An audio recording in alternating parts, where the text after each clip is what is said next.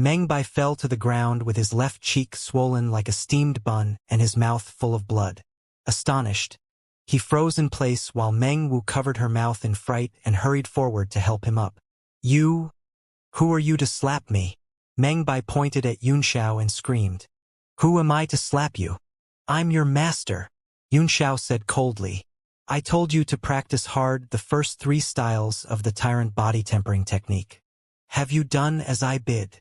I need to earn money to support my family." Meng Bai puffed out his chest and said, "I'm a man, and I can't let my sister work alone to make money. I want to support my sister."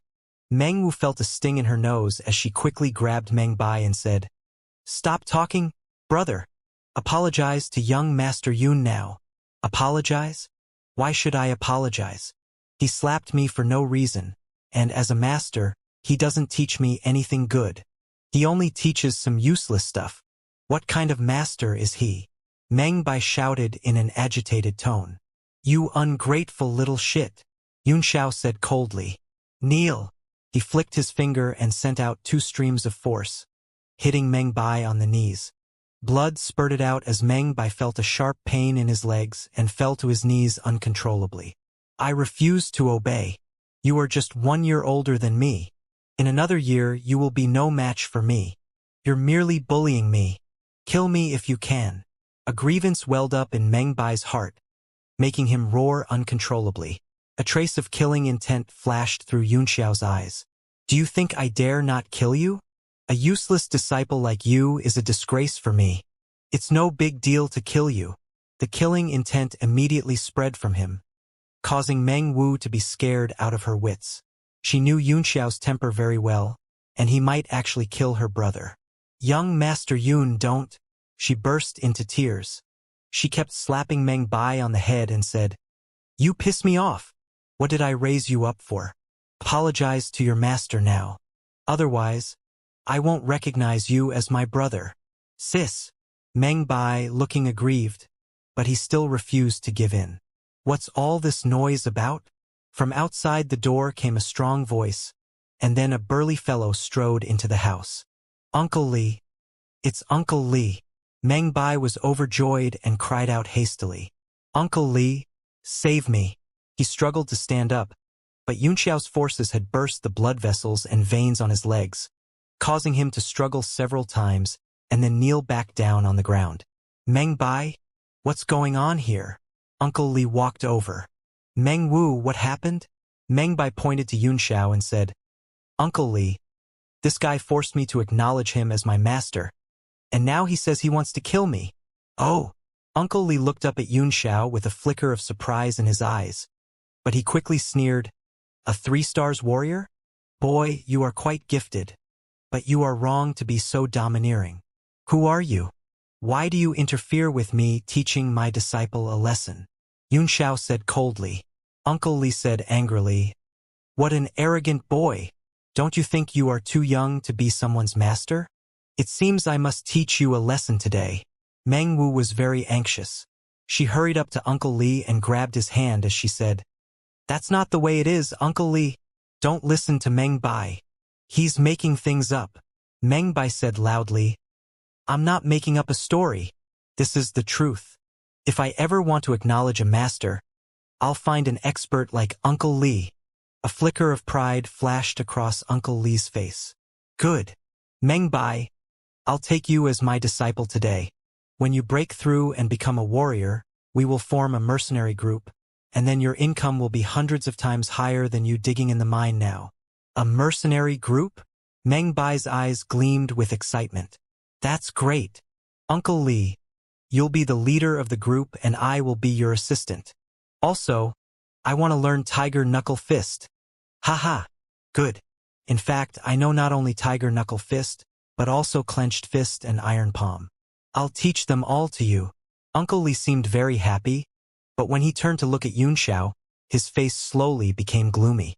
"But first, let me get rid of this unwelcomed master of yours now," he sneered. "No, Uncle Li." Meng Wu was terrified as she knew Xiao's strength.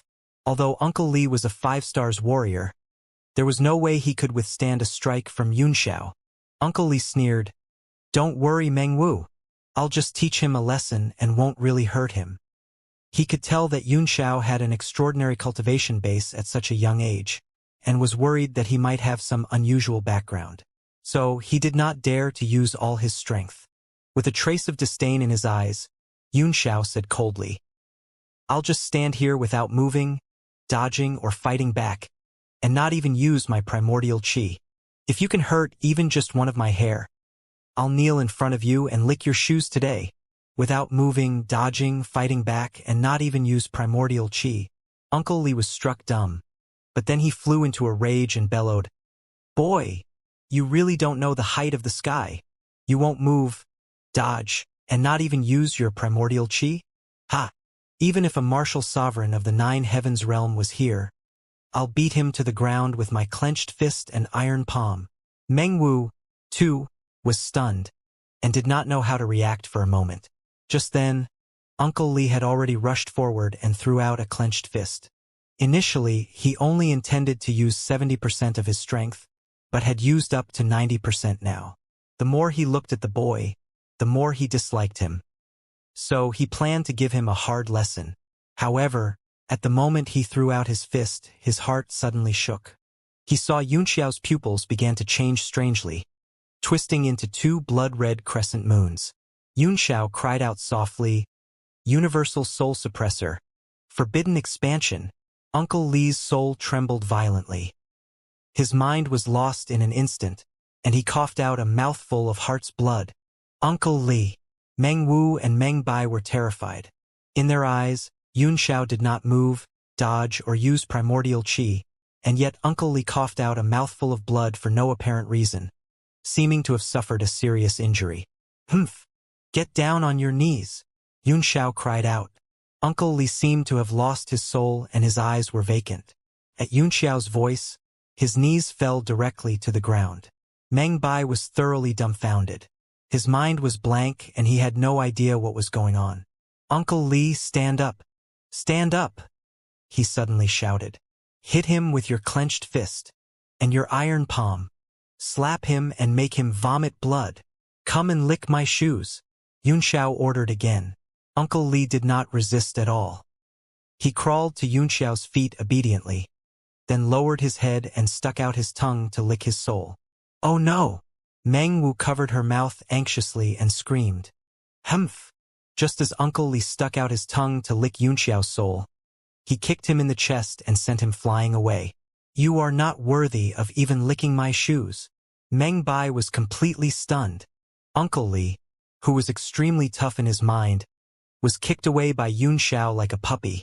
Yunxiao stared coldly at the absent-minded Meng Bai and said coldly, I thought you said you wanted to die? Now it's your turn. A sense of death immediately enveloped Meng Bai, making him shiver with fear. No, don't come here. Meng Wu hurried up to Yunxiao and stopped him while crying, Young Master Yun, please forgive him. My brother is young and ignorant.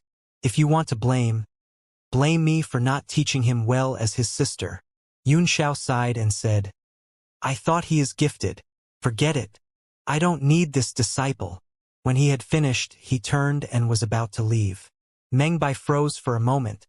Then he suddenly saw the light. Wait, don't go, he shouted. As his legs were injured, he still could not stand up. So he quickly crawled over and hugged Yunxiao's leg. I don't want you to go. I want to learn martial arts from you. Master, please teach me. I was wrong. Humph. I don't have a good-for-nothing disciple like you. I'm really sorry. Master, please forgive me for once. When he had finished, he hurried kowtowed several times. Meng Wu also said hastily, Young Master Yun, please forgive him. I promise that I will never let him go mining again. I will definitely make him practice at home. Sis, I can no longer let you earn money to support us alone, Meng Bai said. I'll still go mining, but as for what Master has taught me, I will certainly practice with all my heart. Please forgive me, Master, Yunxiao said coldly. I will give you another chance. If you can open all 7 chakras and become a warrior of the origin realm in 5 days, I will still recognize you as my disciple. Otherwise, scram as far as you can. 5 days. Meng Wu was dumbfounded. Young Master Yun, my brother has only opened 5 chakras. How can he open 7 chakras in 5 days? Meng Bai was also startled, but then he put on a determined expression as he gritted his teeth and said, "Fine, I'll do it in 5 days. Since the master has given me 5 days, he must think that I can." Yun Xiao snorted coldly and left without looking back. "I'll come back to check your result in 5 days." His voice came from a distance. Initially, he was angry that Meng Bai dared to disobey his orders. No disciple of his had ever dared to disobey him. But then, he felt that this kid's heart was good and worth cultivating, so he decided to give him another chance. He found a random hotel near the suburbs and stayed in it. In the room, he took out the black girl and activated 10 times the force of gravity before beginning meditation. The primordial qi he absorbed from Meng Bai's body last time had been digested almost completely, leaving only a mass of toxin wrapped in his dantian. Coupled with his recovery after refining in the Alchemist Association, his primordial qi had now reached the peak of the 3 stars level. Yun Xiao did not dare to be careless, so he cautiously controlled the primordial qi in his body and began to circulate it over and over again. 5 days passed in an instant, but an unusual event took place during this period, except that it had nothing to do with ordinary people. Su Han, the president of the Alchemist Association, and Zhang Qingfan, the chief alchemist of the Imperial Palace, suddenly announced that they would be cultivating in seclusion for an indefinite period of time. For the first time in decades, 2 third-tier alchemists were cultivating in seclusion for a long time. During normal times, there must be a master presiding over the work outside. Hence, all the affairs of the Alchemist Association were handed over to Liang Wenyu, a second-tier alchemist. As for Zhang Qingfan's affairs, they were handed over to Shizhen, another second-tier alchemist. The news immediately set the outside world abuzz, and the higher-ups of the state were all analyzing the significance contained in it. They even sent out men to find out more details about it, but found nothing. Before the 2 masters began cultivating in seclusion, they said nothing and did not let others ask any questions. Compared to the news of the 2 masters entering seclusion, the news that Jiarong, who was known as the most promising first-tier alchemist, also entering seclusion was insignificant and hence did not attract any attention. Yun Xiao had not taken a step outside during the 5 days of secluded cultivation, so he naturally did not know what had happened. 5 days later, he finally came out of his guest room, and his aura had risen to another level. He had successfully broken through and become a 4-stars warrior. When he stepped into Meng Wu's house again, he immediately heard Meng Bai's screams and Meng Wu's sobs. "Brother, stop practicing. Stop immediately. No. I feel like I'm on the verge of breaking through. The poison in you is scaring me. If you continue like this, you will die. Even if I die, I want to break through." "Ah!" A cry of pain rang out. Meng Bai's body was covered with countless green spots, making him look like a moldy radish, while many parts of his skin were festering. However, the primordial qi in him was growing stronger and stronger, while cyclones formed directly outside of his body, rotating and converging toward his dantian. "Ah!" All of a sudden, he threw his head back and roared. A mighty force instantly exploded out from his 7 chakras and converged into a line, rushing toward his dantian. A loud boom rang out of his body as his dantian was blasted apart and began to rotate slowly like a nebula. His qi was born. I've made it. Haha. Sis, I've made it." Meng Bai was delirious with joy. With tears hung on her cheeks, Meng Wu said pitifully, "Look, you are covered in poison. I'll go get young Master Yun now. Only he can get rid of the poison on you." As soon as she turned around, she found Yun Xiao already standing at the door. "Tisk tsk. You have produced a lot more poison again. Not bad. Not bad at all. I can enjoy a great tonic once more." Yun Xiao clicked his tongue as he walked over while smiling. "Master, I've broken through. I've really broken through and become a warrior in 5 days."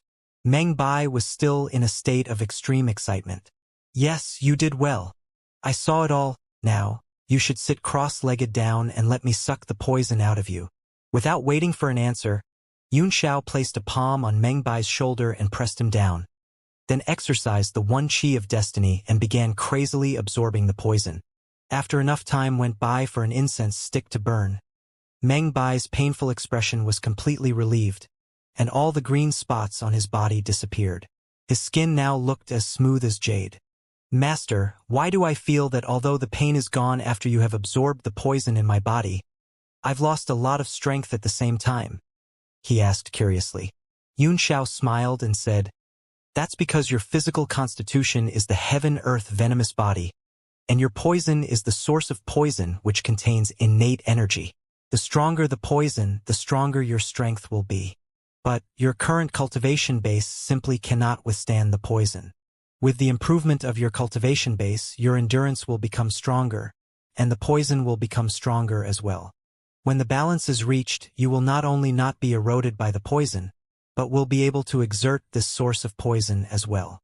He narrowed his eyes and said seriously, The day you can use the source of poison in your body, you will be absolutely invincible among those of the same rank as you, unless you meet someone who is also born with other extremely strong physical constitution like you. Other extremely strong physical constitutions? Meng Bai asked in surprise. So, the poison in my body is actually a good thing? Xianxia laughed. Of course, it's a good thing. Why else would I absorb it? In addition to your heaven-earth venomous body, there are many special physical constitutions in this world, and they all have great power. As long as you keep going along the road of martial arts, you will naturally meet them in the future. Meng Bai's eyes widened as he said, It turns out that the master has been taking advantage of me? Xianxia blushed as he quickly took out the 10 detoxification pills from his ring and gave them to Meng Bai as he said, Each of these detoxification pills can suppress the poison in you for 3 days. When I am not by your side, you can use them to suppress the poison in your body. However, the fundamental solution is to improve your strength and rely on your cultivation base to suppress it. Hurry up and thank your master, Meng Wu said with great joy. Xianxia took out an origin-impacting pill and handed it to her. You too are gifted. But, because you are busy working every day to make money and do not practice, you have been stuck in the realm of apprentice warriors. After taking this origin-impacting pill, you will become a warrior immediately. An origin-impacting pill? Meng Wu was shocked, but then she took the pill joyously and said gratefully, This thing is very expensive, and even the worst quality one on the market can sell for more than 1,000 gold coins. You can't even buy the pill I refined in my previous life for 10 million supreme-grade primordial stones. Xianxia thought to himself, Meng Bai, are you going to mine today? A familiar voice came from outside the door and then Uncle Li came in. But when he saw Xianxia, his face turned pale instantly and he was frozen at the door. Uncle Li, look! I've broken through and become a warrior, Meng Bai said excitedly. Uncle Li was stunned, and his eyes flashed with shock as he said with a wry smile, You are really a little monster. Then, he muttered in a low voice, Your master is a monster too, Xianxia said coldly. You come here. Uncle Li trembled, and there was a look of fear in his eyes. Not daring to disobey, he walked over obediently. The atmosphere in the room suddenly became tense. Master, don't make things difficult for Uncle Li, Meng Bai said nervously. What's your name? Xianxia asked. In fear and trepidation, Uncle Li said hastily, Everyone calls me Uncle Li, so you can call me Uncle Li as well. Xianxia's face immediately darkened, and he said in a fit of slight anger, No one has ever dared to call himself uncle in front of me. Do you want to die? Startled, Uncle Li said in a shaking voice, Lidun. My name is Lidun. Only then did Xianxia nod. Where do you usually mine? It used to be in 5 Peaks Vein, but the place was taken over by the official later on, Lidun answered honestly. Now, we are all digging in some small veins next to 5 Peaks. As the deposit is meager, the officials pay us no mind. However, it is also because the officials pay us no mind that the competition there is quite fierce. But, I'm a 5-stars warrior, and no one dares to steal from me usually. As a 5-stars warrior, he still went to mine. This guy is indeed quite different. Xianxia asked again, Have you ever come across the raw ore of purple sunstone after digging for so many years? Meng Bai quickly described the shape and characteristics of the purple sunstone. After hearing Yun Xiao say that this kind of stone was valuable last time, he also went to look for it but never came across any. Li Doan cocked his head and thought for a while, then said, I think I've seen it in Five Peaks Vein before, but that place is now sealed up by the officials. Yun Xiao asked while frowning, Sealed up by the officials? Is it His Majesty who sealed it? No. Li Doan shook his head and said, The order came from the mansion of Duke Jingua. It is the Li family who sent people to seal it. They said it is a strategic reserve vein and no private digging is allowed. Meng Wu gave Yun Xiao an astonished look. Li Dayuan, you don't have to go mining in the future. I'm giving you a job now. I want you to sneak into the Li family's mining team and find purple sunstones for me. All you need to do is provide me with clues. No matter what the result is, I'll give you 500 gold coins a month. 500 gold coins a month. Li Dayuan and Meng Bai were both taken aback. If he had not known Yun Xiao's terrifying strength, Li Dayuan would have thought that he was lying to him. He became excited immediately as he said while slapping his chest, Rest assured, little master. Many of their miners are acquaintances I used to work with. They invited me several times, but I didn't go because they only pay 10 gold coins a month. Don't worry, as long as there are such stones in the vein, I'll find them for you. Yun Xiao nodded and said, You can leave now. I have something to discuss with them. Hearing that, Li Dayuan left in high spirits. Yun Xiao glanced at the brother and sister. Go and change into cleaner clothes and come to a feast with me. A feast? Meng Wu was shocked. Where's the feast? Yun Xiao said calmly, The palace. The brother and sister. Women were troublesome. Meng Bai had changed into a random but clean suit.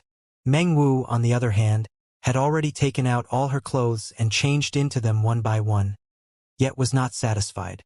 As a result, she pestered Yun Xiao and Meng Bai to accompany her to the market for most of the day before finally buying a pink dress.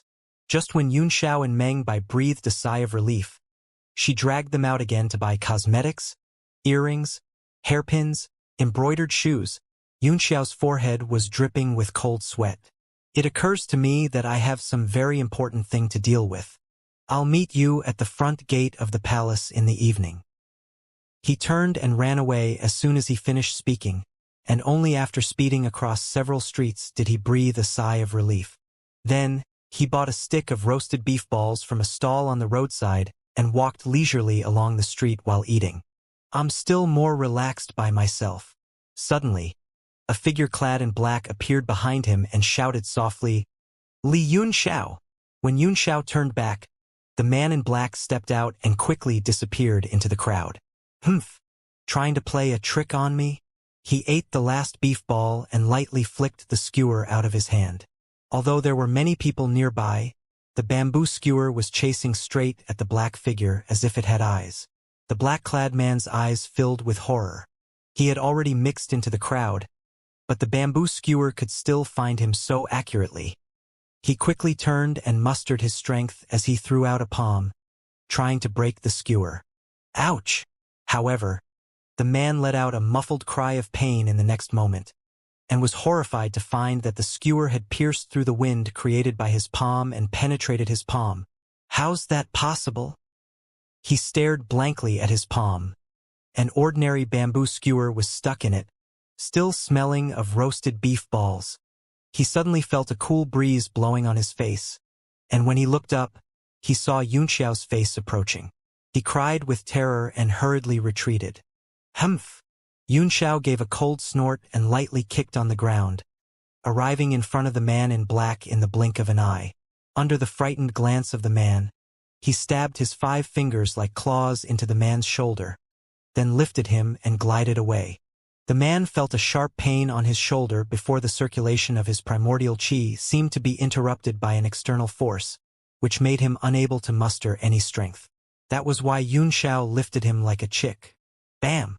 In an empty alley, Yun Xiao threw the black-clad man on the ground like a bag of rubbish and said coldly, Who are you? What do you want from me? Speak! At the moment of falling to the ground, the man felt that his shoulder was loosened and the external force in his body had been withdrawn. Subsequently, his primordial chi began to circulate smoothly again. He was instantly shocked, and his eyes were full of incredulity. Originally, the black-clad man was trying to lead Xianxia to a deserted place to deliver a message, but unexpectedly, he was caught and brought away by him instead. With a bitter smile, he said helplessly, "Young Master Xianxia, it's me." He took off his black mask, revealing a helpless face and a wry smile. Xianxia squinted at him and said, "Oh, it's Li Xian. Why aren't you with fourth uncle? What do you want from me?" Li Xian was a member of the Li family's branch. As his strength was pretty strong, he was promoted to work beside Li Baifeng, one of Yunxiao's uncles. "Young master, it turns out that the rumors about you are true," Li Xian said with shock in his eyes. "You have defeated Lan Xian, a peak 9 stars warrior with just one move, and saved the princess by stimulating her acupoints with gold needles. Young master, you were hiding so deeply from all of us. Go straight to the point. Are you going to attend the palace feast tonight? If you don't cut the crap, I'll leave." Xiao gave him an indifferent look, obviously without much patience. Li Xian shook his head and said with a wry smile, "Young master, you know the current situation of the Li family. The rumors about you have caused a lot of uproar recently, and have attracted Li Yi's attention. Fourth Master has received news that he will certainly find some way to deal with you if you attend the feast tonight. Now is not the time for us to contend with him, so Fourth Master hopes that you can absent tonight and not clash with Li Yi." Xiao smiled faintly and said, "Boring. He is just a clown, and I have never put him in my mind."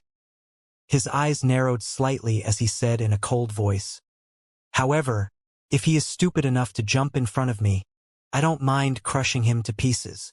Crushing him to pieces. Li Xian shook his head and thought to himself that Xiao was too young after all. "Li Yi is by no means as simple as he appears," he said gravely. "Right now, almost the entire Li family is under his control. Young master, since you've been patient for so long, you must not act in a rush now. Fourth Master and several family elders are also secretly planning things. We will fight this thief when the time is right." Xiao sneered. As an adopted son who was given the family name because he had done a good job as a slave, what trouble can he cause?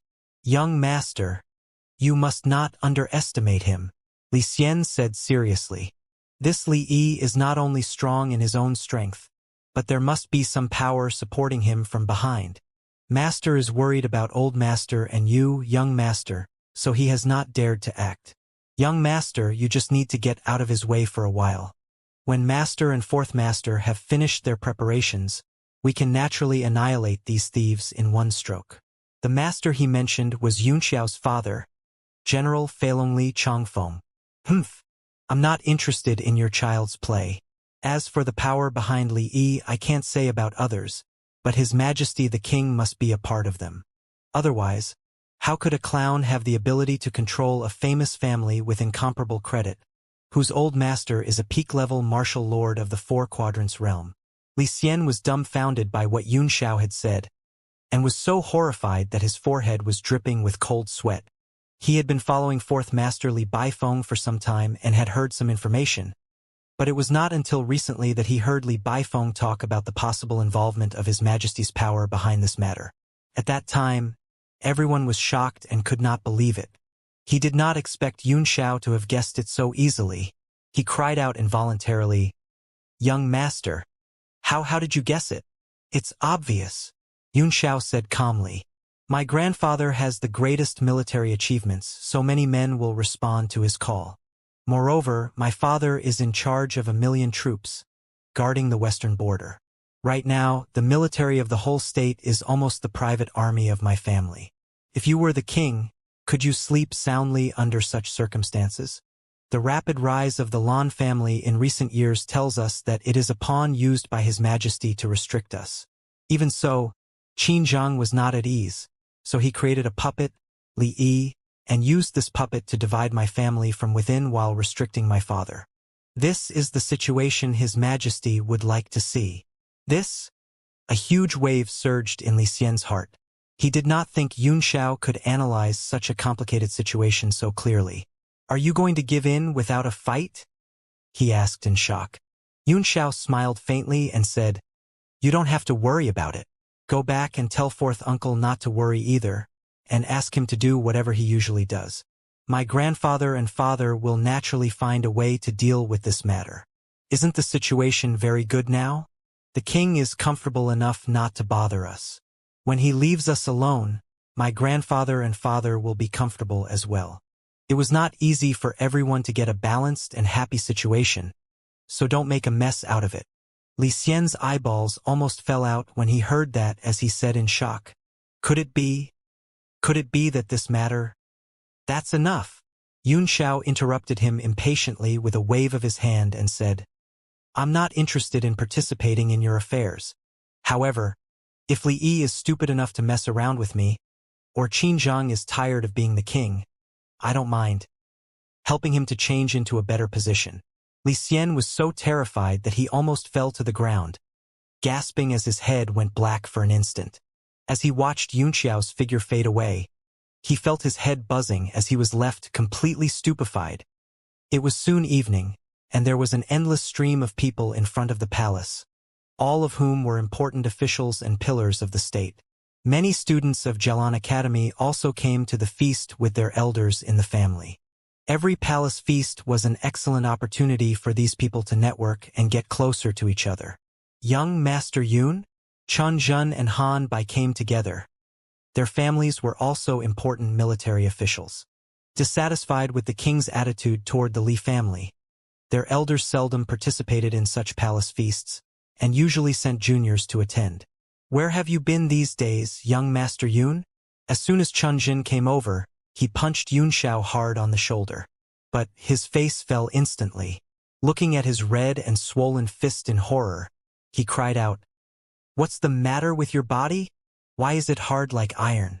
My hand is swollen. Yun Xiao smiled faintly as he took out 2 origin-impacting pills from his ring before handing them to the two. After taking this origin-impacting pill, you two should be able to break through and become warriors directly. Chun Jun said incredulously, How is this possible? I've just opened 4 chakras.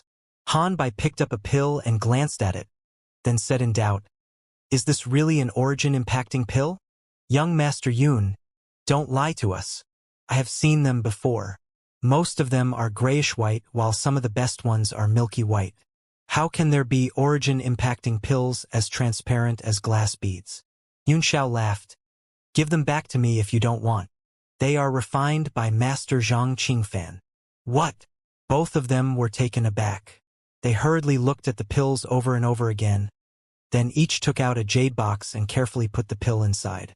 Han Bai suddenly said mysteriously, Young Master Yun, is Master Zhang and Master Su's sudden announcement of secluded cultivation related to you? Oh? Are they cultivating in seclusion? Why do you think it has something to do with me? Yun Xiao asked in surprise. Qinjin felt dizzy. Heavens! Don't you know such big news? Where have you been these days? The two of them began cultivating in seclusion as soon as the princess recovered from her illness, and Master Zhang gave you the origin-impacting pills. So, we guess this has something to do with you. Yun Xiao just smiled but did not say a word. It was reasonable for Zhang Qingfan and Su Han to cultivate in seclusion. That day, he had solved all the problems and questions they had accumulated over the years, so they needed a long time to comprehend. Young Master Yun, let's go in. It seems that most of the guests have arrived. Han Bai urged. Wait a little longer. I'm waiting for someone. Waiting for someone? Who is it? Well, here they come. The figures of Meng Wu and Meng Bai came from a distance, leaving everyone stunned. Staring at Meng Wu, who was dressed in a very different way, Chanjin frowned and said, Why do I find this pretty girl familiar? The way Meng Wu dressed herself up captivated the few guys. During normal times, she always dressed plainly. How could she have the time and money to dress up when she was busy working all day to make money? But she was like a pure and fresh daffodil today, fascinating them all. Oh, it's you. Han Bai recognized her at last and said in surprise. As if something had dawned on him suddenly, he pointed to Yunxiao and laughed. Well, no wonder we haven't seen you for days, and no wonder you don't know anything about the two masters cultivating in seclusion. Young Master Yun, can you still walk now? Chen Jin also recognized Meng Wu now.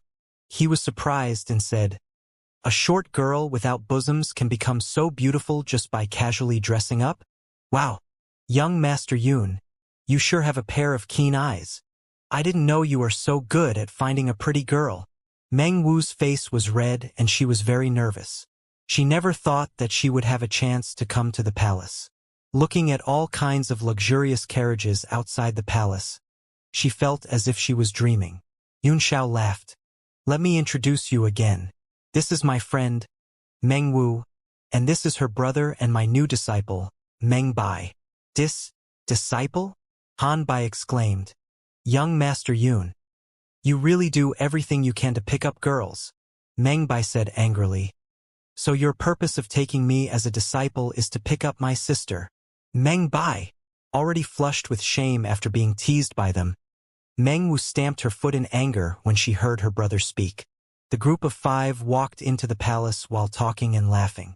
The banquet hall was held in a beautiful garden. Although it was just the beginning of spring and the flowers had not bloomed yet, they were still greeted by a refreshing fragrance.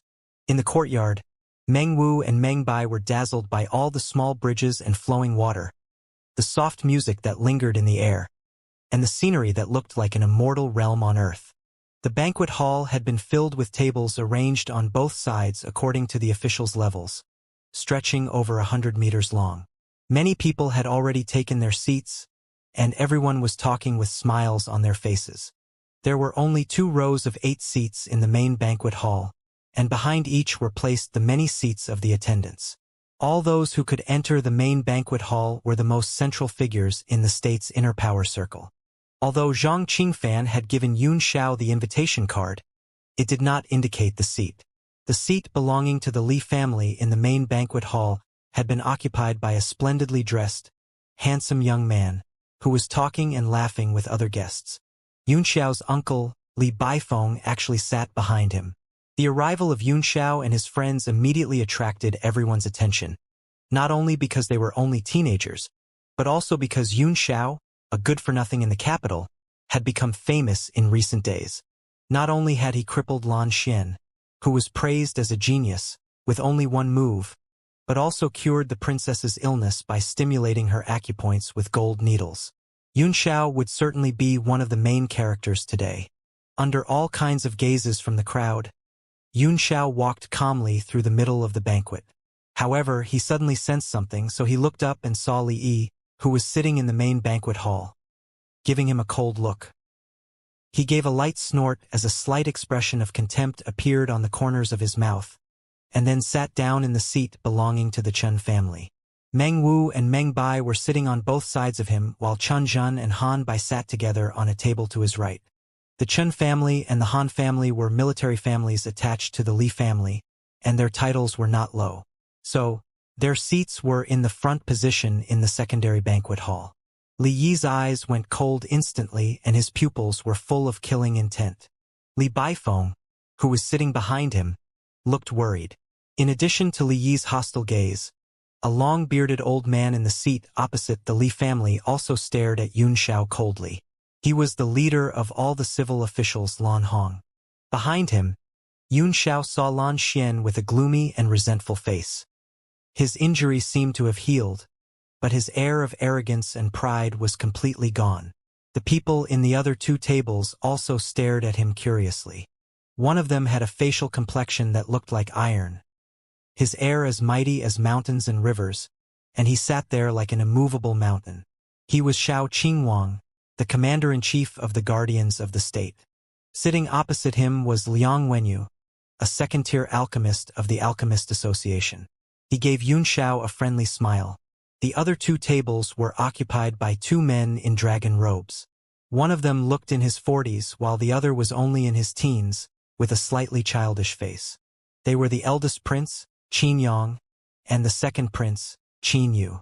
They were both men of exceptional ability and hailed as the most likely princes to ascend the throne. They were also studying Yunxiao carefully. The last 2 empty seats were reserved for today's main characters, Luo Yunxiang and Qin Ruxue. Since you have also come to attend the feast, come and sit here. You are a member of the Li family, so how can you sit at the table of another family? Said Li Yi suddenly, looking up at the ceiling of the banquet hall with an arrogant look on his face. Although he did not look at Yunxiao, everyone knew who he was talking to. The whole banquet hall quieted down. The situation of the Li family was well known to them all. Yunxiao did not seem to hear that as he was admiring Meng Wu's girlish manner. While smiling, he asked, "Do you know why people are born with their nostrils facing down?" Meng Wu, who had been looking nervous, was surprised to hear the question. "Why?" she asked involuntarily. All the officials and ministers present were startled, and they began to guess the answer. Yunxiao burst into laughter and said, "Ha ha! Because if one's nostrils faces up, they will be filled with water during rainy days. Ha ha!" The whole crowd erupted into laughter as all eyes turned to Li Yi, who was looking up at the ceiling arrogantly with his nostrils facing up. Even the men of the Lan family, who had been hostile to Yunxiao, smiled sardonically. Chun Jun and Han Bai laughed the loudest, and Meng Bai kept slapping the table as he laughed. Meng Wu was shy, so she covered her mouth and bowed her head slightly as she chuckled. "Ha ha!" Xiao Qingwang laughed without the slightest hesitancy. "This boy is interesting." Pa! Angry from embarrassment, Li smashed a wine glass to the ground and bellowed, "Li Yunxiao!" All the laughter stopped. The whole venue was instantly quiet, and the atmosphere grew tense. Yunxiao's eyes turned cold. He took a sip of wine and said without lifting his head, "Who are you?" Li Yi clenched his fists tightly in anger. All of a sudden, a martial master standing beside him stepped out and rushed in front of Yunxiao with a few flashes. Pointing at him, he cried out, "How unbridled! As a member of the Li family, why don't you salute when you see the acting family head? Kneel now and beg for forgiveness." His martial master's aura exploded out instantly, pressing down on Yunxiao like rolling waves. He was ready to break Yunxiao's legs at any time and force him to kneel in order to establish authority for Li Yi. "Kneel? Kneel my ass." Yunxiao's figure suddenly flickered and disappeared in front of the martial master. Pa! A crisp noise rang out. The martial master only saw something flash in front of his eyes and was slapped hard on the left cheek.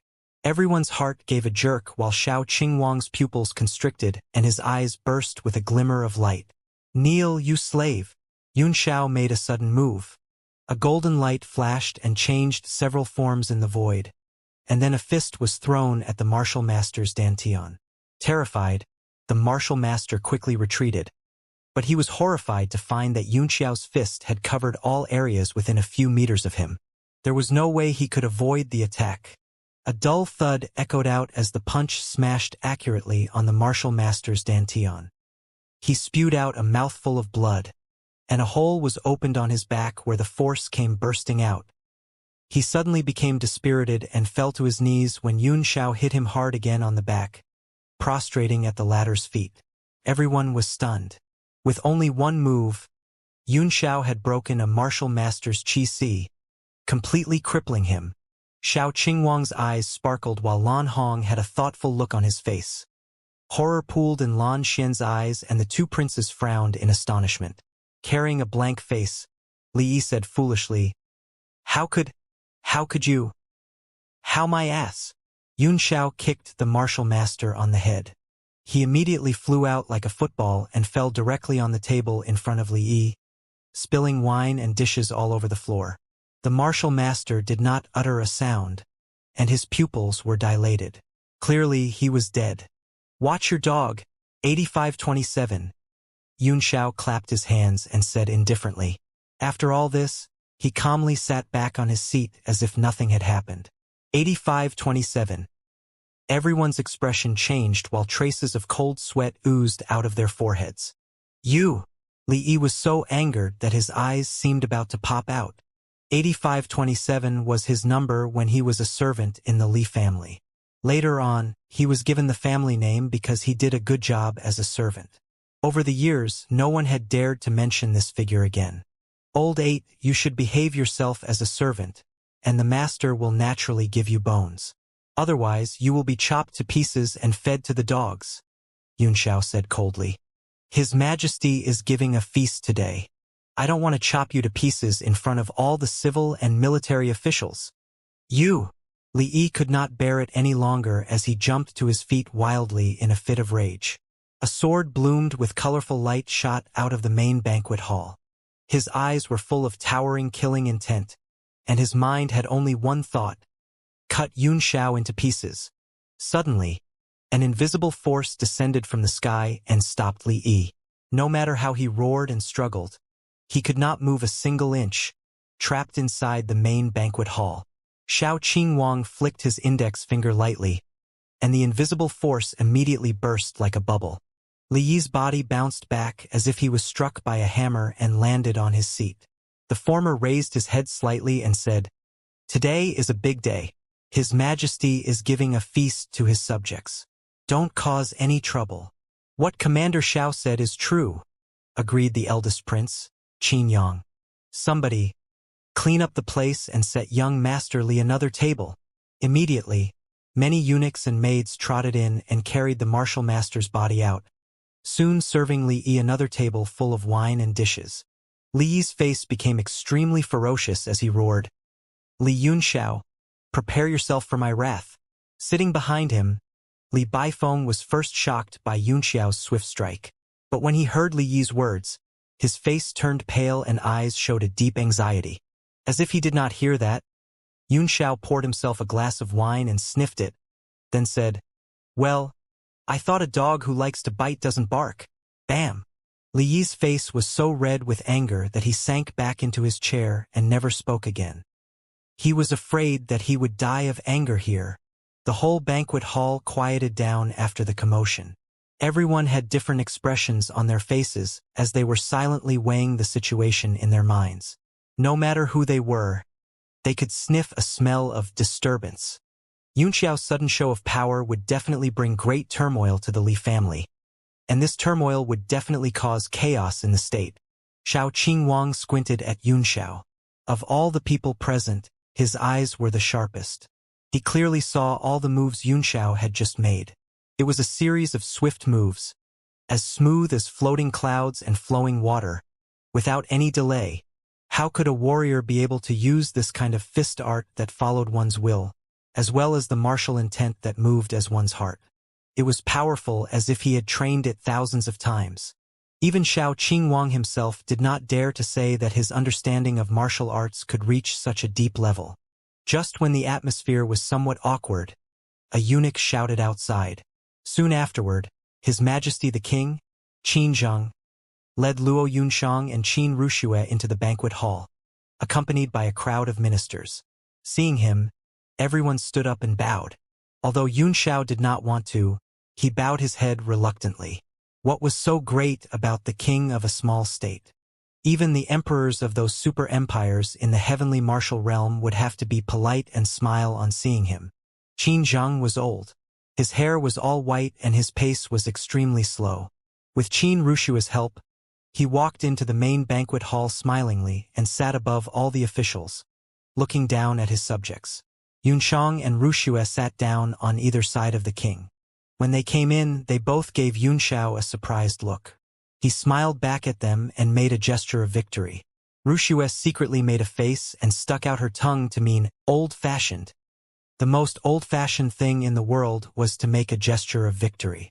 As soon as Qin Zheng sat in his dragon chair, an aura of someone who had remained as a superior for a very long time immediately spread out of him. He laughed in a slightly deep and thick voice, then said, "The reason why I am hosting this feast today is that there are two happy events. One is that Commander Yunshang has been promoted to become an alchemist. She is really a great talent. And the second is that the illness which troubled Ruxue for more than 10 years has finally been completely eradicated. These two events make me very gratified and happy." Lan Hong stood up and said, "Your Majesty, this is the blessing of the heavens that Tianxue has so many talented people. This subject would like to congratulate Commander Luo and Princess Ruxue." "Thank you, Lord Prime Minister." Yunxiang quickly rose to her feet and said. Lan Hong smiled and waved.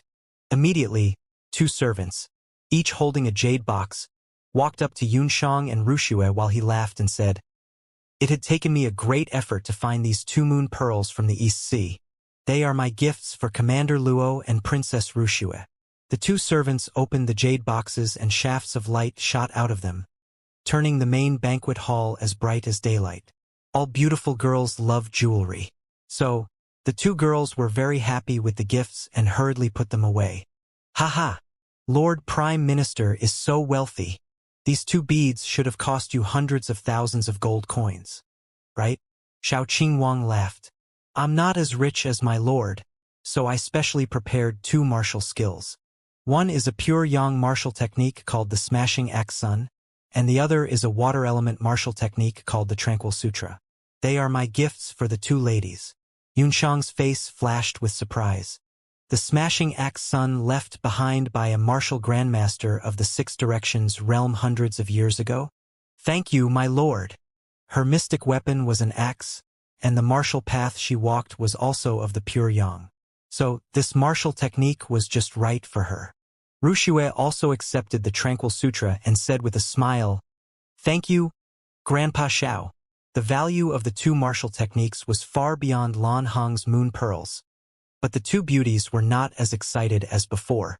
Well, women love those flashy things more than anything else. Everyone shook their heads and sighed in their minds. Liang Wenyu also stood up and presented 2 pills. These are the 2nd-grade staying youth pills this humble one has refined. They can keep my ladies young for 20 years. Ah! Yunxiang and Ruxue cried out at the same time as if they had found a great treasure. They took the pills in their hands and looked at them for a long time before putting them away. Ruxue even took out the jade box where the moon pearl was stored, took out the pearl and put the pill in. Her action instantly highlighted the importance of the 2 treasures in her heart. Lan Hong smiled and shook his head. At this moment, Li Yi also got up and stepped forward to offer his congratulations. Commander Luo, your outstanding charm is equivalent to that of a fairy. This humble one has specially ordered someone to make a hairpin for you with the tranquil jade. This humble one wishes Commander Luo remain young and beautiful forever. Tranquil jade, Liang Wenyu said in surprise. Young Master Li really put his mind to this gift. When wearing it, this tranquil jade can focus and calm one's mind, while helping one defend against mental demons during meditation. It is a rare treasure. In those days, I wished to buy it at a high price, but couldn't find it anywhere. Upon hearing Liang Wenyu praise him, Li Yi immediately had a good opinion of him. He laughed and said, Isn't it? Even I am reluctant to use this treasure myself. Only someone like Commander Luo is worthy of it. A hairpin carved of white jade, inlaid with gold and silver and giving off a faint luster, was brought in front of Yunxiang. Li chuckled and said, I've asked Shi Wenjiang, the number 1 sculptor of Tianshui, to make it for me. Yunxiang was slightly shocked. She had also heard of this tranquil jade, and since even Liang Wenyu said so, it must be extremely precious. She thanked Li Yi solemnly. Li Yi's heart was filled with satisfaction. He then walked up to Ruxue and said, Princess Ruxue, this humble one has always admired your peerless beauty and graceful temperament. This humble one can't think of anything in the world worthy of you. His confession stunned everyone, and Rushua's face was slightly red while her eyes flashed with anger. However, she was soon shocked by Li Yi's gift. Therefore, this humble one specially sent someone to purchase a demon beast egg from the Firecrow Empire with a large sum of money. This humble one hopes Princess Ruxue will like it. A demon beast egg. Everyone was startled. Even Xiao Qingwang was slightly taken by surprise, then shook his head with a wry smile. He sighed in his heart that young men nowadays were really willing to spend a lot of money to pick up girls. Demon beasts were extremely powerful creatures on the heavenly martial continent. Even warriors would stay away from them when they chanced upon them. Many people had tried to subdue them, hoping to turn them into their strong aids. Although there were successful attempts, most of them ended in failure.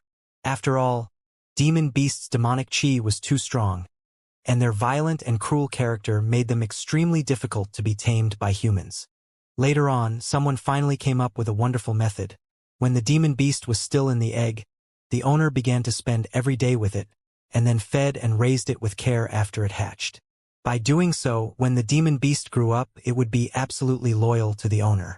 After the discovery of this method, the price of demon beast eggs soared by at least 1,000 times.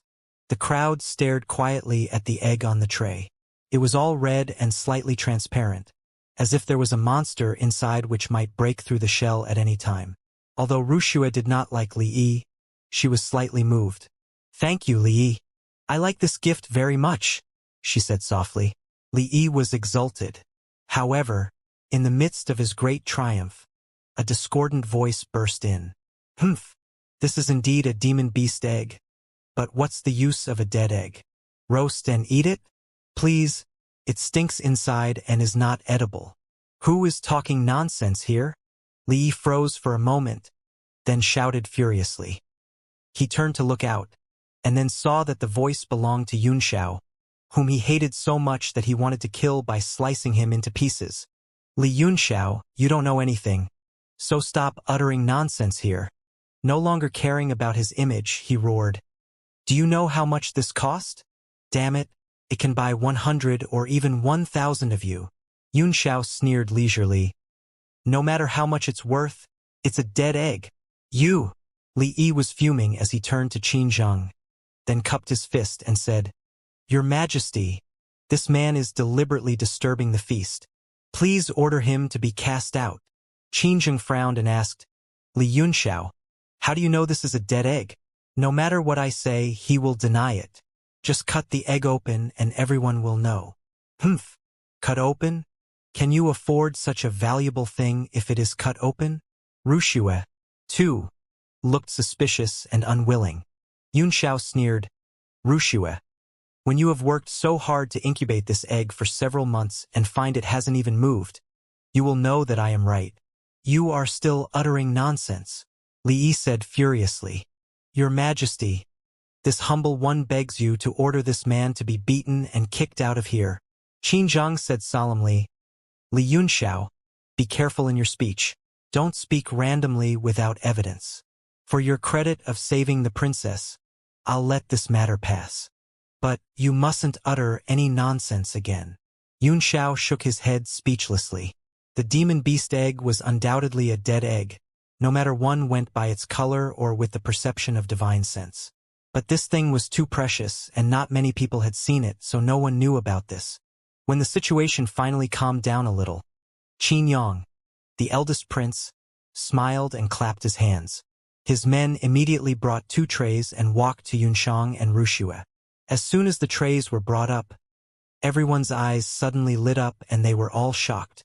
With a look of complacency on his face, Xianxia laughed loudly and said, "These 10 pieces of supreme-grade primordial stones are my gift for Commander Luo. I wish you an early breakthrough to become the 3rd martial king of Tianshui. Meanwhile, these 10 Longan pearls are for my dear sister Wuxia. I wish you become more and more beautiful, and marry a suitable husband as soon as possible." Longan pearls were not as expensive as moon pearls, but they also cost at least tens of thousands of gold coins apiece. The fact that Xianxia was able to take out 10 pieces at once showed how rich he was. But what shocked everyone was the 10 pieces of supreme-grade primordial stones. The higher the level of a warrior's cultivation, the more dependent he became on primordial stones. In the market, the exchange rate of primordial stones was 100 superior-grade primordial stones for a supreme-grade primordial stone, 100 medial-grade primordial stones for a superior-grade primordial stone, and 100 inferior-grade primordial stones for a medial-grade primordial stone. Ignoring the fact that inferior-grade primordial stones were all used by ordinary warriors, even if one offered 1 million inferior-grade primordial stones, no one would want to exchange 10 supreme-grade primordial stones. After all, the deposit of supreme-grade primordial stones was extremely scarce, and they had a wide range of uses. The value of these 10 supreme-grade primordial stones was far higher than that of the demon beast egg. Now, not only Xianxia, but even Xiao Qingwang's face was flickering as he was slightly tempted. On the other hand, although the 10 Longan pearls were precious, they were nothing when compared with the 10 pieces of supreme-grade primordial stones. It also reflected Qin Yang's mindset in one way. Although Wuxia had a prestigious status, she was useless in his eyes, and that was why he simply gave her a few pearls. But Yunxiang was completely different. She was not only one of the 5 commanders of the State Guardians, but she had also become a martial lord of the 4 Quadrants realm at such a young age. Her future achievements were bound to be limitless. Moreover, she had now made a breakthrough and become an alchemist. In short, she was the most gifted person in the state of Tianshui in the past 1,000 years, in addition to Yang Di. Qin Yang was the eldest prince, so he must think like an emperor. In his view, wooing Luo Yunxiang was not only of great help to his accession to the throne, but also an important factor to the stability of the state in the future. There was why he spent so much of money to get these 10 pieces of supreme-grade primordial stones. In addition, Yunxiang was a rare beautiful girl, and Qin Yang had long been in love with her.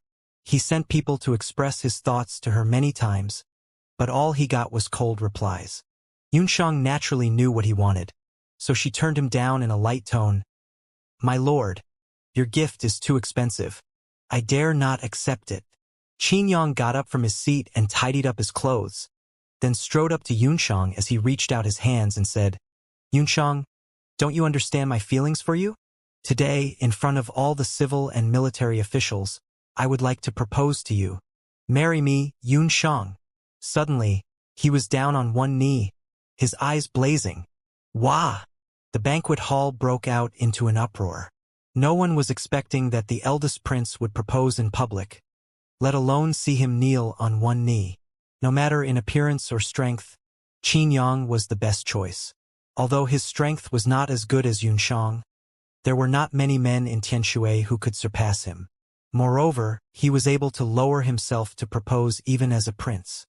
His proposal of marriage on one knee had immediately broken the hearts of countless girls. Yunxiang was also struck dumb by it. Her face flickered while a gentle primordial qi spilled from her hands, lifting Qin Yang to his feet. "My lord, if you are so presumptuous again, don't blame me for turning against you." Qin Yang's expression changed dramatically as he found it hard to believe. He had already gone so far, and yet he was still rejected by Yunxiang. For a moment, he forgot himself and said angrily, "Yunxiang, I know I don't deserve you, but in Tianshui, no one is worthy of you except me." "My lord, you've forgotten yourself," Yunxiang said coldly. Qin Yang's eyes filled up with anger as he roared, "Do you have someone in mind? Who is he? Tell me. I'll fight him." "Someone." Yunxiang was taken aback and immediately fell silent. The whole banquet hall was silent, everyone holding their breath and not daring to say a word. Even Qin Zheng's eyes narrowed slightly, and his cloudy eyes became somewhat clear. "I knew it. Who is he?" Qin Yang gave a miserable smile and then said angrily, "I will be convinced if he can defeat me." Everyone pricked up their ears to listen, eager to know who was that someone in the mind of the state's #1 proud beauty. Yun Xiao also stopped drinking and looked at Yunxiang with great interest, wondering who was the expert that had captured the heart of such a beauty. Yunxiang's expression suddenly became a little lonely. She raised her head slightly, and her eyes seemed to look out into the endless distance.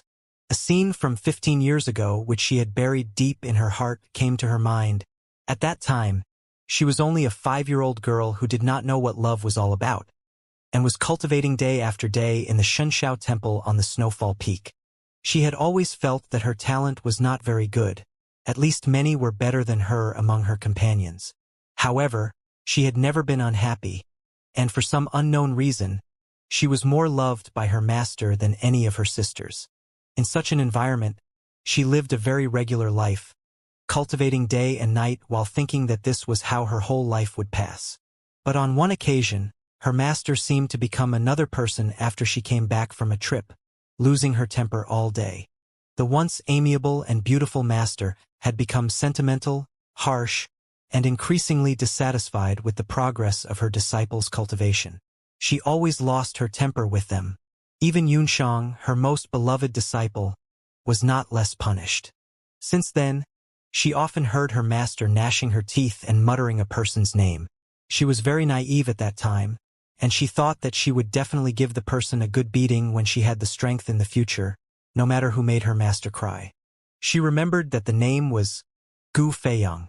One day, when she had just finished her training, she heard noises from outside, as if many people had come. Apart from her master and sisters, only her fellow disciples from other peaks had been to the Snowfall Peak. She had never seen a man before, but this time, she saw more than a dozen men who also brought many followers, and were discussing some matters with her master in the reception hall. She felt very curious, so she hid in a corner of the reception hall and secretly looked at them. Who dares to not obey the Xianxia decree? Master Chu, if you want to summon us, you just need to give us the order. Why give us such a generous gift? An old man with a blue beard, Fu Qishui, said with a cupped fist. He obviously had great respect for Chu Hongyan. Clad in a blue dress and sitting on her throne, Chu Hongyan waved her hand and sighed softly. The 9-5 Supreme Pill is one of the best 9th-grade medicinal pills in the world. It contains the natural law of the supreme combination between 9 and 5, and its refining method has long been lost. They are of great help even to a martial sovereign of the 9 heavens realm. Although there are only a dozen or so left in Xianxia Temple, I have nothing else but these medicinal pills which are worthy of your help. Mu Yangshu stood up and said, Master Chu, the gift is too valuable. However, as my current cultivation happens to be stuck in a bottleneck, I can certainly succeed in breaking through with this amazing pill. Hence, I will not stand on ceremony with you. After we are done dealing with Gu Feiyang, I will not hesitate to assist if Master Chu needs any help in the future. Luan Juanhao stroked his beard and chuckled. To deal with Gu Feiyang, you are willing to pay the price of 1095 supreme pills. Master Chu, you have overestimated him. Don't be careless, Juanhao, said Kong Yunkue. Gu Feiyang is ranked 3rd on the latest heaven and earth power chart. None of us is a match for his strength.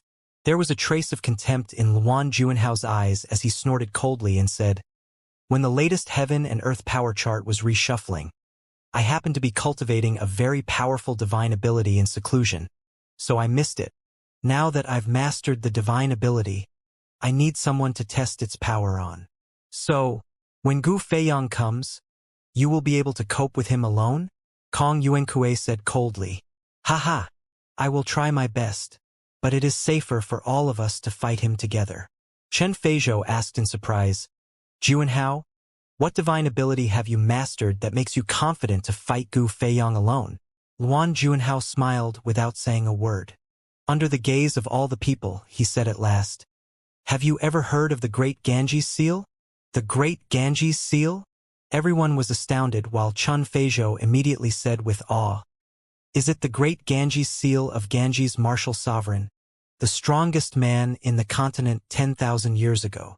A cold gleam burst out of Luan Juanhao's eyes as he said confidently, Yes, it is none other than the Ganges Martial Sovereign's supreme martial technique. Even if Tyrant Martial Sovereign comes, his imperishable golden body will be crushed to pieces under my great Ganges seal. Let alone Gu Feiyang. Shirtahai burst out laughing and then said, I was a little worried at first, but now that Brother Juanhao has mastered the great Ganges seal, I am relieved. Although I am not as talented as you, I was lucky enough to have found a super 9th grade mystic weapon not long ago, the Transmigration spear. Together with my seasoned spear techniques, I'm almost invincible. When Guohou also nodded and said with a smile, The 10 of us are all martial sovereigns of the 9 heavens realm, added with Master Chu. Even if the top 3 in the heaven and earth power chart are here, they will not be able to go back alive, let alone Gu Feiyang. Shirtahai sneered. What worries me now is that Gu Feiyang knows we're all here and he's afraid to come to this fight. Chu Hongyan still looked calm, but there was a gleam of weariness in her eyes. Please rest assured that if Gu Feiyang does not dare to come, I will regard him as defeated, and will still keep my promise to give you the 9-5 supreme pills, she said lightly. Luan Juanhao's eyes lit up as he smiled and said, That's great. I reckon he's afraid to come. Nevertheless, to be able to visit this wonderland of the Xianxia Temple, the time we spent to come here is not wasted. Xianxia Temple was a famous wonderland on Earth, and the snowfall peak was located at the end of the sky, on top of the sea of clouds. Looking outside from the temple, the scenery was beyond words. In addition, the entire Xianxia Temple was full of beautiful women. Without invitation, no man dared to set foot here. It was unprecedented for Xianxia Temple in 10,000 years to have so many men gathered on the snowfall peak at one time. The group of men stood in the reception hall, tasting the best wine in the world, while listening to the immortal music and admiring at the billowing sea of clouds outside the temple. It was a pleasant experience, and everyone was smiling. Fu Qishui drank up the glass of wine in his hand, and then said happily, "Ha ha! This feels great. Xianxia Temple is indeed a wonderland on earth. I don't think that Gu Feiyang will come, and a swig of drinks won't waste the trip." Everyone raised their glasses and drank heartily, talking and laughing with one another. What vanquisher martial sovereign, what number 3 on the heaven and earth power chart? He is nothing but a coward. Luan Juanhao sneered. Shi Tuhai laughed and said, "We can't blame him either. Knowing that there are 11 martial sovereigns waiting here, no one would have the courage to come." "Ha ha!" Yuan, who had been silent all the while, suddenly said, "Do you think Gu Feiyang will invite helpers to come with him? If he brings 10 martial sovereigns to help him, the battle would be intense." Everyone was shocked as they thought of the possibility. All of a sudden, their cheerfulness was suddenly tinged with anxiety. Even if it were 10 against 10, we might not lose. When that happens, leave Gu Feiyang to me, Luan Juanhao said coldly. Chu Hongyan leaned against her throne, resting one hand on her forehead, as she watched the group of men with a hint of disgust in her heart. "Gu Feiyang will not ask for help," she said coldly. Shi Tuhai asked, "Why is Master Chu so sure?" There was a trace of perplexity in Chu Hongyan's eyes as she sighed softly. "Because he's already here." "What?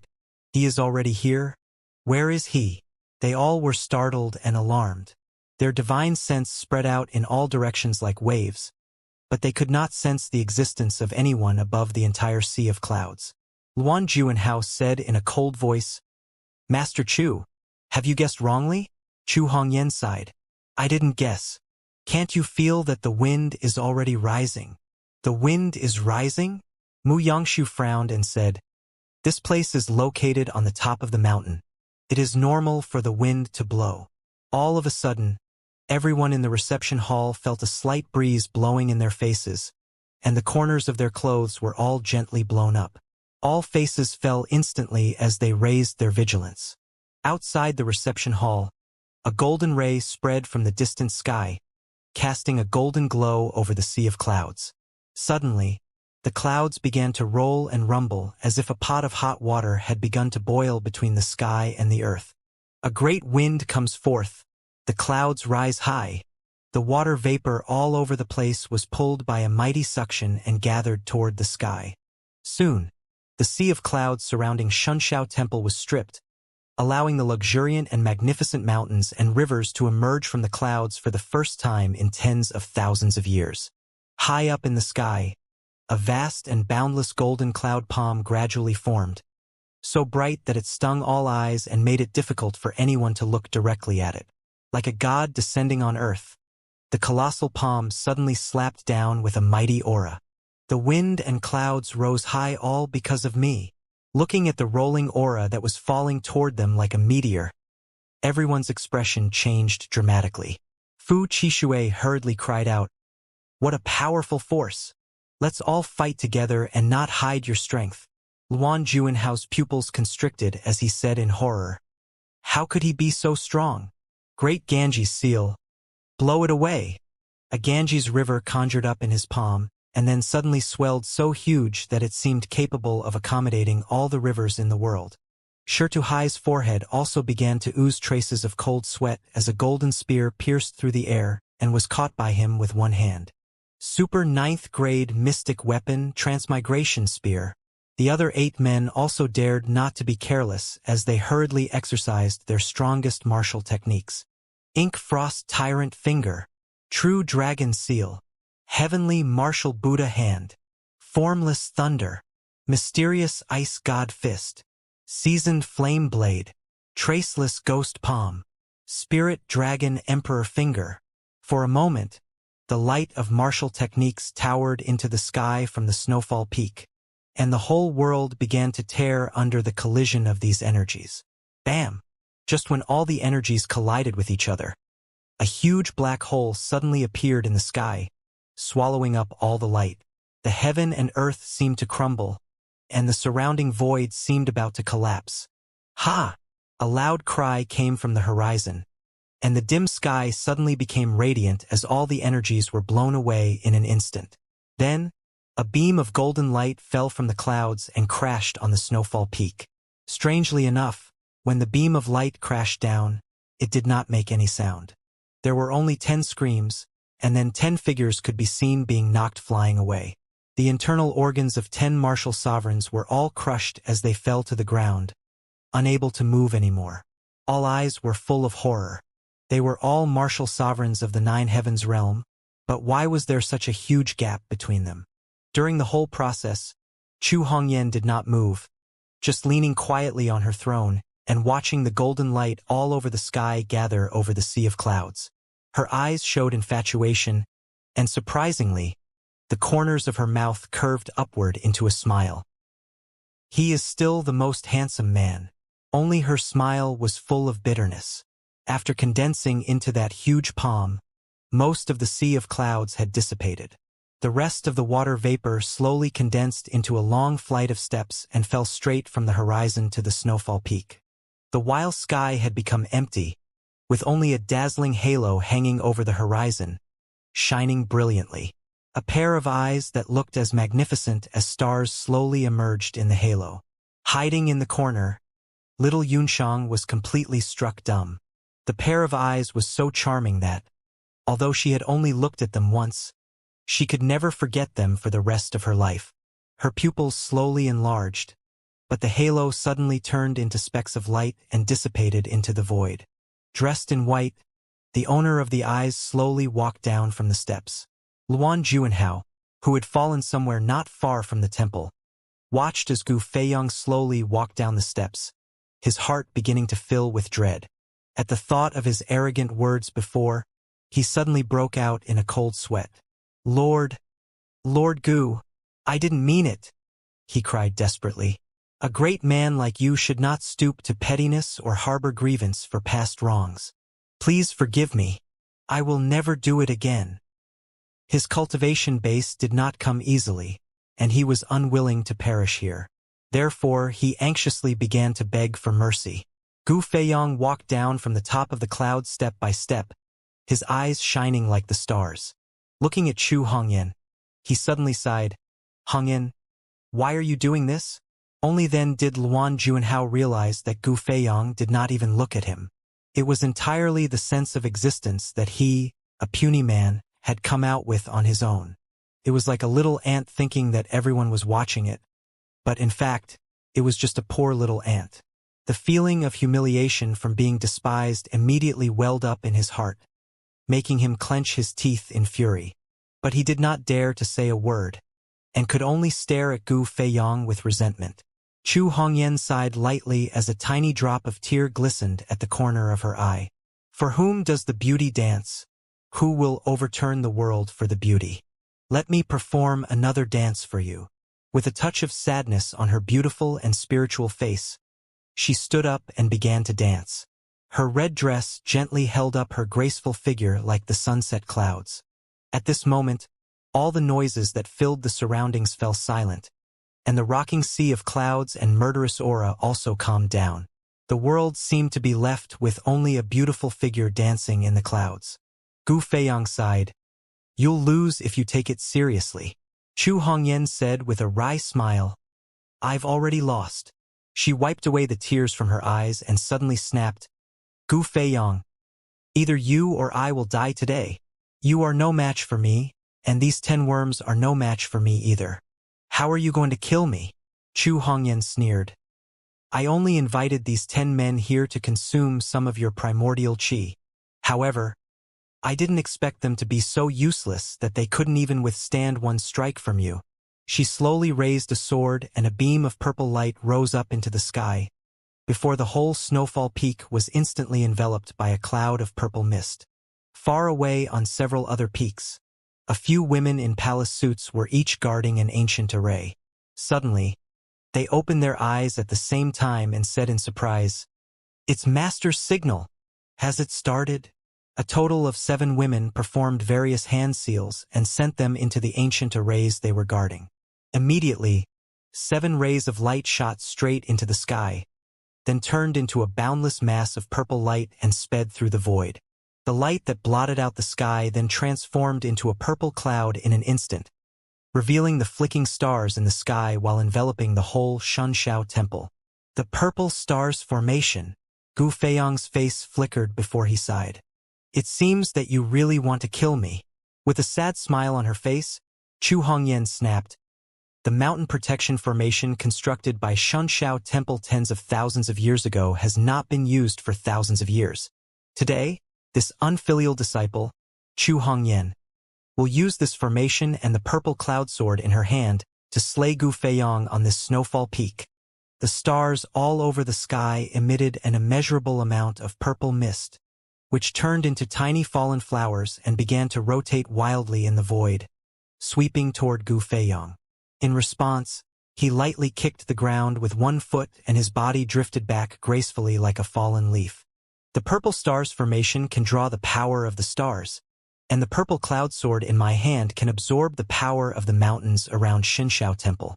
On the snowfall peak and under the purple stars, I am the god here, Gu Feiyang. No matter how mighty you are, you will surely die today. Gu Feiyang stood straight and unmoving like a mountain while his jade-white sleeves were flowing like clouds around him even without any wind. He did not seem troubled by any of this, focusing his eyes on his right hand. At some point, a simple-looking sword had appeared in his hand. "Old friend, it's your turn to shine," he whispered.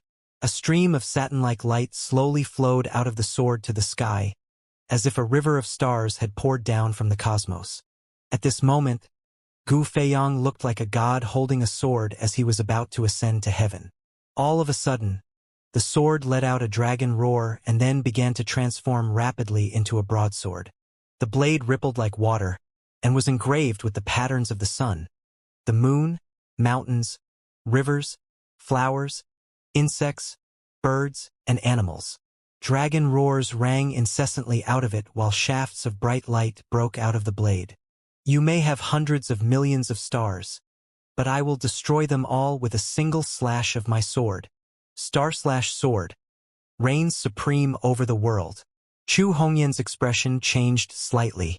The purple cloud sword emitted a plume of purple mist that soared into the sky, while her extraordinary face overflowed with tiny dots of light, as if she had transformed into a sword spirit.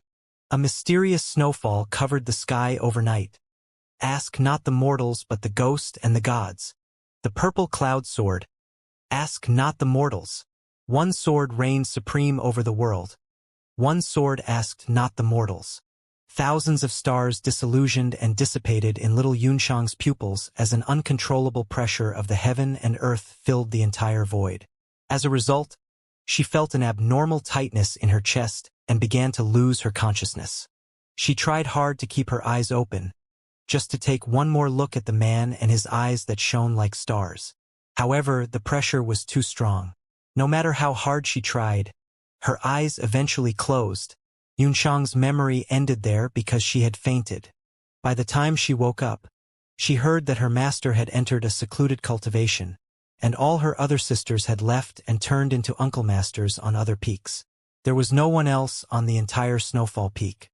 At that moment, she resolutely chose to leave Xianxia Temple and began to wander on the continent in order to see that pair of eyes again.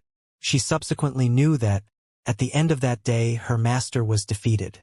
The vanquisher martial sovereign Gu Feiyang had defeated 10 martial sovereigns of the 9 heavens realm with just one move, and then went on to defeat the master of Xianxia Temple, Chu Hongyan. Such an ending caused an uproar throughout the continent, and his reputation was at its peak. But then came the news that Gu Feiyang had fallen in Tiandang Mountains. Yunshang could not believe that the man with a pair of godlike eyes would die. Who could kill him in this world? Later on, She arrived at the state of Tianshui and stayed at Jialan Academy, because it had the most vivid statue of Gu Feiyang in the whole continent. When her thoughts pulled away from 15 years ago, Yunxiang's eyes showed an infinite loneliness. Her gaze seemed to sweep over Yunxiao, as if she was looking for something. On that day in the martial arts arena, this young man's demeanor was exactly the same as Gu Feiyang's statue. Yunxiang muttered with a wry smile, "It's a pity that you are not him." She still remembered the forlorn look in her master's eyes. For whom does the beauty dance? And who will overturn the world for the beauty? Even master, who is as beautiful and mighty as an immortal, is not worthy of him, let alone me? She muttered to herself. Yunxiao seemed to feel something in his heart and his face flickered slightly. After waiting for a long time and not getting the answer, Qin Yang said coldly, "Who is he? Am I not even qualified to know his name?" Yunxiang came to her senses. Looking at Qin Yang, she gave a wry smile and said, "He's dead. Dead, dead." Qin Yang was stunned, and everyone was shocked. Qin Yang's anger gradually faded away. "No matter who he is, since he is dead, then I have a chance," he said in a low voice. "What did he do to make you fall in love so much? If he can do it, I can do it too." Yunxiang looked up and smiled a very lovely smile. "You can do it too? Then listen." In the Soul Formation Sea, he refined a super-grade mystic weapon, Star/Sword, became the youngest 9th-tier sovereign alchemist in the continent, and was employed as an honorary elder by the headquarters of the Alchemist Association.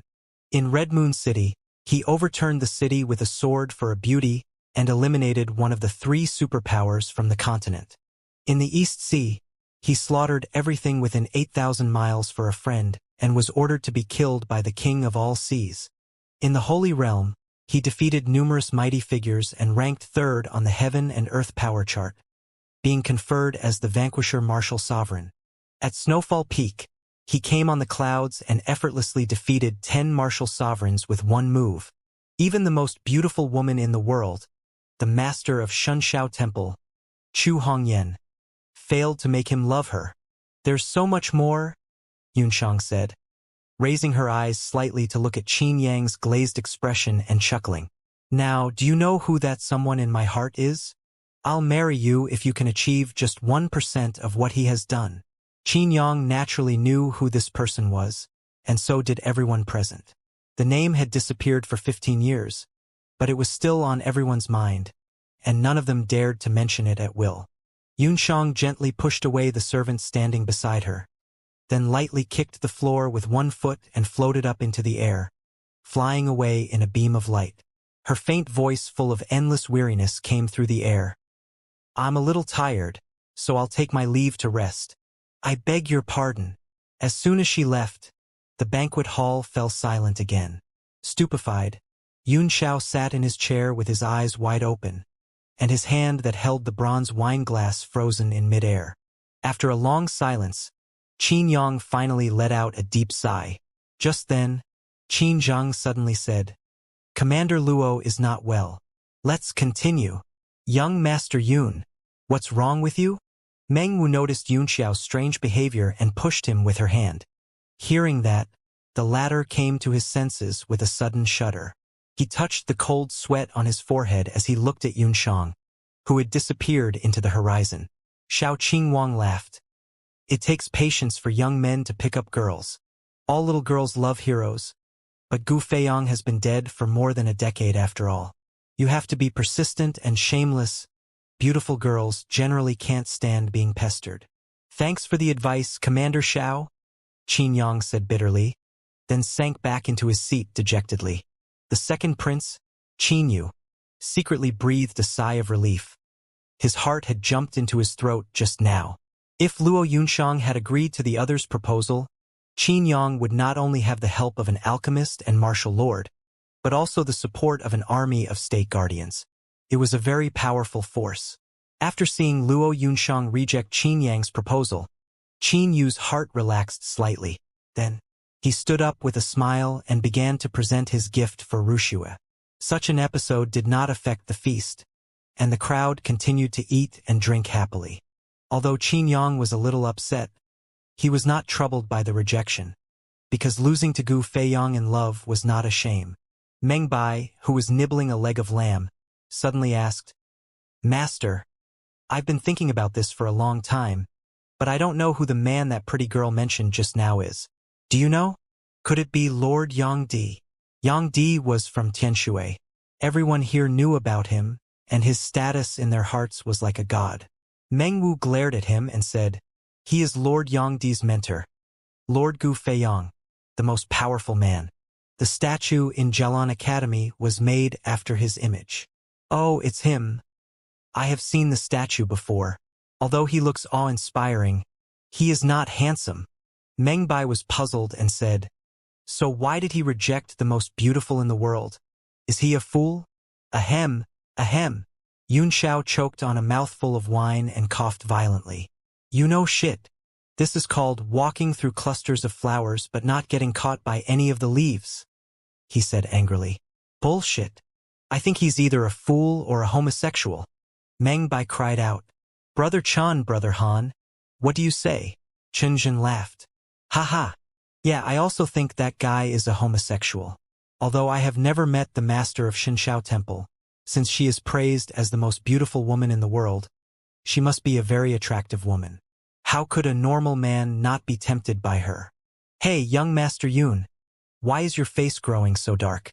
Don't tell me you had an affair with that homosexual? You didn't pick up soaps in front of him, did you?" Ha. His repeated references to homosexuality made Yun Xiao turn livid. "How can you be so disrespectful to a senior of martial arts?" he said while fuming. "Respect my ass," Chen Zhen shouted. "Isn't he just a little stronger than us? Isn't he just a little fiercer than us when killing people? Look at these beautiful women. Every one of them seems to turn nymphomaniac when they hear the name Gu Feiyang. Fuck. With this alone, he is the public enemy of men all over the continent." "Han Bai, don't you think so?" Han Bai nodded seriously and said, "Of course. Even the world's most beautiful woman had fallen in love with him, and I think he deserved to die for this alone. Don't you think so, young Master Yun?" "Yun Xiao, don't you slander Lord Gu Feiyang," Meng Wu said crossly. "If you say one more bad word about him, I'll tell Teacher Luo." "Humph. With Teacher Luo's admiration for Lord Gu Feiyang, you know the consequences you will face." Chen Zhen and Han Bai immediately pulled their tongues back in fear. Meng Bai, on the other hand, was not afraid and said loudly, "What are you afraid of? He is a homosexual. There, I said it. So what? Don't be afraid, Brother Chen and Brother Han. I support you." "Pa." Yun Xiao slapped him under the table and said angrily, "You are going to Jialan Academy's tenfold gravity chamber tomorrow and stay there for 10 days. "What? Come on, master. 10 days. Meng Bai howled under the table. "Humph." Meng Wu also said in fury, "From today on, you will cook and wash your own clothes. You will do all the housework. This is your punishment for slandering Lord Gu Feiyang." "Sis, I was wrong. Please forgive me," Meng Bai wailed, but no one paid him any attention. People kept walking into the main banquet hall to present their gifts, and Ruxue was already a little tired. Yun Xiao made quite a noise when he slapped Meng Bai over, which immediately attracted her attention. Her eyes lit up at the sight of Yun Xiao as she cried out, "Li Yun Xiao, what gift have you prepared for me?" The eldest son of one of the counts, who was standing in front of her triumphantly and eloquently introducing his gift, froze in an instant and stood in the banquet hall with great embarrassment. His father, the count sitting in the secondary banquet hall, helplessly gave his son a look. The man immediately left behind the gift and walked out despondently. Startled, Yun Xiao looked at Chen Zhen and Han Bai for help. "Do you have to bring a gift for a meal?" Together, Chen Zhen and Han Bai each took out a small box and placed it on the table, tapping it a few times. They both looked at Yun Xiao with sympathetic eyes, as if to say, "You didn't even prepare a gift, did you?" Yun Xiao's face turned blue instantly. "Humph. Don't tell me that someone is here to be a freeloader," Li Yi ridiculed in a cold voice. "A freeloader? Ha! You are really good at imagining things." Yun Xiao snorted. Damn, this guy is looking down on us. Master, take out the gift you have prepared so that everyone can have an eye-opener. Meng Bai shouted crossly. Wuxia said happily, Li Yunxiao, what gift have you prepared for me? Bring it up quickly. All the people were curious as their eyes were fixed on Yunxiao. Qinzhang opened his cloudy eyes and chuckled. Wuxia, if Yunxiao hadn't saved you, how could you still be alive and kicking like this? Wuxia snorted and said, That's two separate things. If I'm not satisfied with the gift he gives me, humph. Yunxiao's mind was racing. Before long, he rose to his feet and smiled. You know that I am poor, he said. I have nothing better to offer you than these nobles and sons of dignitaries. Oh, and this prodigal servant. Therefore, I only intended to play a melody for you today. May the princess be healthier and more beautiful. Upon hearing this, Li Yi burst into laughter. Play a melody? Haha, you poor guy who wants to listen to you play the zither. There are hundreds of musicians in the palace. You better not shame the Li family. Old 8, is it your turn to speak now? Mind who you are. Yunxiao's voice was cold. You! Li Yi was fuming with anger. He hated it when people exposed his scars, especially when all the powerful figures of Tianshui were here today.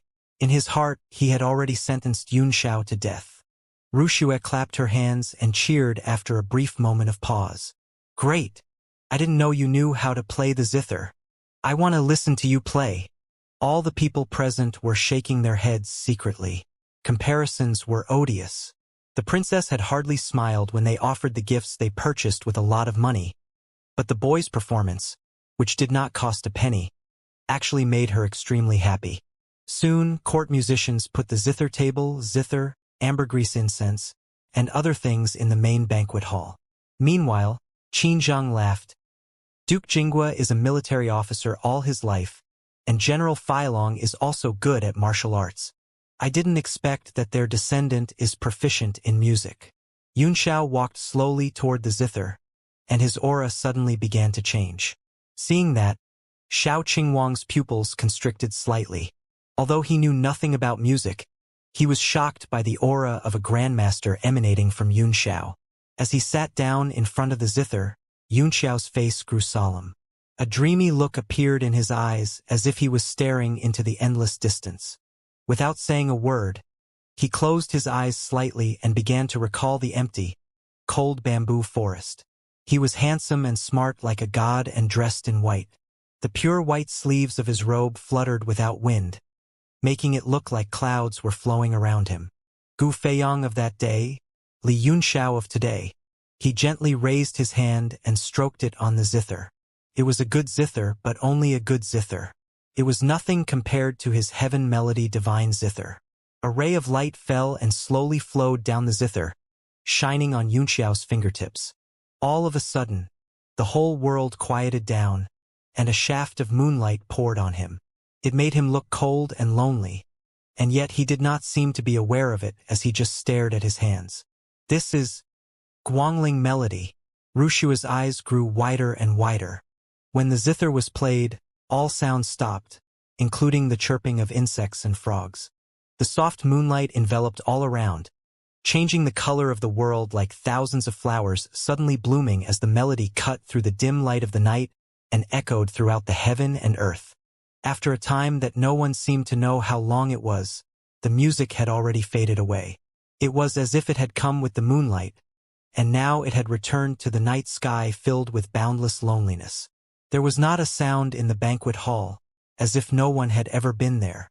After a long time, suddenly, a man outside the hall shouted, "Your Majesty! Your Majesty! All the flowers in the courtyard are blooming." What?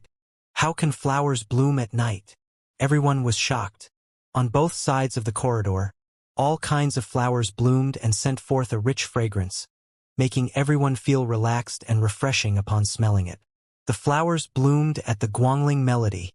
Under the starry sky, the moonlight rippled like water, and the flowers bloomed to contend in beauty and fragrance. Everyone came to their senses and stood still from the shock. Wuxia's eyes gleamed as she murmured softly, "How beautiful! The flowers under the moon are so beautiful. It's a pity that teacher Luo has already left. Otherwise, how would she feel if she heard this melody? Xiao Qingwang gave Yunxiao a complicated look and said in a faint voice, "Legend has it that Gu Feiyang had played this Guangling melody in Xianxia Island's purple bamboo forest when they first met. At that time, it was already frosty and snowing. But this divine music awakened the flower god, who ordered the flowers to bloom. I didn't expect ordinary people like us to be lucky enough to hear this melody today. It only belongs to the Havinas, and hardly be heard on earth." Yunxiao, too, was struck by a chord, and the beautiful face flashed through his mind as he sighed. For who does the beauty dance? And who will overturn the world for the beauty? Ha! Amazing! You played too well. Qin Zhang took the lead in clapping his hands as he laughed. I've lived for so many years, but only now I know there is such a beautiful melody in the world. All the court musicians I keep are rubbish. I'll have them all packed up and scram tomorrow. Now that the king had spoken his praise, all present applauded and cheered loudly. Li Yi's face became extremely gloomy. What's the big deal if he plays the zither well? He didn't spend a coin, and the princess didn't get any actual benefits. Compared with my demon beast egg, his gift is far from good. A hint of disgust suddenly flashed across Rushua's face as she spat out a word coldly, vulgar. Even Xiao Qingwang could not help feeling sick. Today's most valuable gift is this melody. If I can listen to it again, I'm willing to pay no matter how high the price is. Li Yi gnashed his teeth with jealousy. Commander Xiao, if you want to listen to it again, you can just ask him to play a few more times. Yun Xiao chuckled and said, a divine melody must be played under the most favorable circumstances. On that day, there was the world's most beautiful woman in that purple bamboo forest, and today there is Princess Rushue right here in the palace. Only then can this piece of music move the flower god. Haha! Of course, you don't understand these things. Old 8, you didn't have time to learn before, but you must learn more in the future. Li Yi flew into a rage. Fortunately, Yun Xiao had offended him many times today, so he quickly regained his composure. He gave a cold snort, and his eyes were full of unconcealed killing intent. On the other side, Rushue couldn't help but blush. Yun Xiao equating her with Chu Hongyan, the world's most beautiful woman, filled her heart with joy and her eyes with tenderness. After calming down, Li Yi stood up from his seat and said in a loud voice, "Today, I have not only prepared gifts for Commander Luo and Princess Rushue, but also a small gift for Commander Xiao." Xiao Qingwang did not like him now, so he said in a faint tone, "I did nothing to deserve a gift. Young Master Li, you don't have to give me anything." There was a flicker of anger in Li Yi's eyes. Nothing seemed to go right with him today, and it was all caused by that damn Li Yunxiao. He forced a smile on his face and said, I heard that Commander Xiao had suffered an internal injury when fighting Yi Shaoshan of the state of Baijian many years ago, and the injury has not been healed even by now. This time, I found a blue water dragon I pill by chance, and I wish to offer it to Commander Xiao.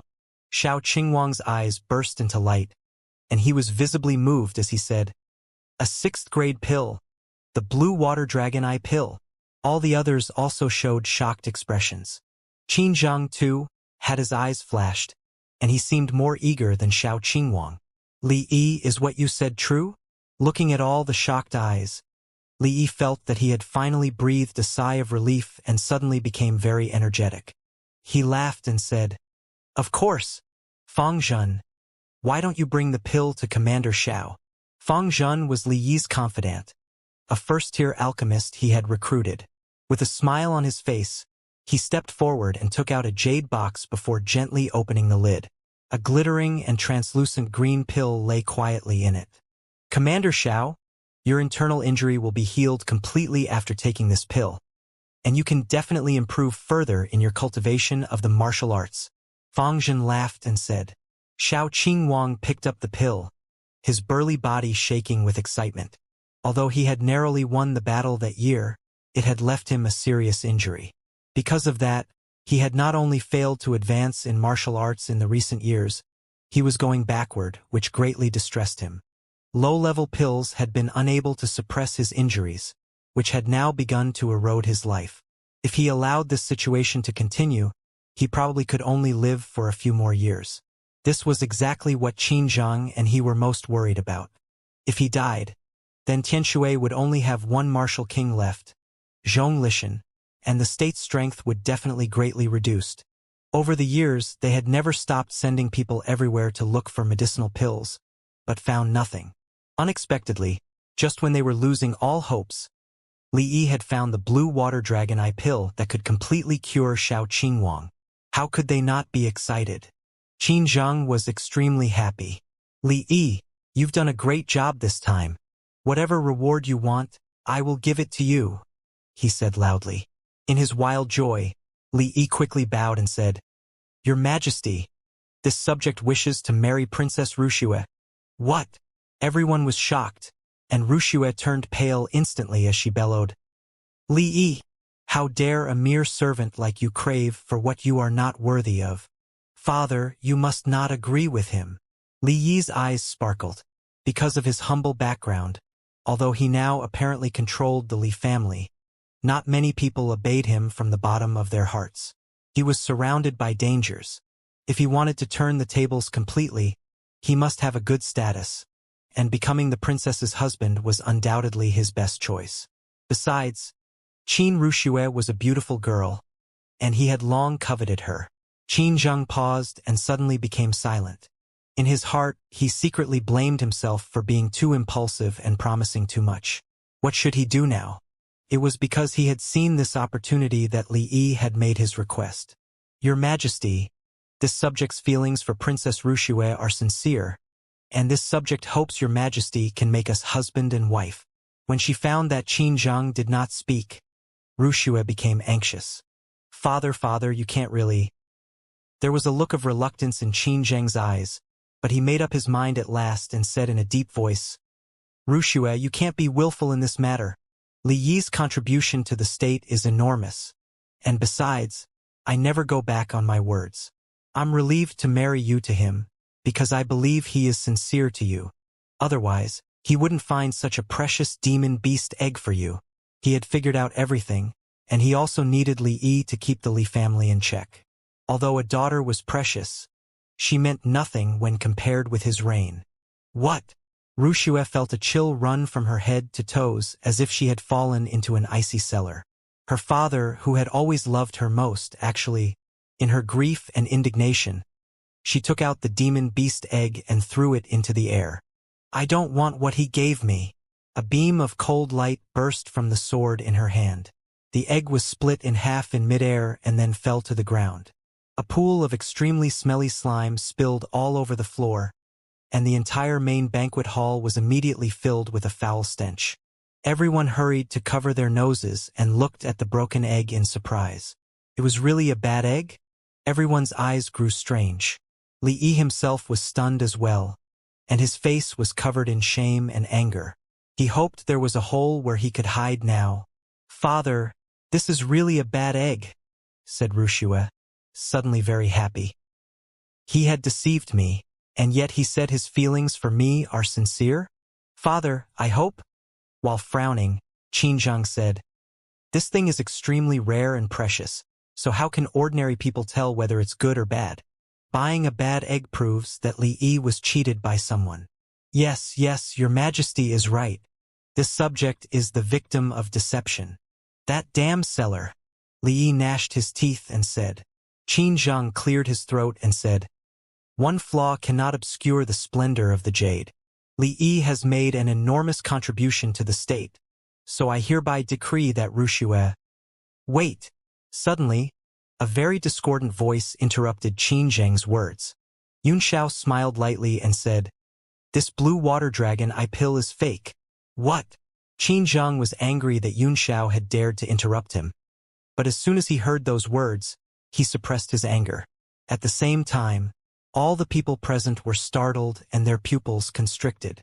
Offering a fake pill in front of all courtiers and the king was a great crime that would lead to beheading, let alone this pill was meant for Xiao Qingwang. No one would dare to resort to such deceit. For a moment all eyes were on Li Yi.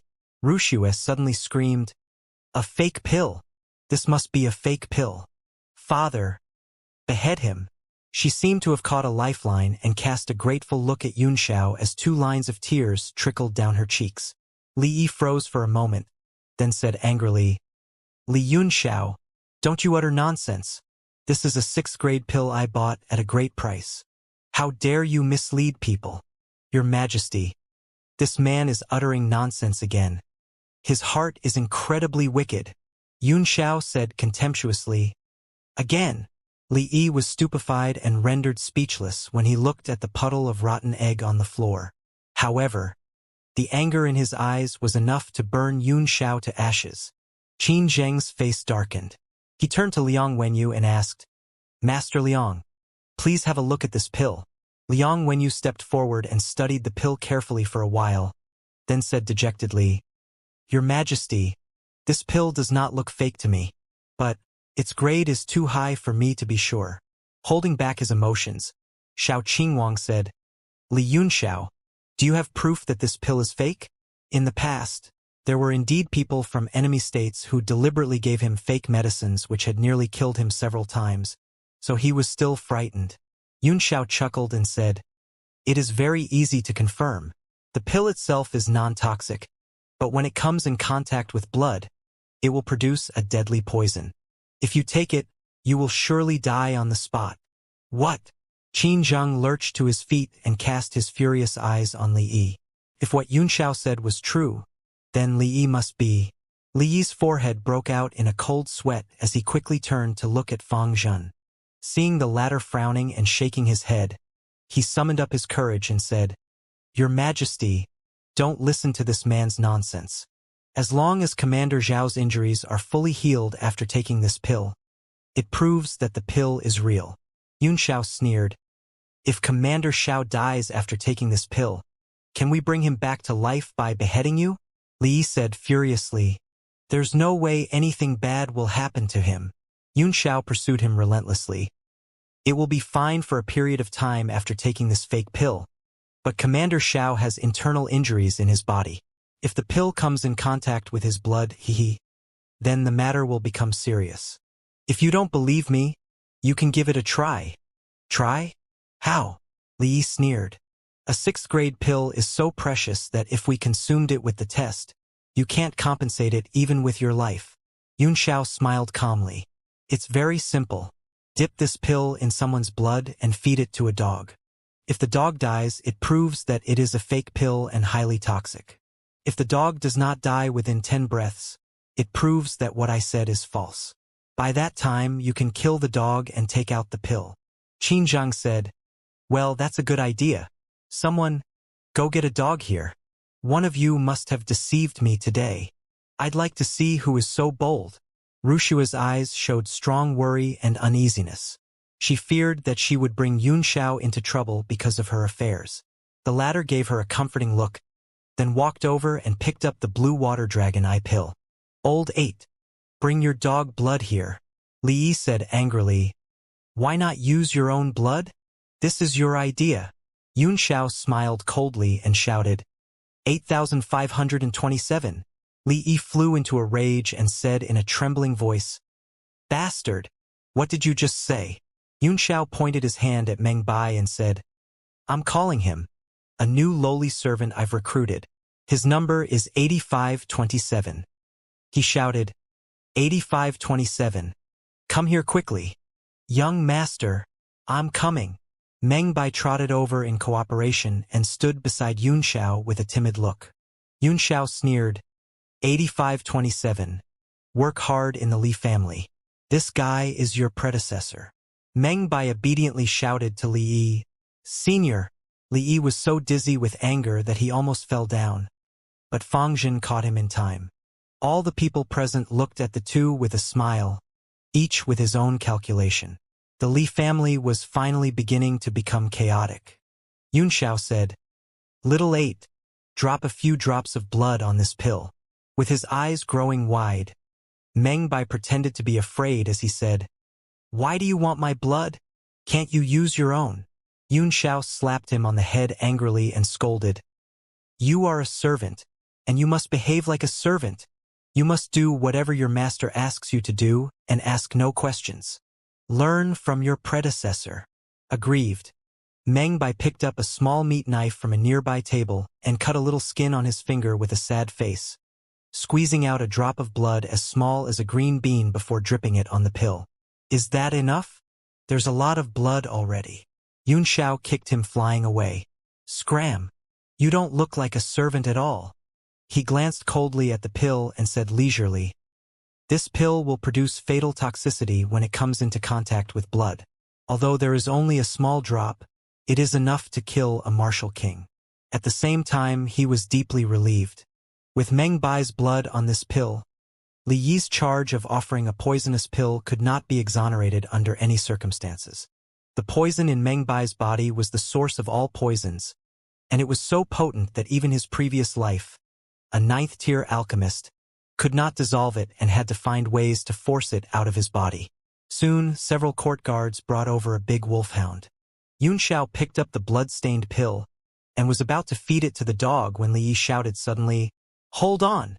He gave Yun Xiao an alert look and said coldly, "Keep your distance and let these guards feed the dog." Yun Xiao made an indifferent gesture and put the pill on the table. Only then did Li Yi direct a guard to go forward and feed the pill to the wolfhound. After taking the pill, the dog did not seem to have much reaction and still barked loudly, as if it wanted more. The guard who trained the dog bowed his head and listened for a while, then reported back to the crowd, "Your Majesty, he said it was delicious and he wants more." Qin Zheng's expression changed as he glared at Yun Xiao. Meanwhile, Wuxia turned pale and sank back in her chair with all the strength leaving her body. She was crying on the inside as she told herself that she must save Yun Xiao's life later no matter what the cost would be, even if she had to agree to marry Li Yi. "Ha ha!"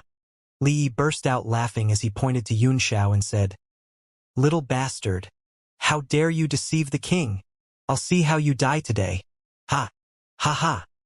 He laughed heartily, and the depression that had been suppressed in his heart all night seemed to be released at this moment. But after laughing for a while, he suddenly felt a little cold. The temperature in the banquet hall seemed to be dropping sharply, and traces of cold air were seeping into his skin. Then, he found Yun Xiao looking at him coldly and smilingly, as if he was looking at a clown and a dead man. Li Yi flared up again. "How dare a piece of rubbish who is dying look at me like this? I must dig out his eyes later on," he thought to himself. But he suddenly felt something was wrong, because he noticed that everyone around him was looking at him exactly like Yun Xiao. A sense of death came over him, making his heart sink instantly. He looked back and saw that the wolfhound, who was barking just now, had turned black, green, yellow, red, and many other colors. In short, it had turned into a colorful dead dog, completely dead. "Ah!" Li Yi let out a cry of terror while his legs went limp, causing him to fall to the ground. Pointing to the dog, he said in a trembling voice, Where did you get this colorful dead dog?" A fierce, murderous aura burst out of Qin Zheng's body as he said, "What do you think?" Li Yi yelled in despair. How is that possible?" He pointed to Yun Xiao and growled, "It's you, it must be you. You must have hidden the healthy dog, it must be. Take out the healthy dog and take away this dead dog." Everyone in the banquet hall was silent, watching in astonishment as Li Yi rolled on the ground like a clown. The members of the Li family, on the other hand, had their eyes lighting up and their faces filled with excitement and joy. By offering a poisonous pill, Li Yi's death was inevitable. They did not think that the problem that had plagued their family for such a long time was solved so easily. Every one of the family looked at Yun Xiao with awe. "Your Majesty! Your Majesty! Li Yun Xiao must have hidden that healthy dog. You must punish him and execute his whole family." Li Yi seemed to be out of his mind. It was not easy for him to get to where he was today, but it was all falling apart now, causing him to go a little insane and start talking nonsense. Qin Zheng was fuming, too. He had spent a great effort cultivating a puppet to restrain the Li family, but now this puppet had made such a serious mistake. If he did not kill the latter, how would he explain it to Xiao Qingwang? However, if he killed him, how would he restrain the Li family? In a fit of rage, he bellowed, "Somebody, drag Li Yi and this Fang Zhen away and put them in jail." Li Yi and Fang Zhen were dragged out in front of everyone. Both of them shouted that they were innocent, but no one paid them any heed. Anyhow, Qin Zheng's attitude made everyone suspicious in their minds. No matter who, even the princes and heirs of aristocrats, would be sentenced to death for trying to kill the commander-in-chief of the state guardians, let alone Li Yi, a mere servant who had gained power for a short period. After committing such a crime, he should have been executed directly on the spot and not put in jail. It seemed that the king had other thoughts in his mind. Xiao Qingwang's eyes flashed with a hint of unhappy anger as he stood up and said, "Your Majesty, my old injury has kicked back again. I'll take my leave now." Without waiting for Qin Zheng's approval, he went straight out. Qin Zheng knew that Xiao Qingwang was dissatisfied with his handling and said hastily, "Commander Xiao, you have worked hard and are the pillar of the state. You must take good care of yourself. I'll immediately send 100 nourishing pills to your residence." "N," Xiao Qingwang answered without even looking back. No more than 5 people in Tianshui dared to put on such airs in front of the king. "Wait a moment, Commander Xiao." Yun Xiao suddenly cried out, "May I look at your internal injuries?" Xiao Qingwang halted his steps, and Qin Zheng also said happily, "Yes. Yun Xiao knows how to stimulate acupoints with gold needles. He had cured Rushua's 5 terminated meridians, and maybe can cure your internal injuries too." Rushua was visibly moved. She looked at Qin Zheng at this moment and found that the kind and amiable father who doted on her was no longer there, leaving only the king of this state. Her eyes were full of sadness and disgust. "In that case, Yun Xiao, you can help me check it out." Xiao Qingwang agreed. He did not have any hope either, and was merely making a last attempt. Yun Xiao stepped forward and laid his fingers gently on Xiao Qingwang's wrist, pretending to begin diagnosing. At the same time, he secretly turned his divine sense into a fine stream, making it swim along Xiao Qingwang's main meridian and probing all the way. The whole banquet hall became unusually quiet as no one dared to disturb them. About 15 minutes later, Yun Xiao pulled back his hand and sighed softly. Xiao Qingwang frowned and asked, "How is it, kiddo?" Yun Xiao's eyebrows twitched as he said coldly, "Kiddo." Xiao Qingwang said indifferently, "Why? Even Li Chunyang is a kid in front of me, so what should I call you if not kiddo?" For a moment, Yun Xiao did not say a word, then nodded slightly before saying, "Do you feel like ants biting your humerus, ulna, and radius 3 times a day? But you can't get rid of that feeling no matter how you scratch." Xiao Qingwang's eyes lit up as he said hastily, "Exactly. Do you feel like there is ice covering your Feng Men and Shindao acupoints at midday and midnight every day, giving you a chill all over?" "Yes. A year ago, did your Qi Si often show signs of losing cultivation base at dawn and early morning? And now the signs also appear after midnight and late morning." "Yes." "When you are circulating your Qi, do you feel a numbness in your pericardium meridian and Sanjiao meridian, as if electric currents are passing through them?" "Yes." "Well, then I know your condition. Kiddo, you are really good. You've mentioned every single one of my pains. Then you must also know the solution," Xiao Qingwang said excitedly as his eyes shone brightly. "Wait, kiddo."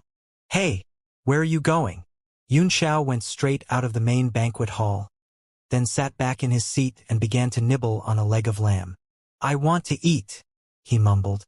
"How could a kid like me have a good solution? I was only asking randomly, and I didn't expect you really have those symptoms. Don't take it to heart. Just pretend I didn't ask."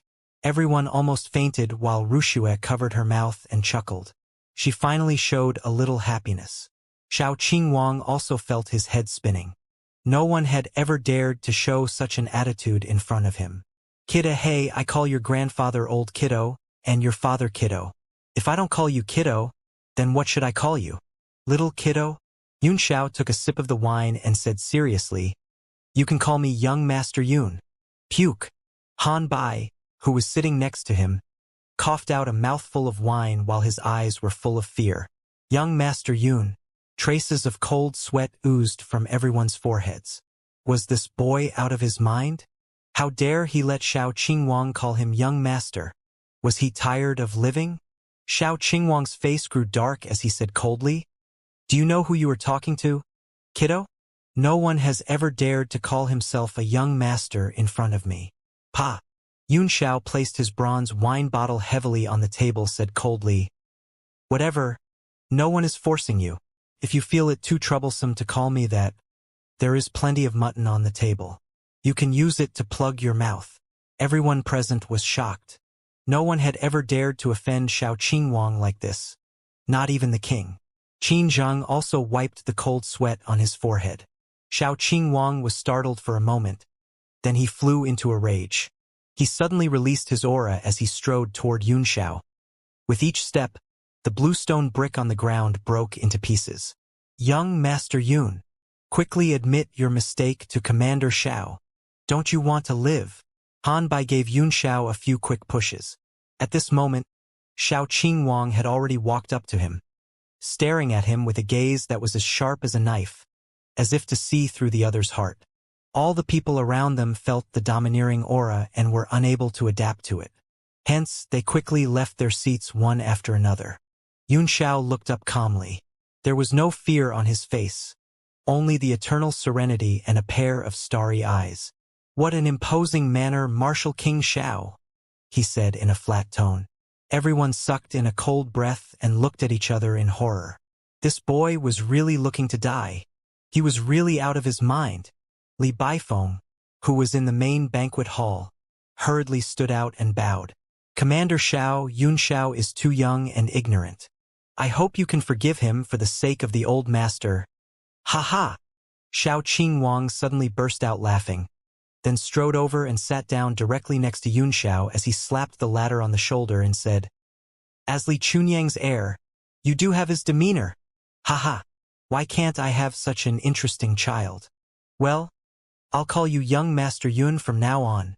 All people present were drenched in cold sweat. Since when had Xiao Qingwang become so accommodating?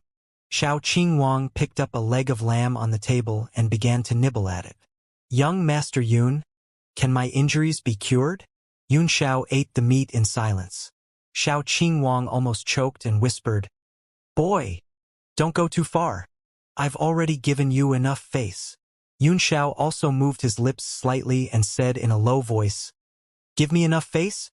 Fuck, your slap just now has broken the bone in my shoulder. Do you dare to say that wasn't intentional? The pain is so much that my face is already turning blue, and I can only keep drinking to hide my embarrassment."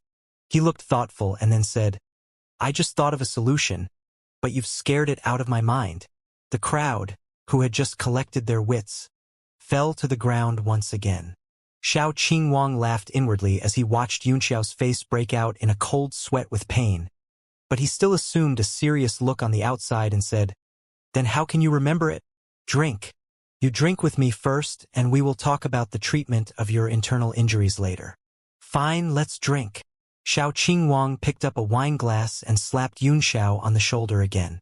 Looking at the latter's instantly pale face, he laughed and said, "I'll get drunk with you today." After such a long commotion, one of the two main characters for the feast had left while the other was sitting in her seat unhappily. The merry atmosphere of the feast was no longer there. The only highlight of the night was Yun Xiao, who was once a laughingstock. He finally entered the eyes of everyone ceremoniously, and no one dared to underestimate him anymore. Lan Xian, who was sitting behind Lan Hong and watching all this in silence, suddenly felt less grievance that he was defeated by this guy. Moments later, Qin Zheng also stood up and said that he felt tired, which concluded the feast. The crowd got up and bid farewell to each other, and everyone nodded slightly to Yun Xiao as they left. Even Lan Hong smiled and told him that the Li family finally had a worthy heir. Ruxue ran straight over with a pair of red eyes and said, "Thank you, Yun Xiao." Yun Xiao smiled. "Don't mention it. It's something that needed only a slight effort." Her temperament seemed to have changed. She said nothing but nodded her head slightly before leaving with the maids and eunuchs.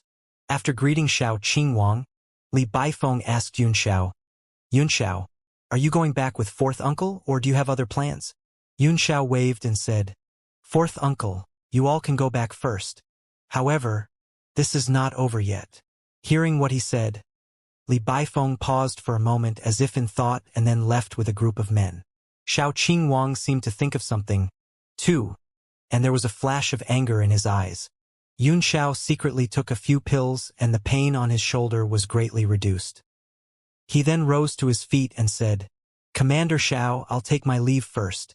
When I remember the solution, I'll tell you." Xiao Qingwang said, "Fine. I'm always waiting for you, young Master Yun. Don't forget." It had not been a day or two since he had the internal injuries, so he was not in a hurry. After downing the wine in his glass, he laughed and left as well. Now, even the way Chen Zhen and Han Bai looked at Yun Xiao had changed completely. Chen Zhen was overwhelmed with admiration as he exclaimed, "Young Master Yun, even Xiao Qingwang is convinced by you. How proud I am to be your brother. How did you know the blue water dragon eye pill was poisonous?" "Yeah, Master, you are really good. How could you know it was poisonous from such a distance?" Meng Bai looked adoring as well.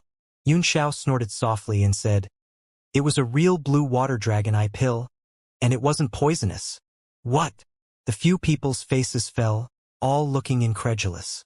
Meng Wu, on the other hand, seemed to think of something and she stared at Meng Bai in horror. "It's not convenient to talk here. Let's talk as we walk," Yun Xiao said. As soon as they left the palace, he told them about Meng Bai's heaven-earth venomous body. After hearing that, even Meng Bai himself was shocked, not to mention Chen Zhen and Han Bai. Han Bai wiped the cold sweat from his forehead and said admiringly, "Young Master Yun, you are really bold. I can't believe you dare to play such a trick in front of so many people. One careless mistake would have doomed you." At the same time, he secretly felt happy. Since Yun Xiao was willing to tell them such secret matters, he naturally regarded them all as his confidants. "Is that young Master Yun Xiao of the Li family?" Suddenly a voice came from a distance, and then a figure trotted over with a palace lantern.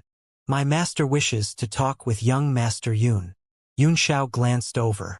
Not far ahead was a large palanquin carried by 8 men, carved with patterns of dragons and phoenixes on its surface and brightly lit inside, where a figure was seen pouring and drinking all by itself. He said coldly, "It's getting late and I'm sleepy. Another day. Ha. Although it's getting late, the night is still young for a good friend.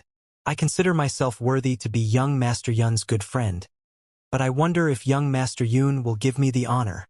A man's voice came from the distance.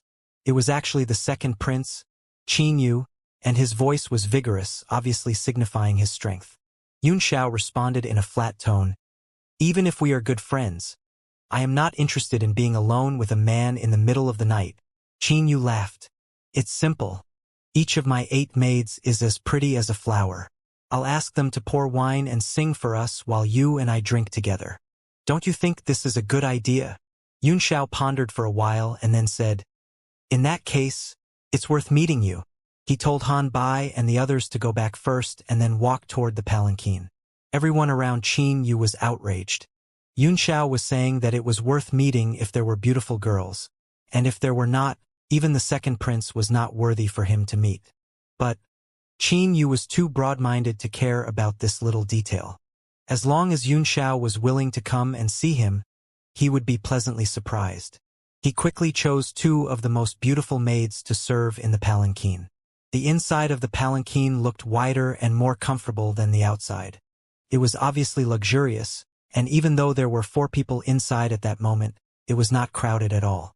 Only then did Yun Xiao take a closer look at the prince.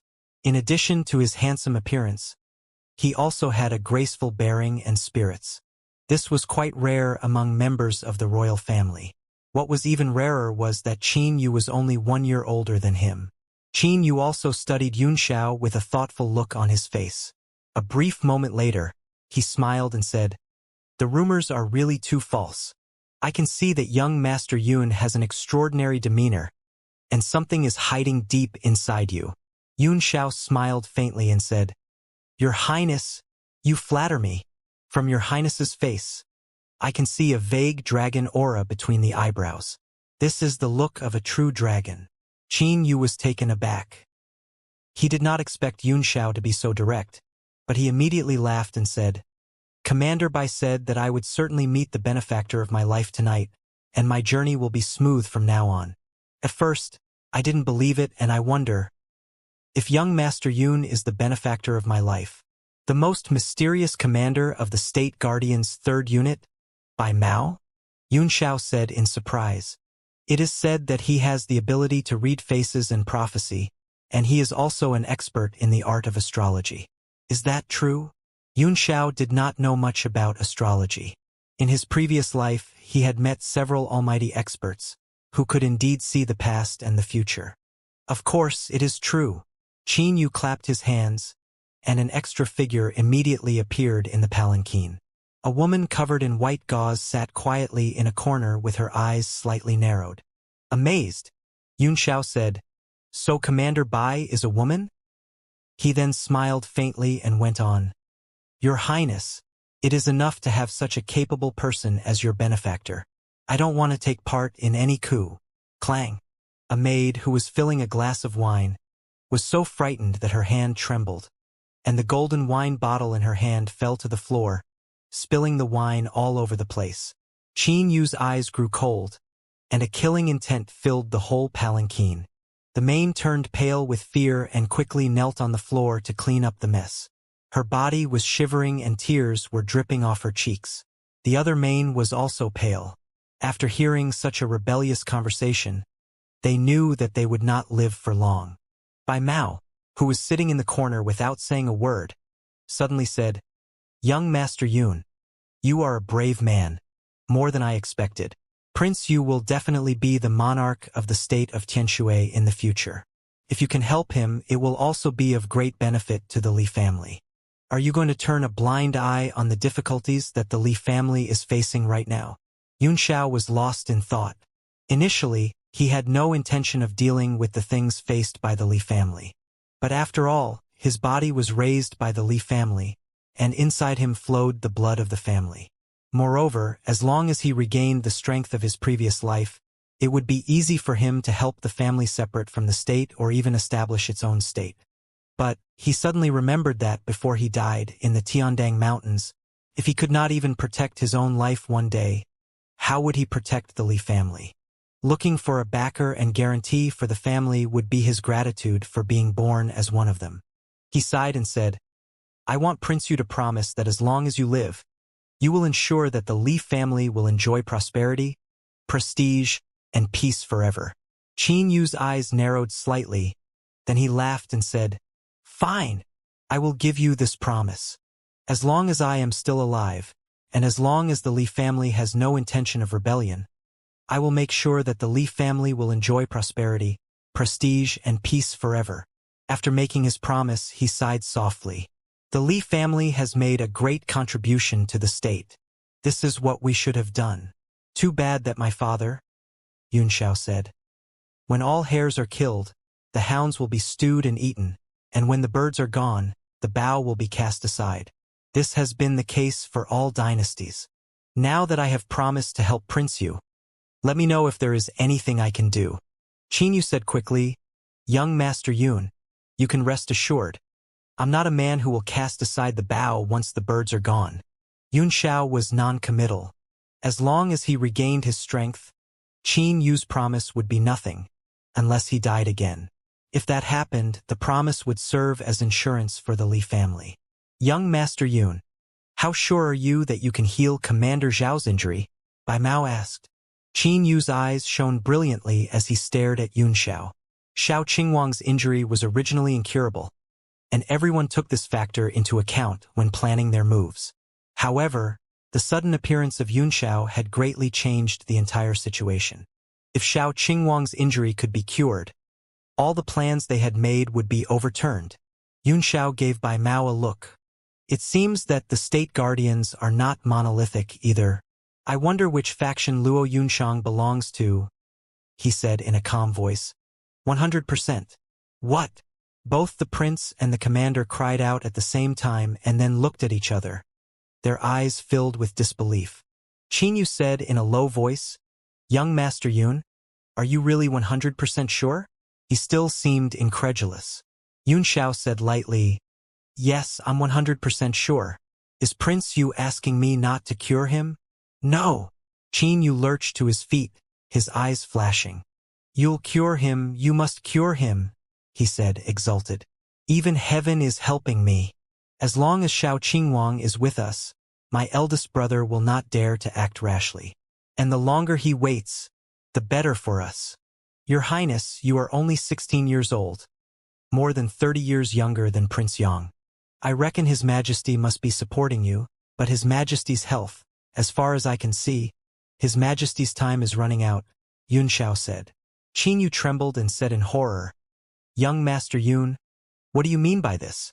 What do you see?" Bai Mao's eyes flickered as she said, "Young Master Yun's medical skills are unparalleled. Is His Majesty suffering some kind of illness?" Knowing that Yun Xiao could cure Qin Ruxue and Shao Qingwang, both the prince and the commander had 100% trust in his medical skills. Yun Xiao nodded slightly and said, "His Majesty is over 70 years old and frail, but that is not the most important thing. I noticed a silver tint in his eyes. It's probably a chronic poison." "How dare anyone poison His Majesty?" Bai Mao said in horror. Qin Yu's eyes flashed with anger as he snapped, "It must have been my eldest brother. He can no longer wait." Yun Xiao said, "It will not be a blessing to Tianxue if His Majesty passes away suddenly. I think your Highness should visit the palace as soon as possible and persuade His Majesty to issue an imperial edict, making you the next king."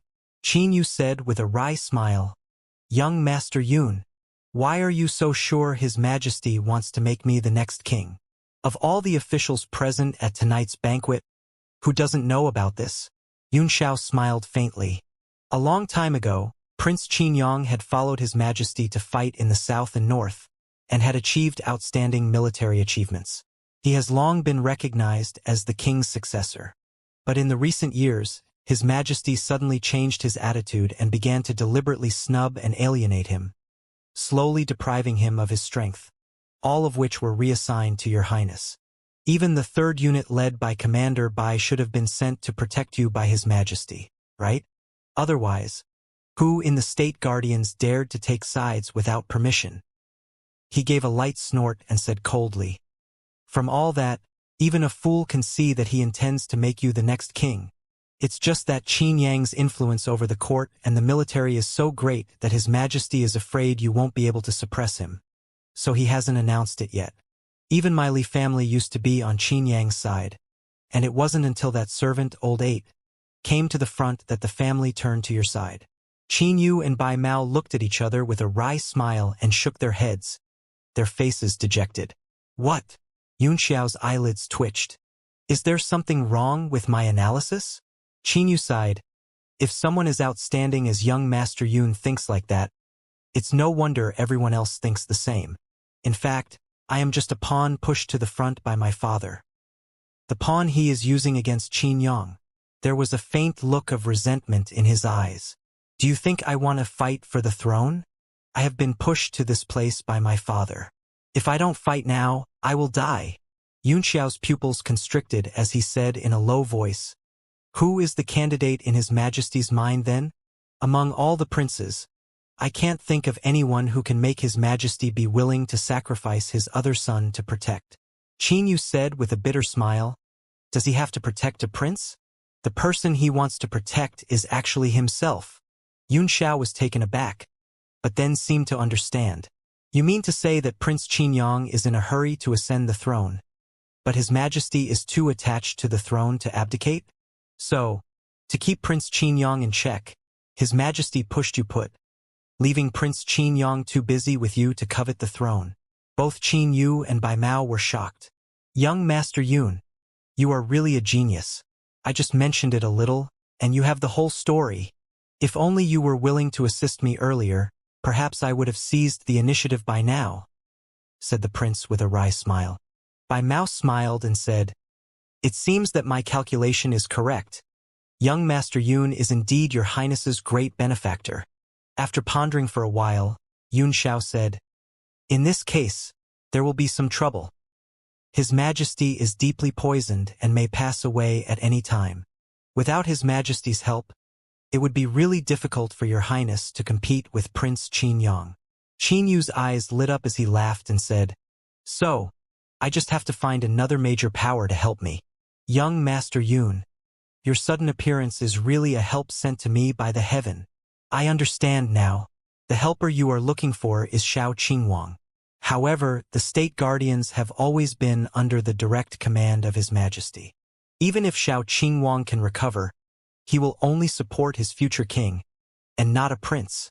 I know, but if you can completely cure Xiao Qingwang, then he will owe you a big favor. When the time comes, if he only favors me a little, it will be enough to make things much easier for me. In fact, the contest for the throne between my eldest brother and me is entirely in the hands of 6 people. If only 4 of them are willing to support me, I will have no fear even if all the civil and military officials oppose me." Bai Mao said softly, "Prime Minister Lan Hong is an old fox. He has been watching the fire from afar and is reluctant to choose a side. Duke Jinghua, young Master Yun's grandfather, was originally on the side of Prince Qin Yang. But whether he is still alive is a question, and the future of the Li family is also uncertain. Commander Xiao belongs directly to His Majesty." Lord Zhang Qingfan, the court chief alchemist, was biased toward Prince Qin Yang.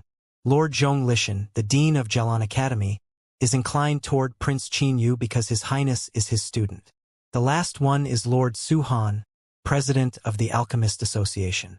He does not take part in state affairs, but only focuses on alchemy. Qin Yu's eyes flashed as he said, "I will do my best to help you regain control of your family, so I will have the support of the Li family and my teacher. Adding Xiao Qingwang's favor, I will have the support of 2.5 people. Even if Zhang Qingfan and Lan Hong support Qin Yang, I still have half more person than him. Your Highness, don't forget the existence of His Majesty," Yun Xiao said calmly. "As long as His Majesty is still there, it is useless even if all 6 people support you." Qin Yu's eyes grew cold. "You mean it's bad for me to have my father alive? Whether a thing is good or bad depends on how you use it.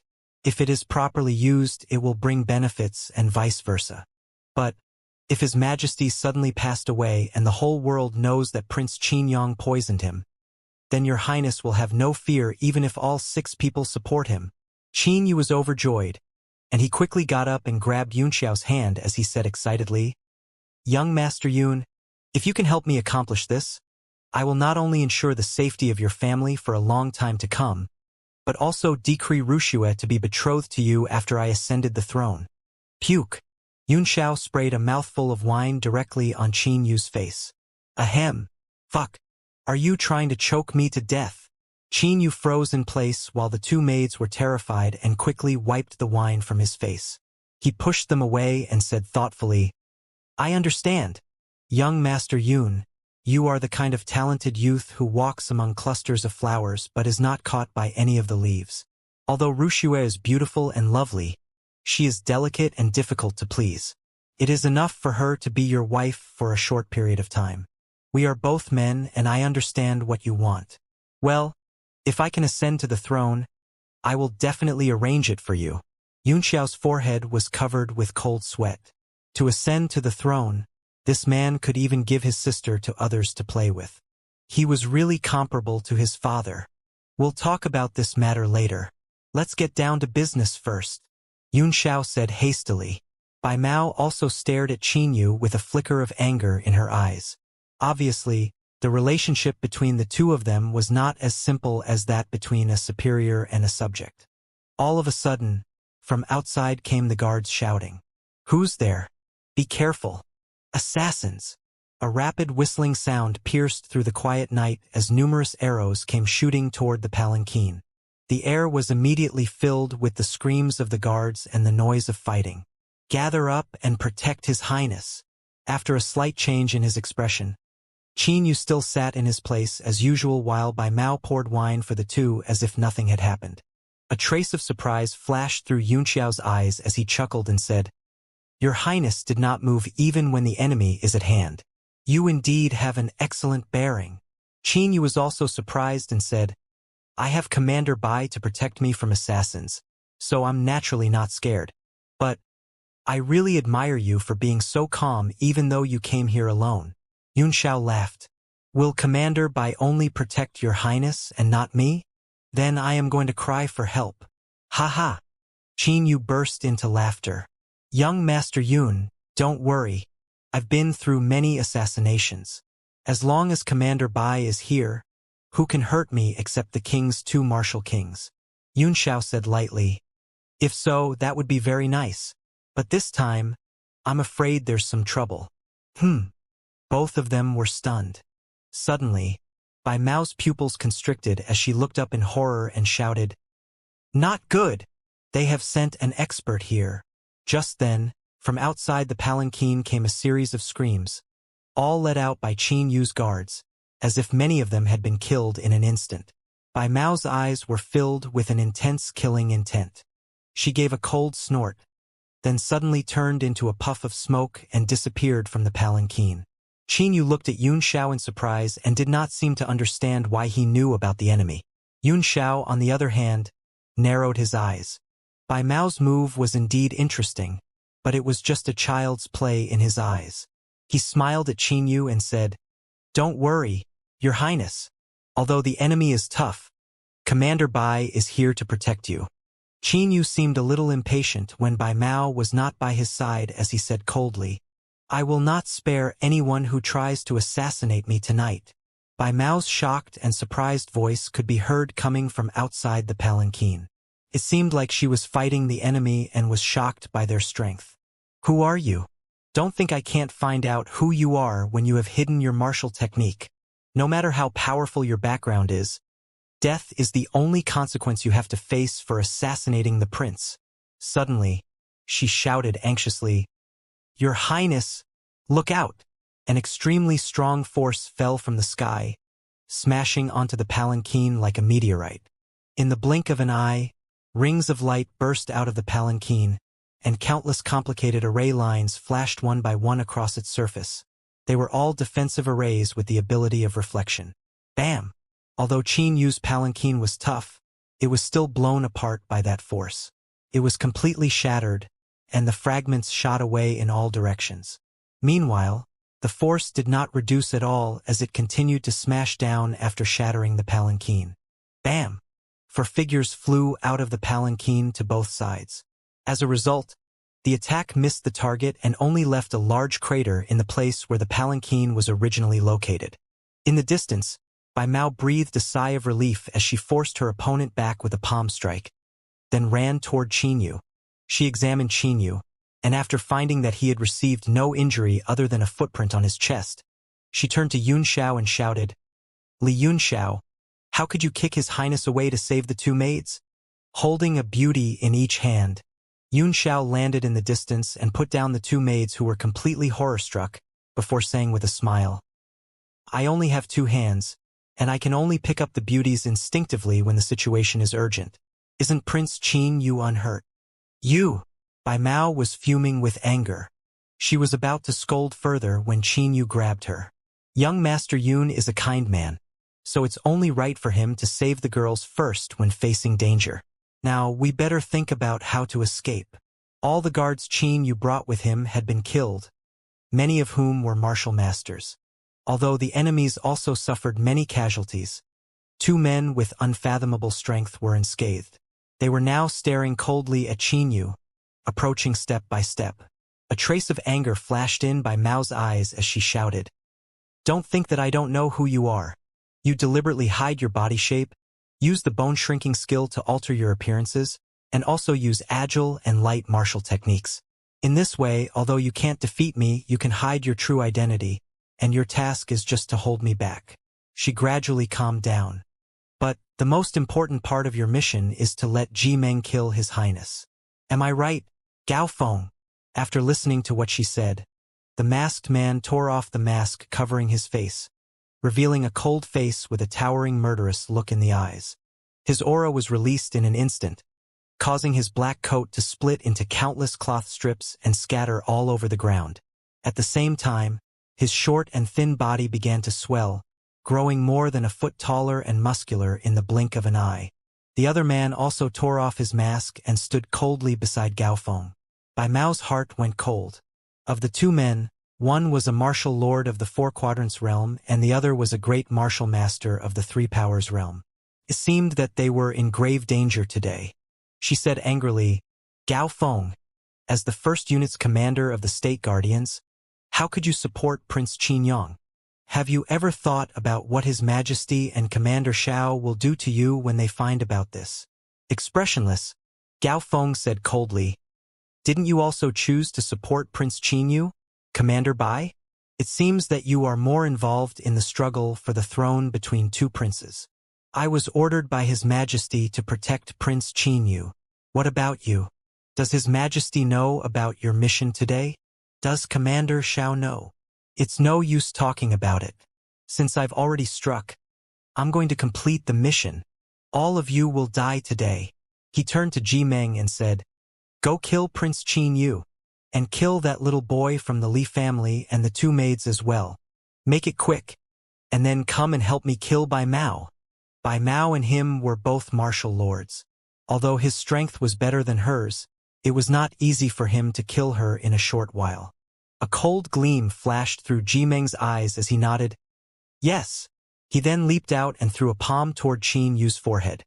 Although the prince was also a warrior, he could not be Ji Meng's match. Bai Mao was startled, and was about to rescue Qin Yu when she felt a mountain-like force coming toward her and aiming at her vital parts. Qin Yu's face flickered. Although he was a little frightened, he took out a small flag unhurriedly and poured his primordial qi into it. A bright blue light and a strong aura burst out of the small flag at the same time. He casually threw it out, and the flag immediately grew larger as its butt thrust into the ground. In the blink of an eye, a half-man-high blue flag stood beside the prince, and then a complicated array emerged under his feet. Just then, the palm strike which Ji Meng had thrown out with 100% of his strength as a great martial master came crashing down. However, it was blocked and repelled by the blue light emitted from the array. Ji Meng's pupils constricted as a huge counterforce rushed up through his arm and into his body. Greatly shocked, he quickly suppressed the force, but his internal organs had already shaken by it, causing him to cough up a mouthful of blood. He rolled several times in the air before landing, and then took a few steps back to steady himself. Yunxiao's eyes lit up in the distance as he murmured in surprise, "Sanskrit sea and cloud flag." Bai Mao was greatly relieved when she saw Qin Yu take out the flag. "Gao Feng, you should recognize this flag, shouldn't you?" she cried out in a deep voice. "Without the strength of a martial king, it cannot be broken at all. So, get the hell out of here now." Gao Feng's expression also changed dramatically. "Ji Meng, kill that boy from the Li family and the two maids first, and then come here and assist me in killing Bai Mao. This is the Sanskrit sea and cloud flag made by Yang Di for his beloved woman. But it was unfortunately not used by her and obtained by His Majesty instead. I didn't expect His Majesty to give it to Prince Qin Yu. It's true that it can only be broken with the strength of a martial king. But this flag here is merely the defective product from Yang Di's first refinement. Can only last for 1 hour at most. We will kill Prince Qin Yu after 1 hour." Hearing this, Bai Mao was very panicked. She did not expect Gao Feng to find out that this flag was defective. "Li Yunxiao, run and go get help," she shouted hastily. Ji Meng's figure moved, and he was near Yunxiao in the next moment, slapping him with a palm. "A mere warrior trying to escape from me? Is it possible?" Bai Mao's heart sank as Ji Meng threw out his palm. She knew Yunxiao was finished, and now she could only rely on herself. She had been distracted from her own fight, and had been in danger several times. But now, she no longer pinned any hopes on anyone and began to focus on her battle, fighting while retreating and hoping to find a chance to get away. Gao Feng naturally knew her plan, and of course he would not let her have it. He moved as close as possible to her and showered her with attacks. He did not try to kill her, but only to delay her. Once Ji Meng killed that boy, the two of them could kill her together. The more Bai Mao fought, the more anxious she became. She was already weaker than Gao Feng to begin with. Now, no matter how she changed her moves, he just kept pestering her like her own shadow, and she could not get rid of him. Gao Feng was a violent-type warrior, but he was fighting more and more gently now, dragging things out. Suddenly, a look of dismay flashed through Gao Feng's eyes, and he was angry why Ji Meng had not come to help him. But, when he took a sideways glance, he instantly froze. He saw Yun Xiao moving with a mysterious set of steps like a butterfly dancing among the flowers, and none of the attacks from Ji Meng could touch even his clothes.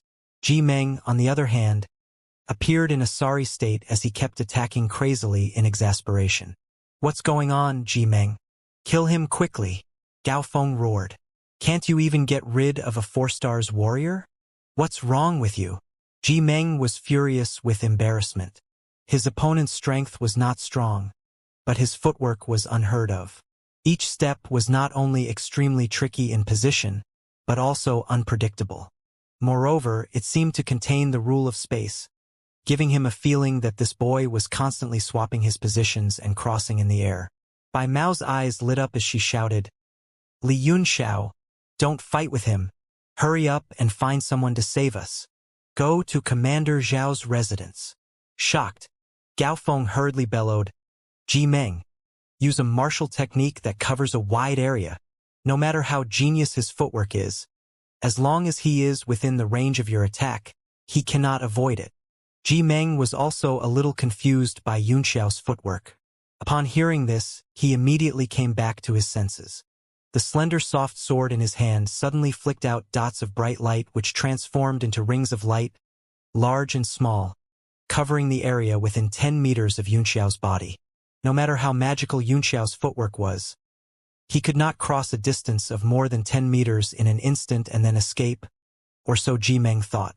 Bai Mao was extremely worried, and she thought to herself that it was really over for Yun Xiao.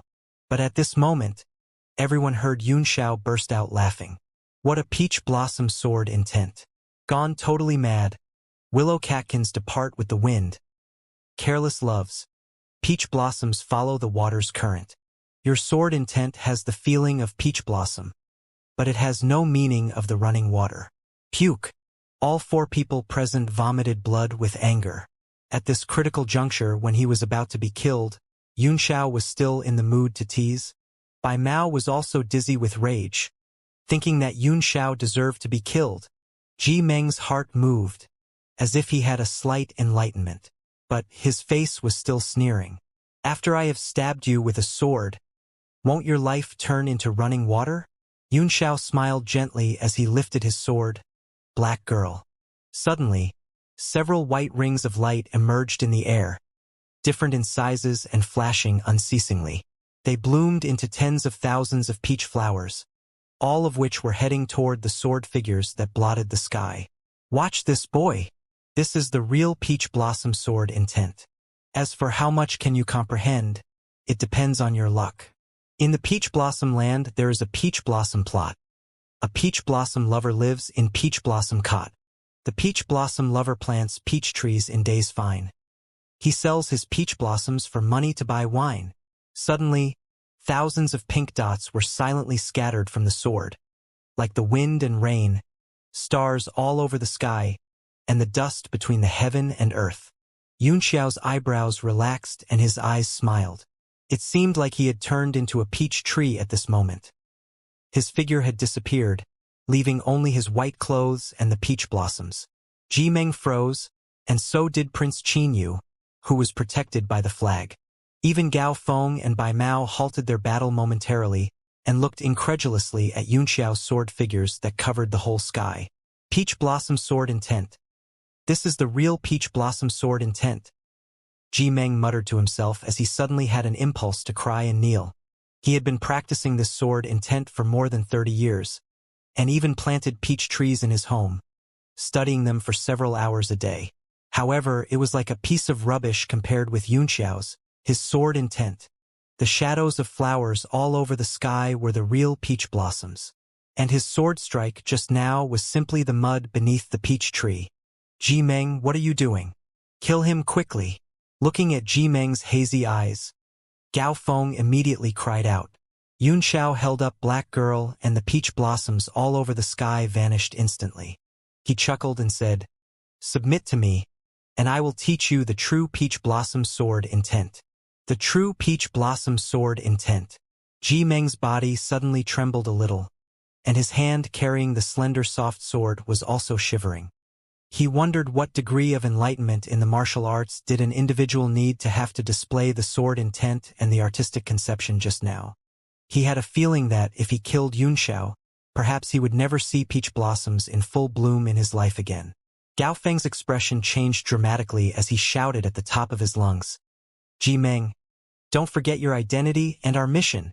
You are the deputy commander of the first unit of the State Guardians, and you must obey my orders. At this point, Qin Yu suddenly cried out, Ji Meng, I promise I won't punish you if you submit to me now.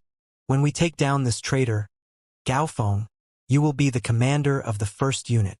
Ji Meng shuddered, and beads of cold sweat oozed from his forehead. On one hand was the mission of life and death, and on the other hand was the supreme martial arts he was searching for. How should he choose? You are the commander of the State Guardians, but you are also a warrior. Yunxiao laughed and said, if you lose your pursuit of martial arts, what's the point even if you are the commander-in-chief or the king? Our lives are limited, but only martial arts are eternal. Our lives are limited, but only martial arts are eternal. Ji Meng's body quivered as his eyes burst into light. If I submit to you, will you really teach me the peach blossom sword intent? He asked in a low voice. Yunxiao chuckled. Although the peach blossom sword intent is amazing, the road of martial arts will never end. As long as you follow me, you will surely go further. Ji Meng sighed as he sheathed his soft sword and said guiltily, Commander Gao, I'm sorry. Gao Feng's eyes were filled with disbelief, and he knew there was no point in staying any longer.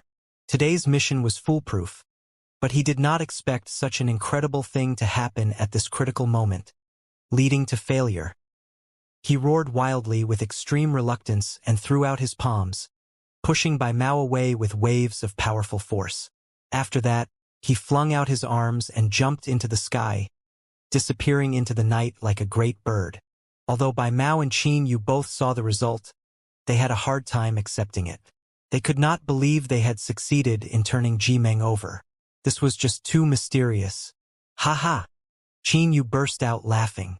Even heaven is helping me. Young Master Yun, you are really my benefactor. With Commander Ji helping me now, my plan will surely succeed. Ji Meng's face flickered as he said coldly, Your Highness, the person I want to follow is young Master Yun, not you. Qin Yu was taken aback, but then he smiled awkwardly and said, Young Master Yun is my friend now. After saying that, he performed several incantation gestures. A few hand seals flew into the blue array flag, and rings of light began to swirl around it while the array under his feet gradually disappeared. After that, the flag shrunk and flew back into his hand, but its color faded significantly. Looking at it, his eyes flashed with a hint of pain. Ji Meng looked at Yunxiao and said, Although I submit to you today, I do not intend to be your follower forever. The day I learn the peach blossom sword intent, that is when I leave you. Yunxiao laughed. I also hope you can scram when you have learned the sword intent. When the time comes, you better don't cry and shout, begging to follow me around. Young Master Yun, your achievement in martial arts is really beyond my imagination, Bai Mao said in awe. Although I am a martial lord, my understanding of martial arts is far weaker than yours. I really admire you very much. She meant what she said. Yunxiao's peach blossom sword intent had completely convinced her, especially when such a powerful sword intent was actually displayed by a mere 4-stars warrior. The road of martial arts has no end. We are all just people exploring the same road. Ji Meng and Bai Mao became silent at the same time. The road of martial arts had no end, and who dared to say that he had reached the end? On this vast road, everyone was extremely small. Bai Mao suddenly had an illusion that there was some kind of martial arts laws in Yunxiao's every move, word, and action. This artistic conception was far more profound and unfathomable than she could comprehend. She was immediately startled by the feeling. It's not appropriate to stay here any longer.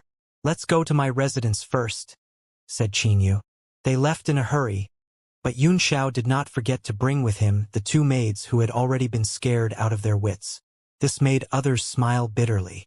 In their eyes, the lives of several maids were no different from those of ants and could be discarded at any time. After entering Qin Yu's residence, it was a peaceful night. Everything was normal the next day, as if nothing had happened. The bodies that died in the battle last night were cleaned up by some unknown people. There was nothing unusual in the whole state. However, there was a piece of unexpected news. I didn't expect His Majesty to be so afraid of the Li family. He would rather offend Shao Qingwang than let the Li family regain power, said Bai Mao in a low voice. Qin Yu snorted coldly and said, I can't believe my father made Fangzhen the scapegoat and put all the blame on him. He was willing to sacrifice an alchemist and offend Shao Qingwang to exonerate Li Yi. Although he deprived Li Yi of all his official positions and titles, he still let him continue to run the Li family. I think my father is really an old fool. Yunxiao's eyes narrowed as he smiled faintly and said, The fact that His Majesty didn't kill Li Yi on the spot is proof that he was intending on exonerating him. I think this Li Yi is really not simple. In that case, I'll go and see him again. What? Young Master Yun, you are going to the Li family? Qin Yu said in surprise. Li Yi has regained control of the Li family. You are sending sheep into the tiger's mouth to look for him now. Yunxiao laughed. With Commander Ji, few people can hurt me. Bai Mao was also a little worried. I'll send 4 great martial masters from the state guardians to follow you. Apart from a limited number of martial lords, great martial masters were the strongest forces in the entire state of Tianshui. Even in the state guardians, the number of great martial masters in each unit was extremely limited. By sending 4 at a time, Bai Mao had almost dispatched all the great martial masters in the 3rd unit. This showed the importance she attached to Yunxiao now.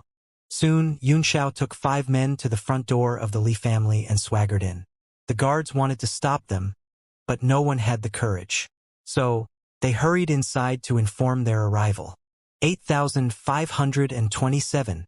Old Ape, I heard you were released from prison, so I've come specially to congratulate you. Yunxiao cried out at the top of his lungs. His voice was so loud that everyone in the residence heard him clearly. Their faces fell instantly, and they knew that something was about to happen. Li Yunxiao. A furious roar rang out, and then the whole residence broke out into an uproar. Soon, Li Yi and a group of people surrounded Yunxiao and his men. Li Yi's face was ferocious as he gnashed his teeth and said, I was going to find you. I didn't expect you would deliver yourself to my doorstep. Yunxiao said calmly and leisurely, After all, you used to be a lowly servant of the Li family. Now that you are out of prison, I'm happy for you, and it's only fitting for me to come specially to congratulate you. Li Yi was so furious that he almost vomited blood. Kill him! Kill him for me! He roared. The people around them looked at each other. They were all guards of the Li family, and Yunxiao was the young master of the family, so they dared not to do anything to him. However, several of the usually frustrated men turned their eyes and realized that it was time for them to choose a side. So they immediately jumped out and rushed toward Yunxiao. Pa! Yunxiao grabbed a guard with one hand, stuck 5 fingers into his skull, and then crushed his head like a watermelon.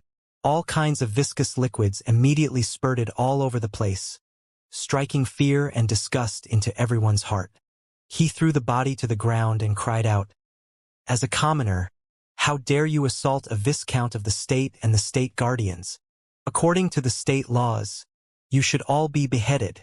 Someone, kill this servant Li Yi and all those who dare to assault me.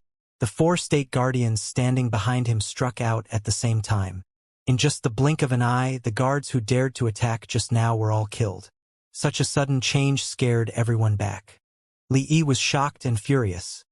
He did not know from where Yunxiao had found such strong helpers. You dare to kill me?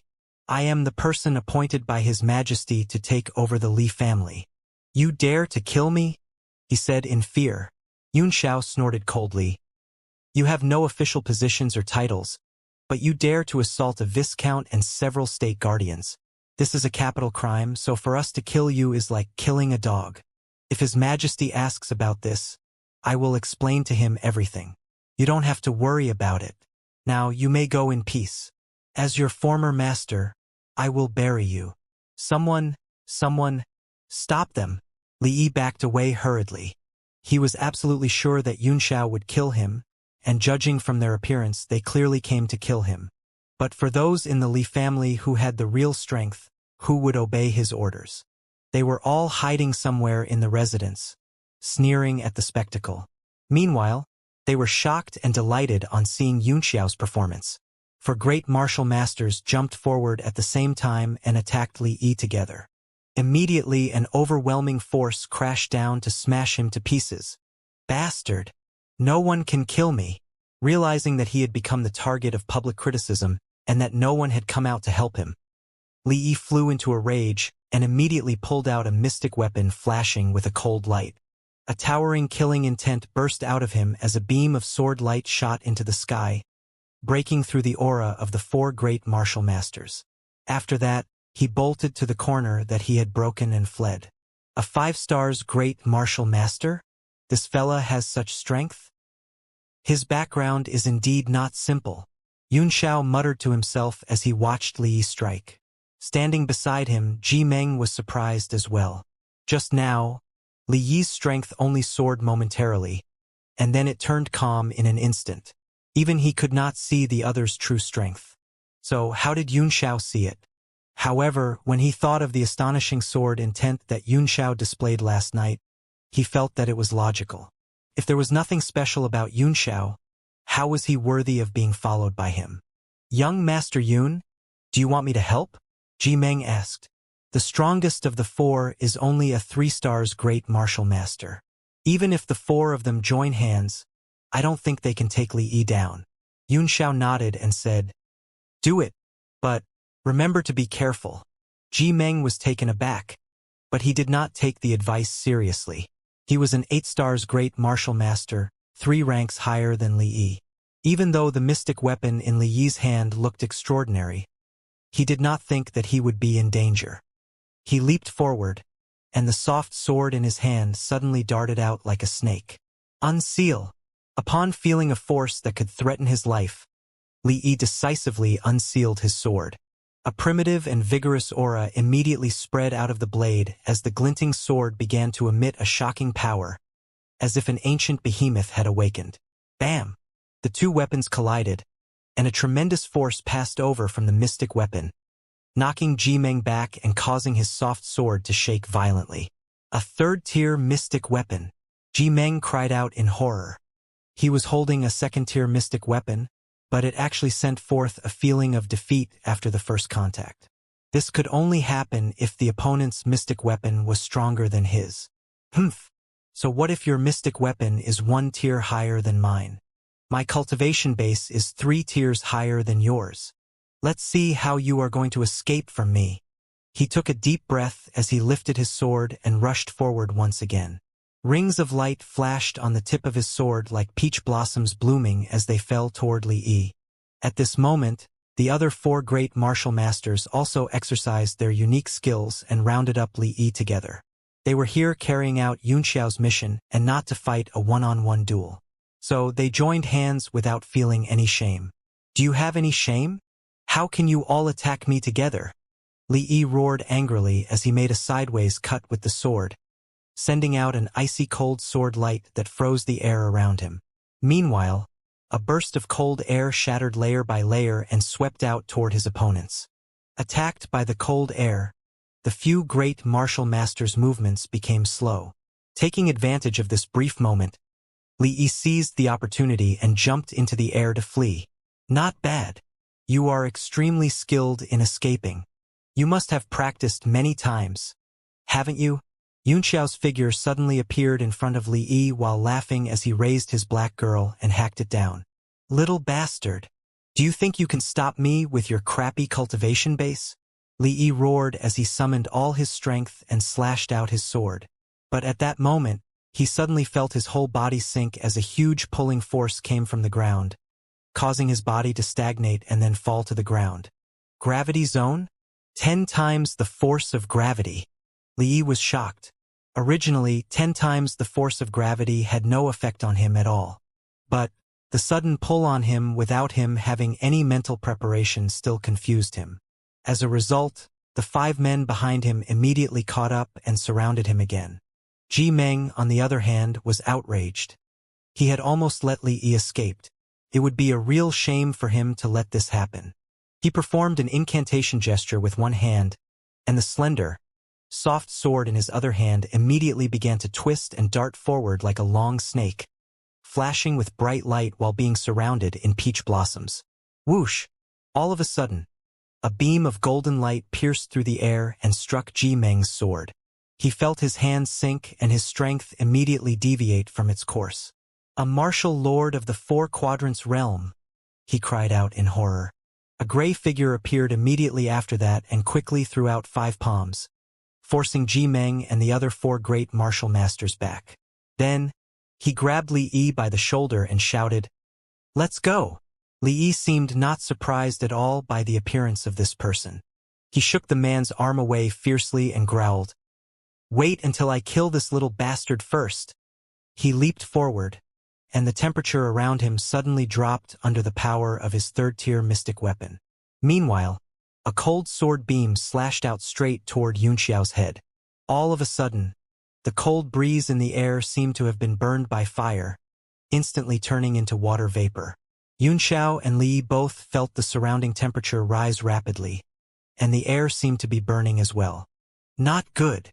Startled, Li Yi quickly drew back his sword and tried to escape. But when he looked up, he saw a huge axe falling from the sky, splitting the air in half. Wherever the axe passed, a burning sound was all that could be heard. "Fire burns the city." The gray-clad man's expression changed dramatically as he quickly stretched out his hands. A spear suddenly appeared in his grip, and he sent out a burst of cold air with a swing of it that rose into the sky like a dragon, heading straight toward the huge axe. Bam! Under the violent impact, the forces of fire and water spread out in all directions. The gray-clad man's mind was greatly shaken and his inner organs were injured. Frightened, he grabbed Li Yi and fled. The energies of fire and water collided in the air, producing a large cloud of mist that spread over the whole Li residence. A slim figure flashed faintly in the mist. Carrying a huge axe, Luo Yunshang slowly appeared while looking over at the few men present. Those swept by her eyes felt a chill in their hearts and bowed their heads one after another. Her gaze finally stopped at Yunxiao and a trace of surprise flashed in her eyes as she asked, "What is this all about? Why would a martial lord want to kill you?" Yunxiao said with a wry smile, "How could I know that a martial lord would suddenly appear?" He put on a frightened look and said, "Luckily, Teacher Luo showed up in time. Otherwise, I would have been beheaded by now." Yunshang's face was full of suspicion, because Yunxiao's eyes did not have any fear or panic at all when she attacked just now. They were like 2 ancient wells, shockingly quiet and calm. She really did not know how Yunxiao had such great confidence. She glanced at Ji Meng and the other 4 great martial masters as she narrowed her eyes slightly and asked, "Why are you here?" Ji Meng was the deputy commander of the 1st unit while the other 4 were members of the 3rd unit. The 5 of them looked at each other and did not know how to answer, so Yunxiao helped them by saying, "This is a long story. By the way, Teacher Luo, why are you here as well?"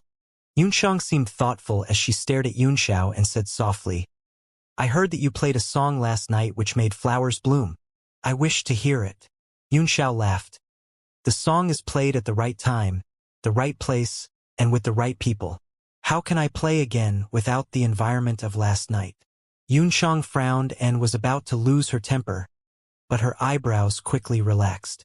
"That's a pity," she said faintly. "If the circumstances are right next time, I will come to you and listen to you play the song." Teacher Luo, a martial lord assassin, had appeared in the capital for no reason, and he is Li Yi's associate, Yunxiao said. Moreover, Li Yi was trying to poison Commander Xiao last night. He must be harboring some ill intentions. I hope Teacher Luo can inform His Majesty and request him to issue a decree to search the whole city and kill his traitor.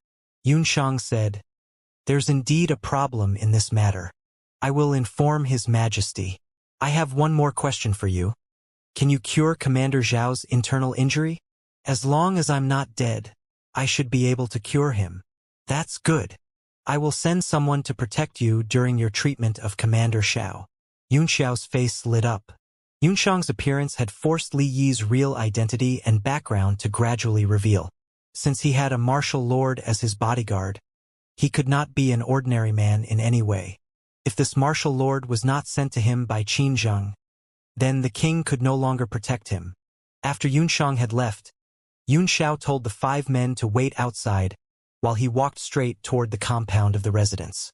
After several turns, he came to a deserted yard. The large lock on the door was rusty. He destroyed the lock with a slap, then pushed open the door and walked in. The yard was overgrown with weeds, and all kinds of small animals were frightened by his sudden visit. The place was obviously deserted for a long time. He wandered around for a few rounds, then suddenly laughed and said, "Do you still want to hide in your hole, old man? Do you want me to overturn the ground here for you?" The courtyard was quiet, and there was no reply. With a cold snort, he went to a pillar in an old hut, took out his black girl, and thrust at it. Thud! A burst of force knocked the sword back. The skin on Yun Xiao's palm was torn, and the sword flew out of his hand before being inserted into the ground in the courtyard. Then, an old voice rang out, "How did you find me?" An old man in coarse linen clothes suddenly appeared behind Yun Xiao, his face full of consternation. Yun Xiao shook his arm and looked at the blood in his palm as he smiled and said, "Why? I have your blood flowing in my veins, and this is what we call telepathy. Why are you so fierce to me?" There was a trace of surprise in the old man's eyes as he said happily, "All the meridians in your body have been unclogged, and you have become a 4-stars warrior. Haha. Good, good. Great. You deserve to be my grandson. Compared with those bullshit geniuses, you are countless times better." Yun Xiao snorted coldly. "So, you still care about me? Why are you hiding here? Do you think you are playing hide and seek? If I hadn't noticed your aura just now, I would have thought you had really been killed by 8527. Li Chunyang said angrily, "What a joke! How can a mere servant hurt me?" His eyes suddenly showed a trace of shock. "What did you say? You noticed my aura just now?" Yun Xiao said with a disdainful look. "Do you think you are very well hidden? When Li Yi attacked me just now, if it weren't for my perception of your aura, what courage do you think I had as a 4-stars warrior to stand there without moving or dodging?" Li Chunyang said with a blank face. How is this possible?" Yun Xiao waved and said, "Never mind that now. Tell me, what are your thoughts and plans for the Li family?" Li Chunyang pondered for a long time and sighed. A glimmer of light flashed in his eyes as he asked, "What do you think I'm going to do? And what is your plan?" Yun Xiao knew that his grandfather was testing him. He smiled faintly and said, "Your purpose in hiding is naturally to stay away from troubles. Firstly, you want to see Qin Zheng's attitude, and secondly, you want to observe the development of the situation.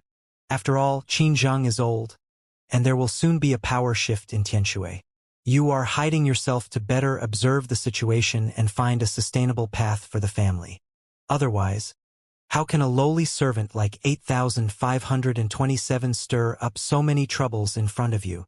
Li Chunyang's eyes sparkled with surprise and his face was incredulous. "You know all this?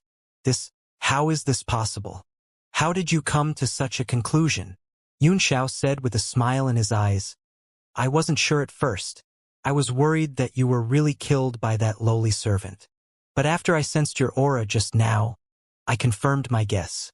He squinted and said, "After all, you have broken through the realm of 5 elements and become a martial king." Li Chunyang's pupils constricted as if he did not know Yun Xiao at all. His eyes filled with horror. He stared at Yun Xiao for a long time, before he burst out laughing. "Ha ha! At last the Li family has a worthy heir.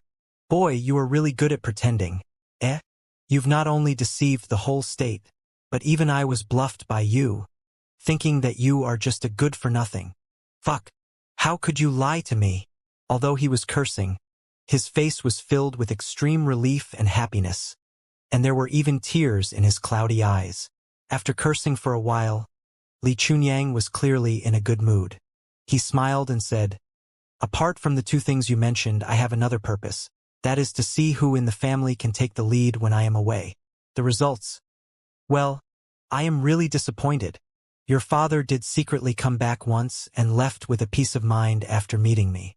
As for the rest of the people, only your fourth uncle is still somewhat useful. But he also, oh well." His eyes suddenly lit up and he said happily, "But it's different now. Your performance is beyond my expectations. If it weren't for the current situation, I think you would still be playing dumb, wouldn't you? Tell me quickly, what do you think of the current situation? What are your plans?" Yun Xiao said in an indifferent voice, "I don't have too many thoughts about the family's current situation. If you want to find an heir, you'd better find someone else. My goal is the acme of martial arts. I don't want to put too much attention on the trivial matters of this state and city. However, according to the current situation in Tianshui, it must be the second prince, Qin Yu, who will ascend the throne in the future." Li Chunyang froze instantly. He did not expect Yun Xiao to say such a thing. A flicker of displeasure flashed across his face, but he was soon relieved. This boy's ambition is too huge for Tianshui to hold, but this is a good thing. He asked curiously, "How do you know that the second prince will ascend the throne in the future?" "You know, our family has always been on the side of the eldest prince." Yun Xiao smiled without saying a word, and a grandmaster's aura suddenly emanated from him. Li Chunyang was taken aback. Even the king did not have such a superior aura. What the hell was going on here? "Because," he said one word at a time, "with me standing behind Qin Yu, he will surely ascend the throne."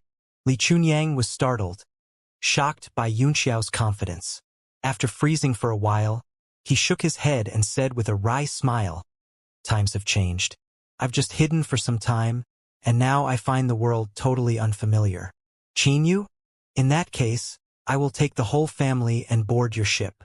The old and the young exchanged a glance and laughed at the same time.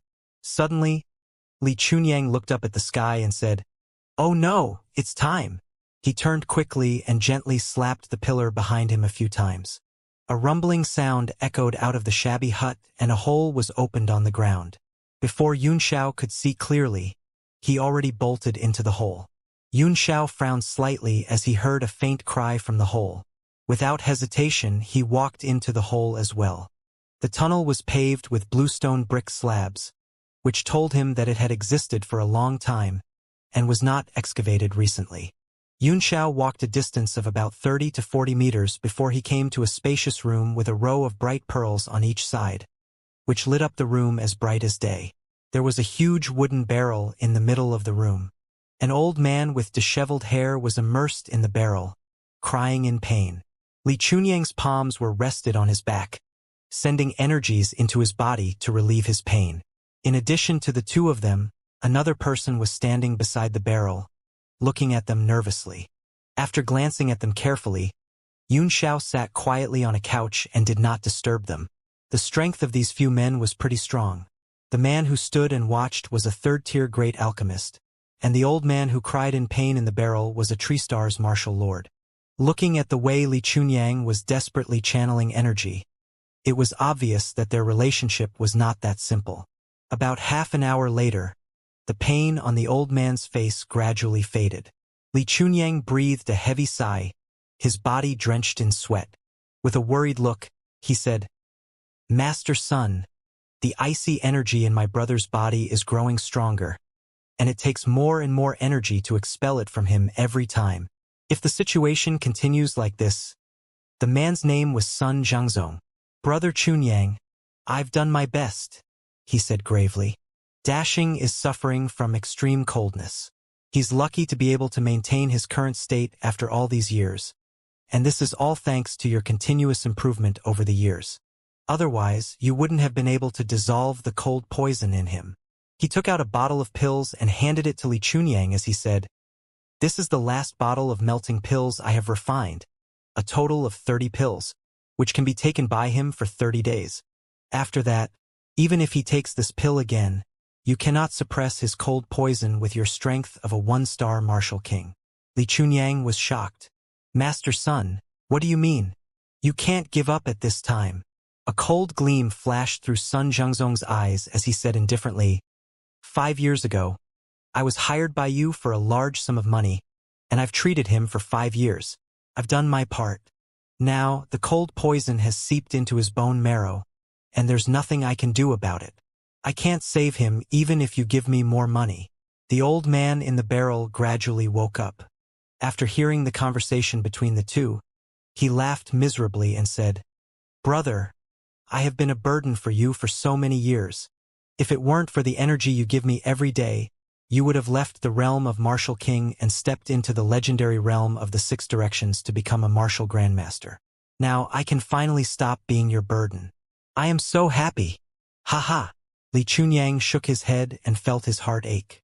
Sun Zhengzong gave the two men a helpless look as he cupped his fist and said, Brother Chunyang, Brother Dashing, farewell. Hold on. Yun Xiao, who was sitting on the couch watching everything quietly, suddenly said, Are you really a third-tier great alchemist? Sun Zhengzong arched his eyebrows and said coldly, If you were not Brother Chunyang's descendant, with your rude attitude, I would have destroyed your cultivation base. Yun Xiao was taken aback, and then he said in astonishment, You are merely a little third-tier great alchemist, and yet you are so arrogant. If I looked at those alchemists of the 8th or even the 9th tier, wouldn't my eyeballs be gouged out? A little third-tier great alchemist? 8th tier or even 9th tier? Sun Zhengzong laughed from anger. Ha ha! You really don't know the height of the sky. Even your king has to bow and greet me when he sees me. Although Li Chunyang was also unhappy with Sun Zhengzong's attitude, he still swallowed the anger and said, Yun Xiao, don't be rude. Master Sun is a great alchemist I've invited from Firecrow Empire's 3rd-tier Alchemist Association. Sun Zhengzong said triumphantly, When I reigned supreme in the alchemy world in Firecrow Empire, you were still drinking milk. Drink my ass. Reigned supreme my ass. Yun Xiao raised a middle finger and cursed. Since it's a 3rd-tier Alchemist Association, there must be at least a 5th-tier Alchemist King. How could you, a mere 3rd-tier little boy, dare to brag that you reign supreme in Firecrow Empire? Do you want me to spread what you said just now so that the whole alchemy world of Firecrow Empire knows about it? Let's see how you are going to reign supreme when you go back. Sun Zhengzong's face fell, and he flew into a rage. But at the same time, he had a guilty conscience, fearing that Yun Xiao would really spread his big talk. In that case, he would really have no face in the empire. A 3rd-tier great alchemist could be arrogant in a dependency state like Tianshui, but he was nobody in Firecrow Empire. His beard trembled with anger as he cried out, Brother Chunyang, you must teach your descendant a good lesson. In fact, Li Chunyang had long disliked Sun Zhengzong's arrogance. But he did not want to offend him for the sake of his brother. Hence, he was very happy to hear Yun Xiao scold him now. He glared at Yun Xiao and said cheerfully, Boy, how can you disrespect Master Sun? How dare you? Now get the hell out of here. Sun Zhengzong's eyes widened and his face turned blue with anger. Brother Chunyang, your punishment for him is asking him to get out of here? Li Chunyang snorted. What do Master Sun think I should do then? Since Sun Zhengzong had decided to stop treating Dashing, he had no patience to be polite to him anymore. During normal times, Li Chunyang had served Sun Zhengzong like an emperor, and this great alchemist had also taken away most of the wealth accumulated by the Li family for many years. All this filled Li Chunyang's heart with resentment.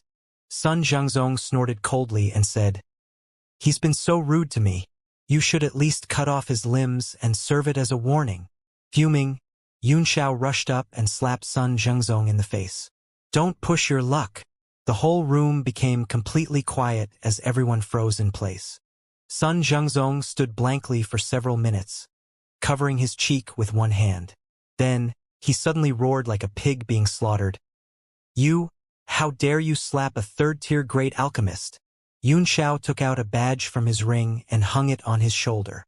Do you think you are so great for being an alchemist? I'm also an alchemist. Open your dog eyes and look carefully, he said coldly. The badge of a second-tier alchemist was gleaming faintly. Not only Sun Zhengzong, but even Li Chunyang was stunned. Both of them had excellent eyesight, and naturally knew that it was no imitation. Sun Zhengzong was even more shocked than when he was slapped just now. How is that possible? A second-tier alchemist? How old are you? Li Chunyang was greatly surprised. His eyes grew wide as he said, Boy, you? Yun Xiao took down the badge and tossed it between his hands like a toy as he sneered. Fool! You need to know that there are always stronger people out there. You have only this little skill, and yet you are so arrogant. You will get yourself killed out there. It's better for me to slap you than for you to go out there and get killed by others. I'm teaching you a lesson here. His words once again made the few men dizzy. Sun Zhengzong said angrily, No way! How could you be a second-tier alchemist? How dare you imitate the alchemist's badge? This is a capital crime. No matter how powerful your family is, you will be hunted down by alchemists all over the continent for counterfeiting the alchemist's badge. Yun Xiao's face grew cold. Hunt down my ass. You still want to be slapped, don't you? Frightened, Sun Zhengzong pulled back the words he was about to say, and covered his cheek with one hand while staring venomously at Yun Xiao. He could not figure out why he was slapped by Yun Xiao despite him having the strength of a 9-stars warrior. Yet he even felt that he was unable to dodge the slap. You'd better get out of here while I'm still in a good mood now, Yun Xiao cried out.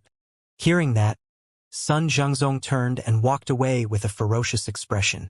A murderous look appeared in Li Chunyang's eyes as he said coldly, Boy, you will bring yourself endless future troubles by letting go a third-tier alchemist after you have offended him. I'll go up and kill him now. No, Yun Xiao said in a low voice. All alchemists registered in the Alchemist Association are only under the jurisdiction of the association. Although he only has the strength of a third-tier alchemist, he is a recognized man in Firecrow Empire. If he dies for no reason, the association will definitely find us. Let him go. He can't stir up too huge of a storm. Pointing toward the badge in Yun Xiao's hand, Li Chunyang said, Don't tell me this is a real thing? Yun Xiao snorted coldly and said, Of course it's real. Who dares to imitate this thing in heavenly martial continent? Traces of cold sweat oozed out of Li Chunyang's forehead as he asked cautiously, Then you really are? Well, I'm just a little alchemist at the moment, said Yun Xiao casually. The room was silent for a moment. Then Li Chunyang's loud roar suddenly rang out. How much more do you keep from me, little bastard? You are really good at pretending, aren't you? Chan Dashing, who was sitting in the barrel, said with a wry smile. Brother, you really have a worthy heir. Although Yun Xiao is so young, he is not only a 4-stars warrior, but also a second-tier alchemist. I don't think we can find another person like him in the whole Tianshui. This boy. Although Li Chunyang was still scolding angrily, his face was filled with undisguised joy. I'd be satisfied if my grandson had even 1/10 of Yun Xiao's achievements. Yun Xiao looked at him and said, The old man called you brother, and your name is Dashing. Are you Chun Zhen's grandfather? Didn't you die a few years ago in a battle? Li Chunyang's eyes flashed with sadness as he sighed and said, Dashing became like this because he replaced me. I was supposed to participate in that battle, but I was cultivating in seclusion at that time. In a hurry, Xiao Qingwang chose Dashing to go with him. Yun Xiao said in surprise, Xiao Qingwang? Did his internal injury also come from the battle you mentioned? Yes, Li Chunyang nodded and said. In those days, in order to compete for the position of the upper-rank vassal state of the Firecrow Empire, the state of Tianshui and the state of Baijian sent experts to fight each other at the border between the two states, that is, in the city of Kunjin belonging to Baijian. Although the number of participants was small, the fight was no less intense and violent than that of millions of troops. In that battle, the commanders of all 5 units of state guardians were killed. Meanwhile, Xiao Qingwang's deputy, Zhou Lin, who was also a martial king, was killed as well. It was then that Dashing got his injury. Although he did not see it with his own eyes, he could imagine the intensity of the battle. Chun Dashing recalled bitterly, Although our state won at last, we paid a heavy price. A total of more than 100 people took part in the battle. All of them were experts equal or above the rank of martial masters.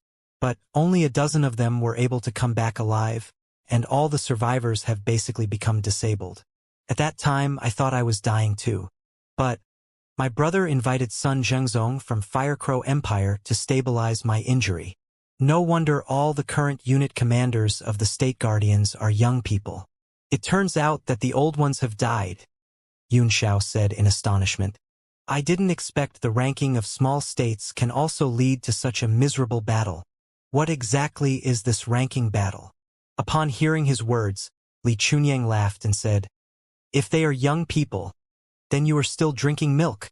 After that, his face became bleak and he began to explain to Xianxia what the ranking battle was. Firecrow Empire was one of the 3 great empires in the southern part of the heavenly martial continent. It had a total of 9 vassal states which were divided into 3 upper states, 3 middle states, and 3 lower states.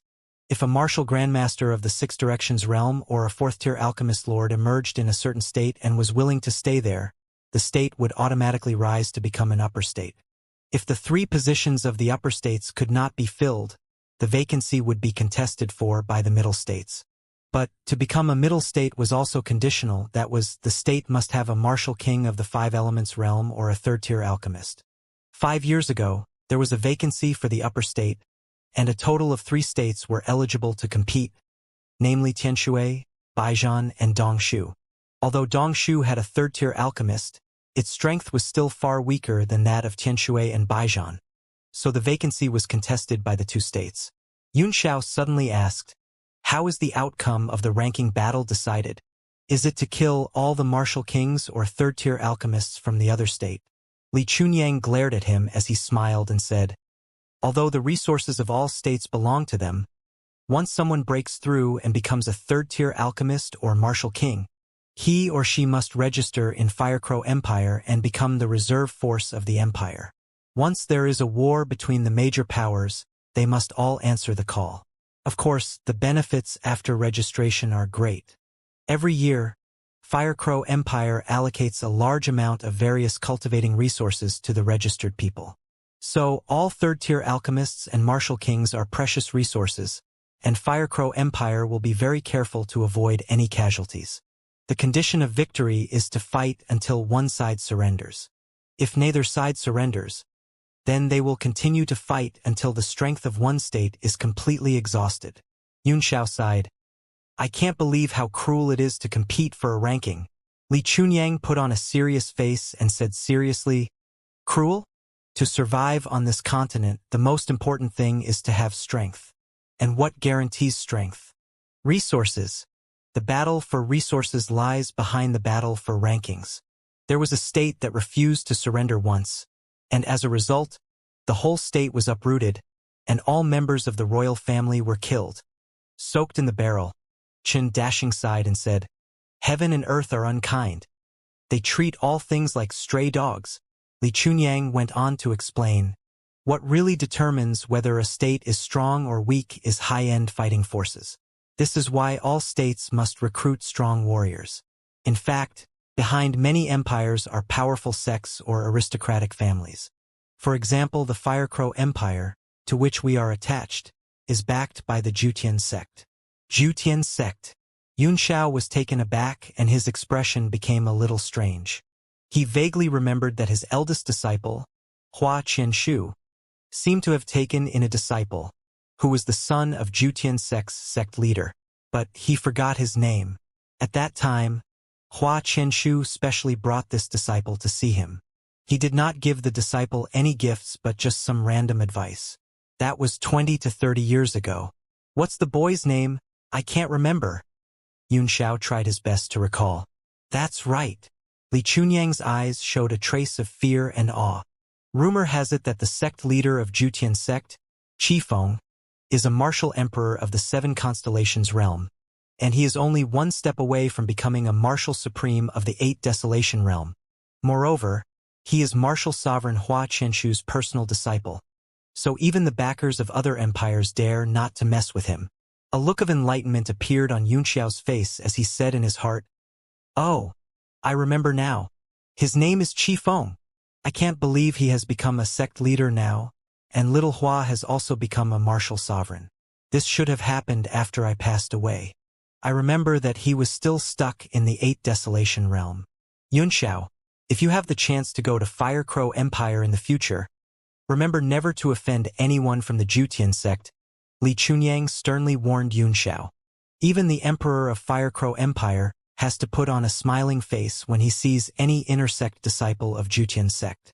If we offend them, what awaits us is definitely a fatal disaster. Yunxiao chuckled and said, "Don't worry. As long as they don't provoke me, I won't offend them." Li Chunyang felt dizzy and he said hastily, "This disposition of yours will get you into great trouble sooner or later. If they provoke you or even break all your teeth, you will swallow the resentment and do nothing. In Firecrow Empire's territory, Jutian sect is absolutely above the royal family." Yunxiao changed the topic and said, "Is it time for the 5-yearly ranking battle again?" Li Chunyang said in a deep voice, "Yes, the battle 5 years ago has greatly reduced the strength of our state, so the wisest move is to withdraw from this competition for the position of upper states. Although this means that we need to pay more taxes and resources, it can make the state recuperate and recover. Then we'll have to speed up," said Yunxiao faintly. "With His Majesty's current state, I don't think he is willing to withdraw from this ranking battle. Only by putting Prince Yu on the throne can I persuade him to withdraw." "Prince Yu?" Chen Dashing cried out in surprise. Li Chunyang sighed and told him briefly about the current situation and the Li family's decision. Chen Dashing said sadly, "His Majesty's treatment of loyalty and kindness really chilled our hearts. Too bad I'm dying. Brother, Yunxiao, the Chen family will be in your care after I passed away." Those words cut Li Chunyang's heart, and he said sadly, "Don't worry, my brother. As long as the Li family still exists, the Chen family will not fall." Yunxiao laughed. "What you have in your body is just the poison of extreme coldness, so you don't have to be so sad as if you were parting forever. I found that Xiao Qingwang also has this kind of cold poison in his body. Although it is not much, it has also penetrated into his bone marrow. The two of you should have been injured by the same person." With hatred in his eyes, Chen Dashing gnashed his teeth and said, "You are right. The man who wounded us is the strongest expert of Baijian, Martial King Yi Shaoshan." Yunxiao seemed to think of something. He thought for a moment and then said, "Just now, the martial lord beside Old Eight used an ice element martial technique in the courtyard, which seems to be this extremely cold force. However, as that man's strength is not strong enough, the cold force he unleashed is far weaker than the cold poison in you." "What?" Li Chunyang was shocked. His eyes grew cold as a murderous look appeared in them. "I understand now. No wonder this fella, although so gifted, would come to our residence to be a lowly servant, and climb so fast. It turns out that he has not only His Majesty behind him, but also Yi Xiaoshan's man." He gnashed his teeth and said regretfully, "If I had known this, I would have killed him right then. Now that he has escaped, I don't think it's going to be easy to hunt him down again." "He won't stop there," Yunxiao said lightly. "There will be opportunities for us to catch him. We'd better get rid of the cold poison in old Master Chen's body." Li Chunyang's face grew dark. Holding the small bottle of melting pills left by Sun Zhengzong, he said sadly, "Even Sun Zhengzong, a 3rd-tier alchemist, can't cure Desheng. So what else can we do? Those 4th-tier alchemists are not accessible to people at our level, let alone getting to invite them here." Yunxiao walked around the barrel and then said in a calm voice, "It is indeed very difficult to completely get rid of this cold poison. To refine the corresponding medicine, I need to have the soul power of a 3rd-tier alchemist. However, if it is only to suppress the poison, I can do it with my current cultivation base." His voice was not loud, but it sounded like thunder in Li Chunyang's ears, filling his head with a rumbling noise. What did you say? Boy, what did you say?" Li Chunyang grabbed Yunxiao's arm excitedly and said incredulously, "You better not lie to me. Sun Zhengzong was on the right track," Yunxiao said seriously. "To get rid of this extreme cold poison, medicinal pills and your Martial King's energy are the treatment. However, his knowledge is too shallow. The medicine he prescribed is not quite correct, and there is a problem with your energy as well. It must be the energy of pure yang. The energy of pure yang, Li Chunyang said anxiously. In Tianshui, only Commander Xiao, Zhong Lishan, and I are martial kings, and none of us walk the path of pure yang. Where do you want me to find a martial king of pure yang? Yun Xiao smiled and said, I've got one in mind, but I don't know if she's willing to help. Li Chunyang blurted out, Who is it? No matter who this person was, as long as she was in Tianshui now, he would bring her here immediately. The commander of the State Guardian's 4th Unit, Luo Yunshang. Although her strength is a little weaker, what she is cultivating is indeed the energy of pure yang. At first, Yun Xiao was wondering why Yunshang cultivated this kind of male technique, but he got his answer later when he learned that she was a disciple of Shenshao Temple. There was a supreme mystic technique of pure yang in Shenshao Temple which could only be cultivated by girls with 9 yang true bodies. Girls with 9 yang true bodies were extremely rare, so only a few people had cultivated this mystic technique in the past tens of thousands of years. However, all those who cultivated it had become peak martial sovereigns and reigned supreme over the world. Li Chunyang froze for a moment and then said, That little girl does have pure yang energy. I wonder how she cultivated it. Yun Xiao, you didn't lie to me, did you? Can you really suppress the cold poison in Daxing's body? If it is true, I'll go and bring that little girl here now. Not now. I need to first refine some medicinal pills that can suppress the cold poison. But the ingredients…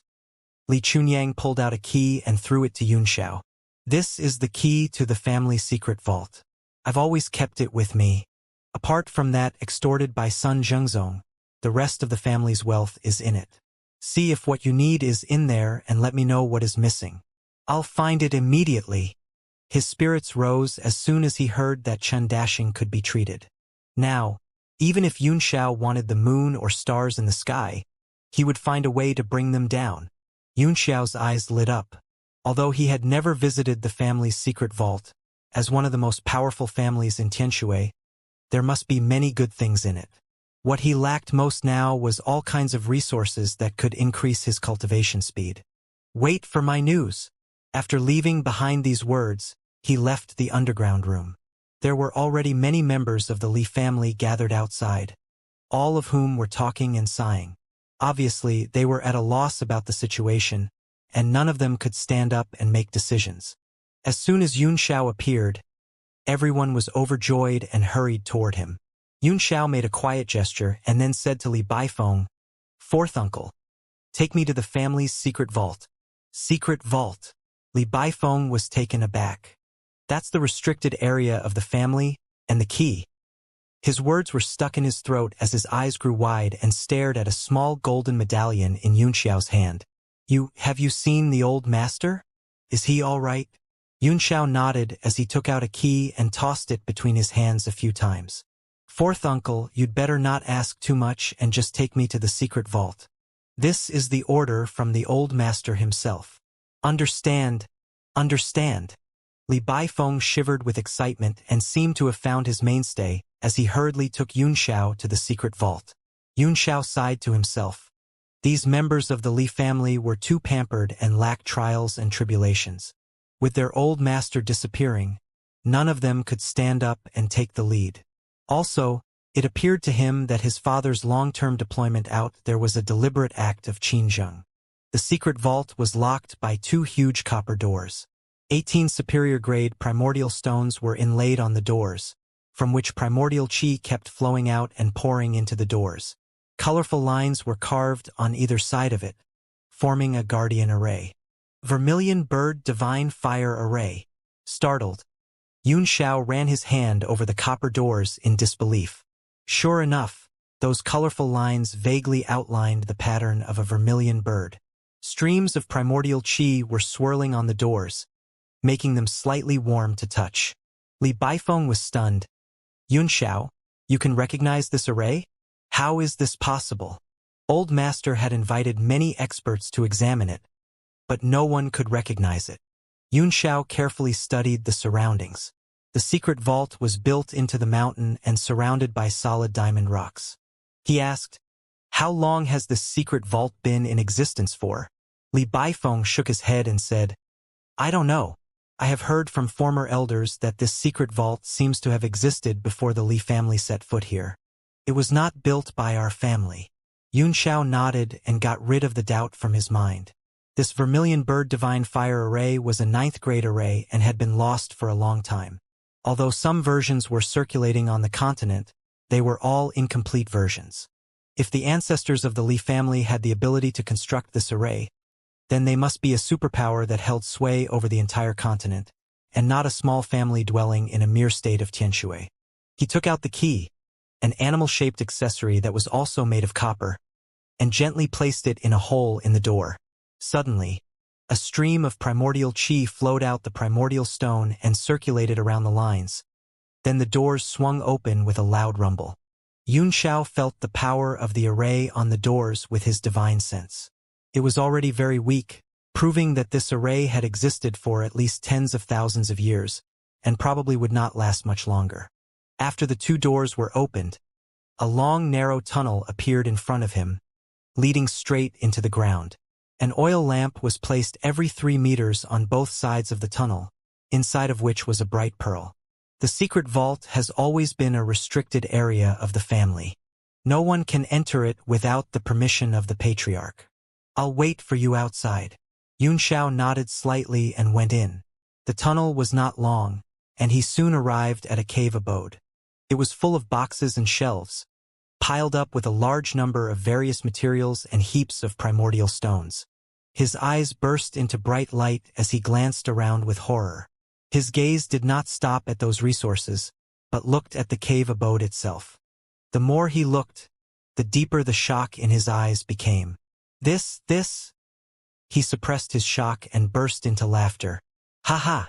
Turns out that this place is an interstitial space. Such a large interstitial space must be supported by some divine artifact. No wonder the doors are guarded by the vermilion bird divine fire array." He repressed his excitement and quickly searched around the cave, muttering to himself, "Where is it? Where is the support of this interstitial space?" His divine sense radiated to the greatest extent, exploring the cave abode. Suddenly, his gaze fell on a corner full of boxes. A large number of primordial stones and boxes containing various treasures were thrown away like rubbish by him. Soon, a long black tablet appeared in the corner, quietly standing there. Under the erosion of the years, the writing on the tablet had become illegible, and the tablet itself had been so seriously worn that it seemed to have gone through many vicissitudes. Yunxiao narrowed his eyes slightly and his pupils suddenly curved into a demonic-looking crescent shape. The form of the inscription on the tablet was constantly twisting and changing in his eyes. It was a very powerful eye technique cultivated by Yunxiao, which could only be used with a strong soul power. What he now had was only the soul power of a first-tier alchemist, so it was very demanding for him to use this technique, and the effect was little. In any case, the form of the ancient tablet began to gradually become clear in his pupils. At this moment, the true form of the tablet seemed to have received some kind of induction and suddenly gave off a faint light. Yunxiao's pupils constricted as a strong counterforce directly invaded his mind through his pupils, burning his soul. "Ah!"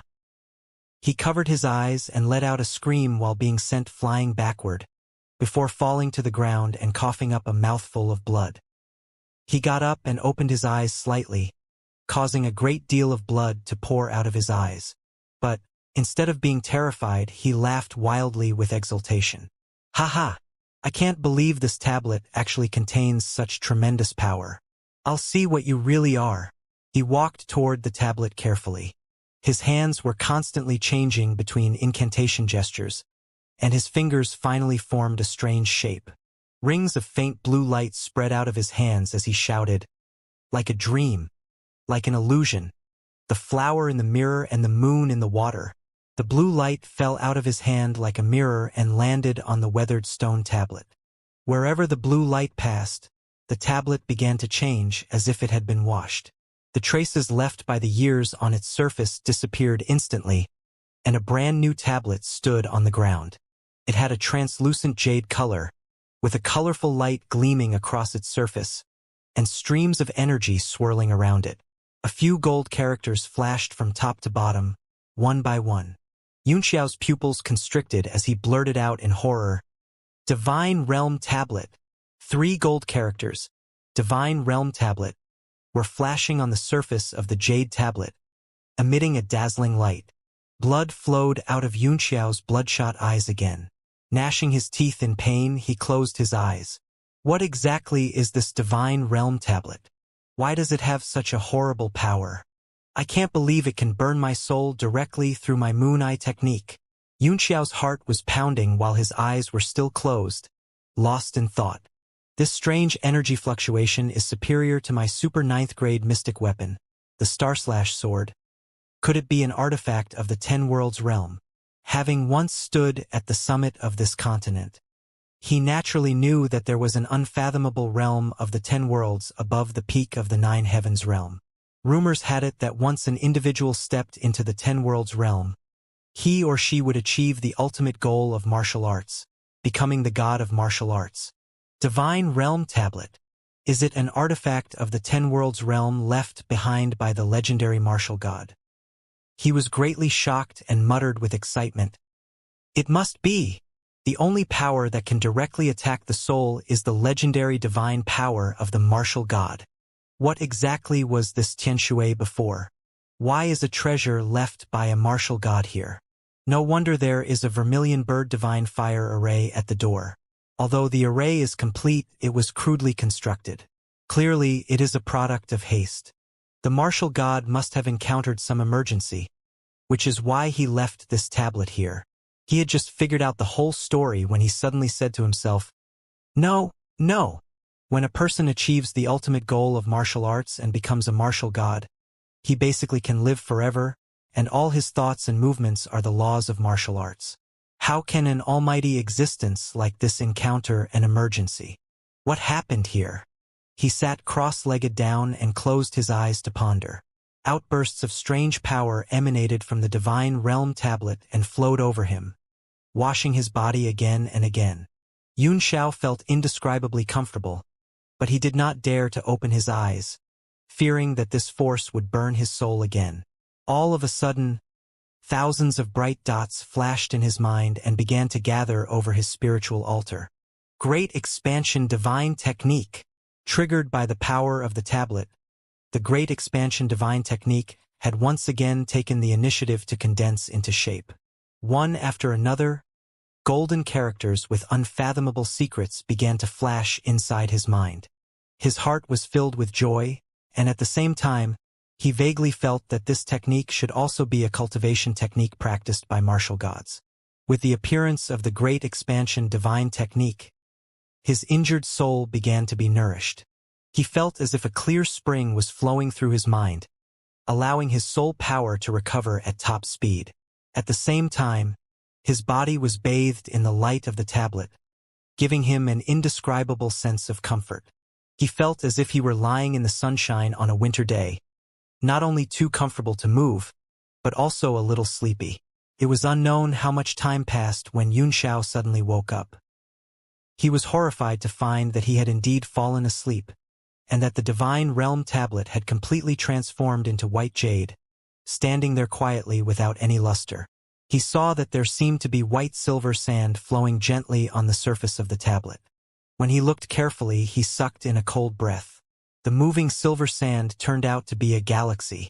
Shocked, Xiao muttered to himself, "I can't believe this Divine Realm Tablet can communicate with the power of the stars. It's indeed an amazing artifact.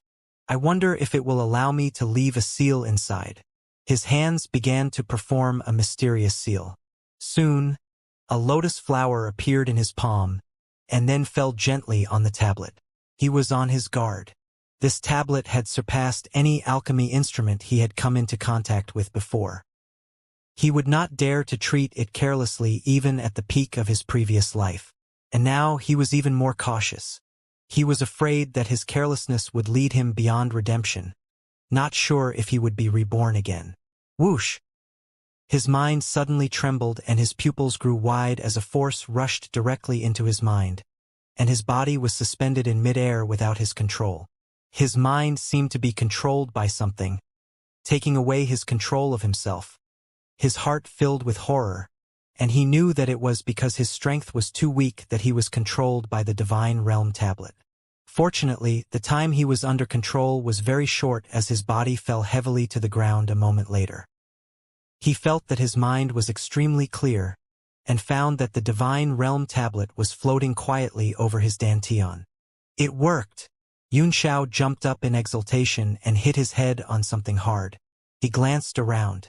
The cave abode was no longer there, and where he was standing now was a small space of only 10 meters squared, not more than 2 meters high, with the surrounding walls made of diamond rocks.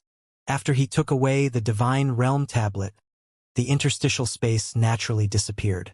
This place was the original cave. Xianxia calmed down and examined himself, surprised to find that he had broken through after some sleep.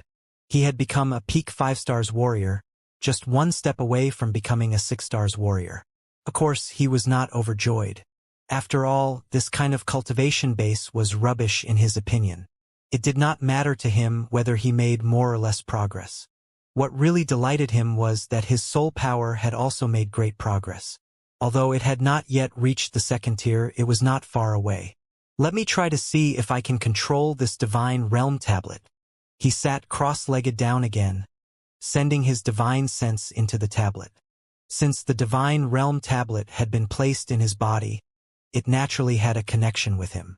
Under the rotation of his divine sense, he could clearly feel its existence.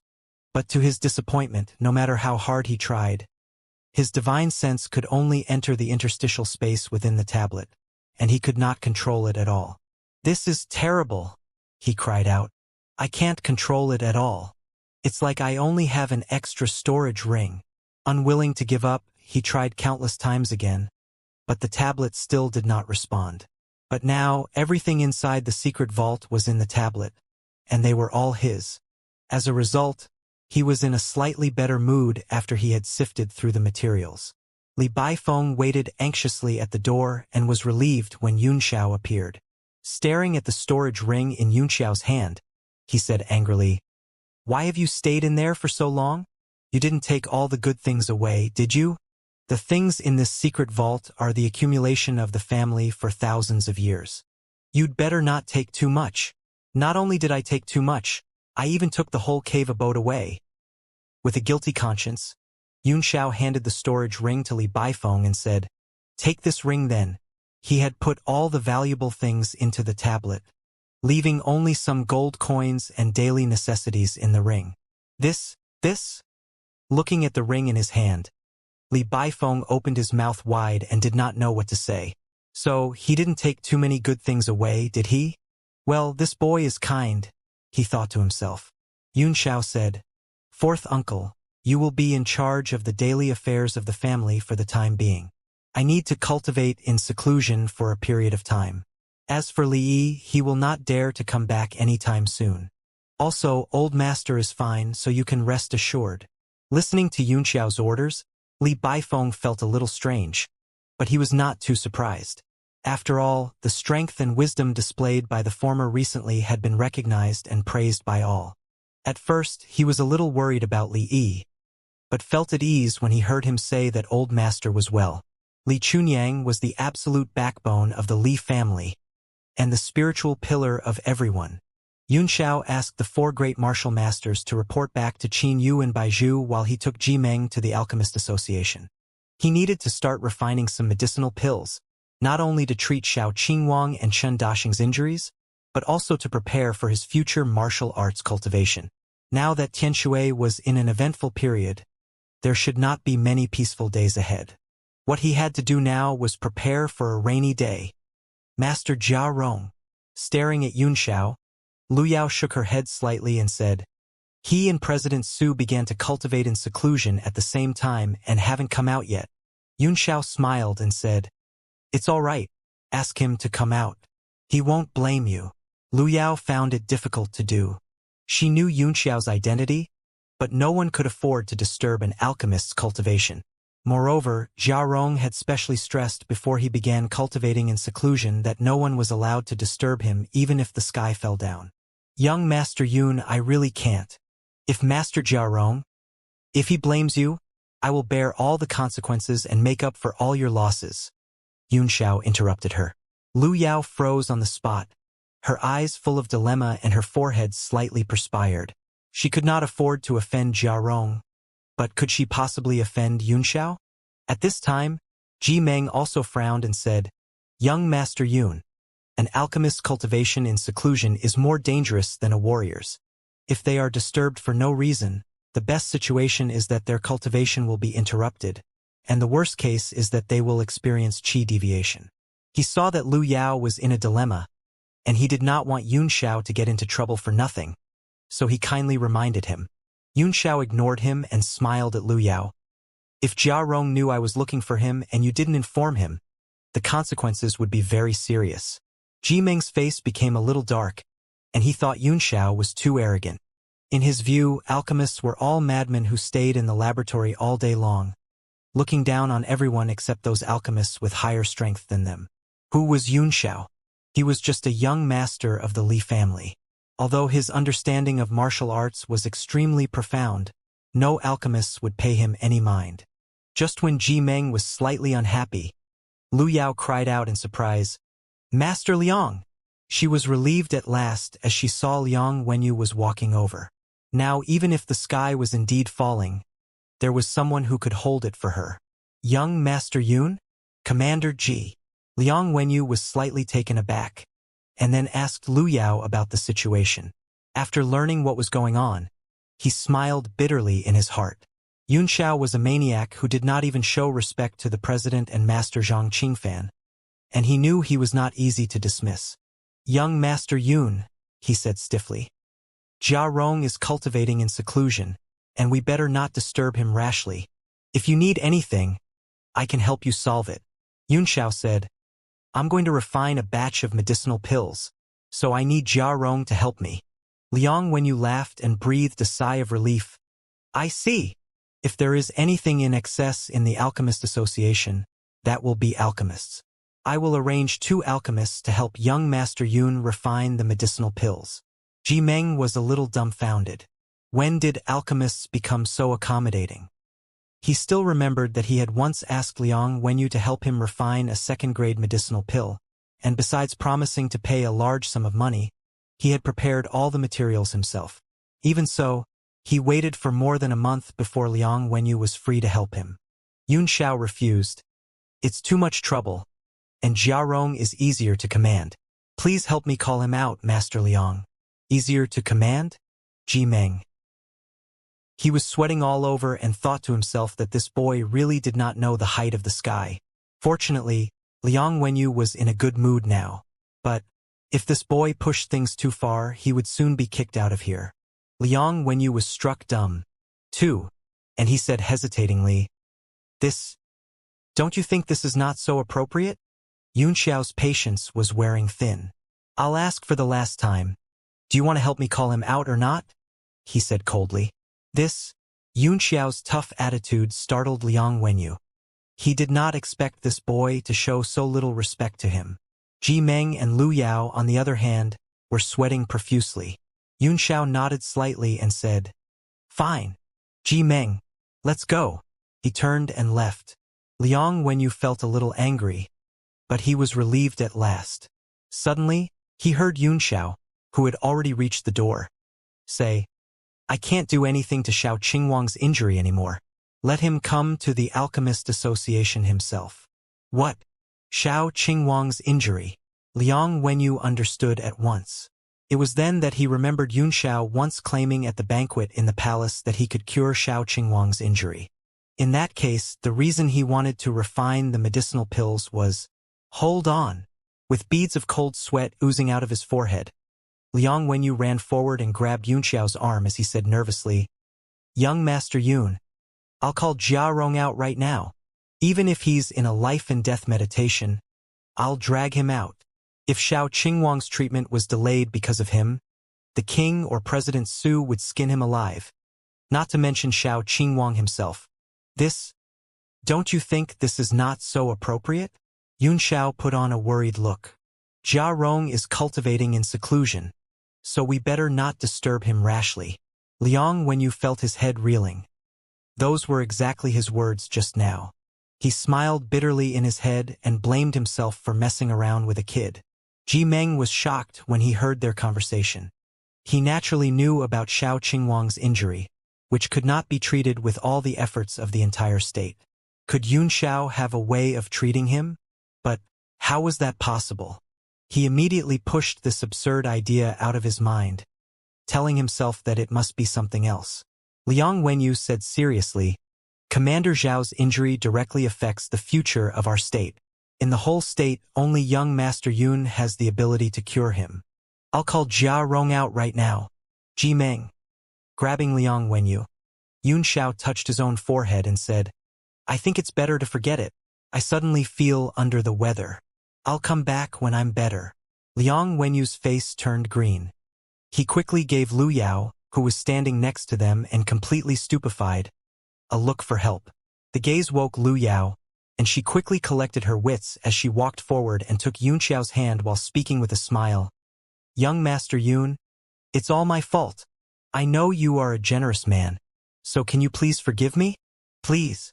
To be able to work as a waitress in the Alchemist Association for several years, Lu Yao was quite capable. In addition, her appearance was lovely and charming. As soon as she spoke, she immediately made everyone feel comfortable. Yun Xiao slapped himself on the forehead and said in surprise, I was having a headache just now, but it is gone as soon as Lu Yao spoke. How strange. Great. It's good for you to recover. Liang Wenyu said awkwardly and gave Lu Yao an approving look. Looking at Yun Xiao's smiling eyes, Lu Yao felt a warmth in her heart as she thought to herself. He won't even give Master Liang face, and yet he is willing to soften for me. He must have taken this opportunity to help me. With this incident, Master Liang now owes me an indirect favor, which means my status in the association will certainly improve in the future. Ji Meng was so baffled that he did not know what to say anymore. He only felt that the Liang Wenyu in front of him was different from the one he had known before. The one from before was cold and arrogant, but this one was so warm and generous. However, he also knew that this was completely different from person to person. He could only say that Yun Xiao's status in Liang Wenyu's heart was much higher than his. He felt quite aggrieved. He was the deputy commander of the State Guardian's first unit, who was considered a pillar of the state. Compared with him, what had this wastrel young master achieved? The four soon arrived outside Jia Rong's room. Every alchemist could apply to the association if he wanted to cultivate in seclusion. Upon approval, the alchemist would be given an alchemy room with auxiliary arrays and a large number of primordial stones. Call Jia Rong out now. I'm in a hurry. I've been delayed by you for a long time. Yun Xiao folded his arms over his chest and said indifferently. Liang Wenyu smiled bitterly, feeling that Jia Rong would lose his temper this time. Any alchemist who was disturbed during his cultivation would be furious. However, in order to refine medicinal pills for Xiao Qingwang, he had no other way. He thought he would give Jia Rong some compensation after this. Lu Yao, go and get Jia Rong out, said Liang Wenyu. Lu Yao froze for a moment, her forehead covered in cold sweat. Ah? Me? She did not dare to disobey Liang Wenyu's order, so she wiped the cold sweat on her forehead and stepped forward gingerly. There was a small calling array on the door, which was inlaid with a lower-grade primordial stone. The array only played a role of amplification, so a lower-grade primordial stone was enough to last 100 years. Lu Yao nervously pushed the primordial stone down and then said in her softest, loveliest, and most attractive voice, Master Jia, there's something that needs you to come out of your seclusion. It became very quiet outside the door. Lu Yao's palms were covered with sweat, and she was ready to bear Jia Rong's anger. Liang Wenyu was also a little nervous. About 10 minutes later, the door flung open with a bang. A gust of strong wind blew out of the room and a figure followed. Immediately after that, Lu Yao screamed as she was knocked flying away by the figure. Bristled with anger, Jia Rong rushed out of the room and grabbed Lu Yao's neck with one hand. lifting her against the wall as he roared, "Bitch! How dare you disturb my cultivation? Do you realize how important it is to me? I'm just one step away from becoming a second-tier alchemist. Just one step away. But now it's all ruined by you. Killing you won't even be enough to get rid of my hatred." "What? Second tier?" Liang Wenyu was horrified as he felt the energy fluctuation emanating from Jiarong. "How long has it been since the last breakthrough? How can you possibly break through the second tier so soon?" He blurted out in disbelief. "But this energy fluctuation... Heavens, this is indeed the fluctuation of breaking through the second tier. How is this possible?" Fuming, Jiarong turned around and stared at Liang Wenyu as he snarled. "So you are behind this, Liang Wenyu? Is it because you know I'm going to break through into the second tier that you deliberately come to mess around?" Frightened by Jiarong's monstrous killing intent, Liang Wenyu sucked in a cold breath, his forehead covered in cold sweat. "I'm finished," he thought. No one would have expected that Jiarong was making a breakthrough for the second tier. If he had known, he would not have disturbed him even if the sky was indeed falling down, let alone for the reason of treating Xiao Qingwang. This is going to be messy. His heart was filled with remorse. He gave Yun Xiao a resentful look and said, "Young Master Yun insisted that we call you out. I had tried to stop him many times, but I couldn't convince him. He simply closed his eyes and put all the blame on Yun Xiao, who asked this boy to not know any better and even pressure me with Xiao Qingwang. Well, now he has gotten himself into trouble. Interrupting an alchemist's advancement is a terrible crime. I'll see how this boy bears Jiarong's anger. Oh, only that I am dragged into this." "Yun, young Master Yun." Jiarong's pupils constricted. Only then did he see Yun Xiao and Ji Meng standing at the side. Ji Meng too had a nervous look on his face. He was ready to act at any time. Although Jiarong was only an ordinary warrior, he had a distinguished status, so Ji Meng could only defend passively and dare not really hurt him. Yun Xiao, on the other hand, had an indifferent look as he said leisurely, "Yes, I'm looking for you. I've been waiting for a long time." Liang Wenyu snorted coldly in his heart. "Humph! How dare you say like that? Let's see how you will suffer." Jiarong's grip on Lu Yao's throat loosened as his face began to recover its composure. But only a moment later, he was angry again, trembling all over as he pointed at Lu Yao and roared, "Since young Master Yun is here, why didn't you inform me earlier? Do you know how precious young Master Yun's time is? How could you keep young Master Yun waiting for so long? I think you must be tired of working here and wish to be fired." Lu Yao, after roaring, he quickly put on a smiling face as he trotted to Yun Xiao's side, then bowed and said, "Young Master Yun, it's all these workers' fault. If I knew you were coming, I wouldn't have cultivated in seclusion. What was going on here?" Everyone felt their heads spinning as if they were dreaming. Yun Xiao said lightly, "No, this is not right. You are making a breakthrough for the second tier, and now it's all ruined. Killing me won't even be enough to get rid of your hatred." That was what Jiarong told Lu Yao just now, and it was now repeated by Yun Xiao. Jiarong gave his own head a slap and said smilingly, "Oh, I was merely making a breakthrough for the second tier, and I can do it again at any time. Well, look at my stupid head. It chose the wrong time to make the breakthrough. It deserved to be slapped." The others finally could not stand it and all fainted. Ji Meng looked around him. If he had not known Liang Wenyu and Jiarong, he would have thought he was in the wrong place. Liang Wenyu wiped the cold sweat from his forehead and said, "Jiarong, you are making a breakthrough for the second tier." Jiarong glared at him and said, "There are plenty of opportunities to do that. We should be broad-minded so that we can go farther on the road of alchemy." Liang Wenyu felt a little stuffy in his chest and said hurriedly, "Take it as I never said it. Young Master Yun, I've already called Jiarong out for you. I have something to deal with, so I'll take my leave now. If you need anything else, you can just tell Lu Yao." Shaking his head, he turned and left, not knowing whether he was upset by Yun Xiao or Jiarong.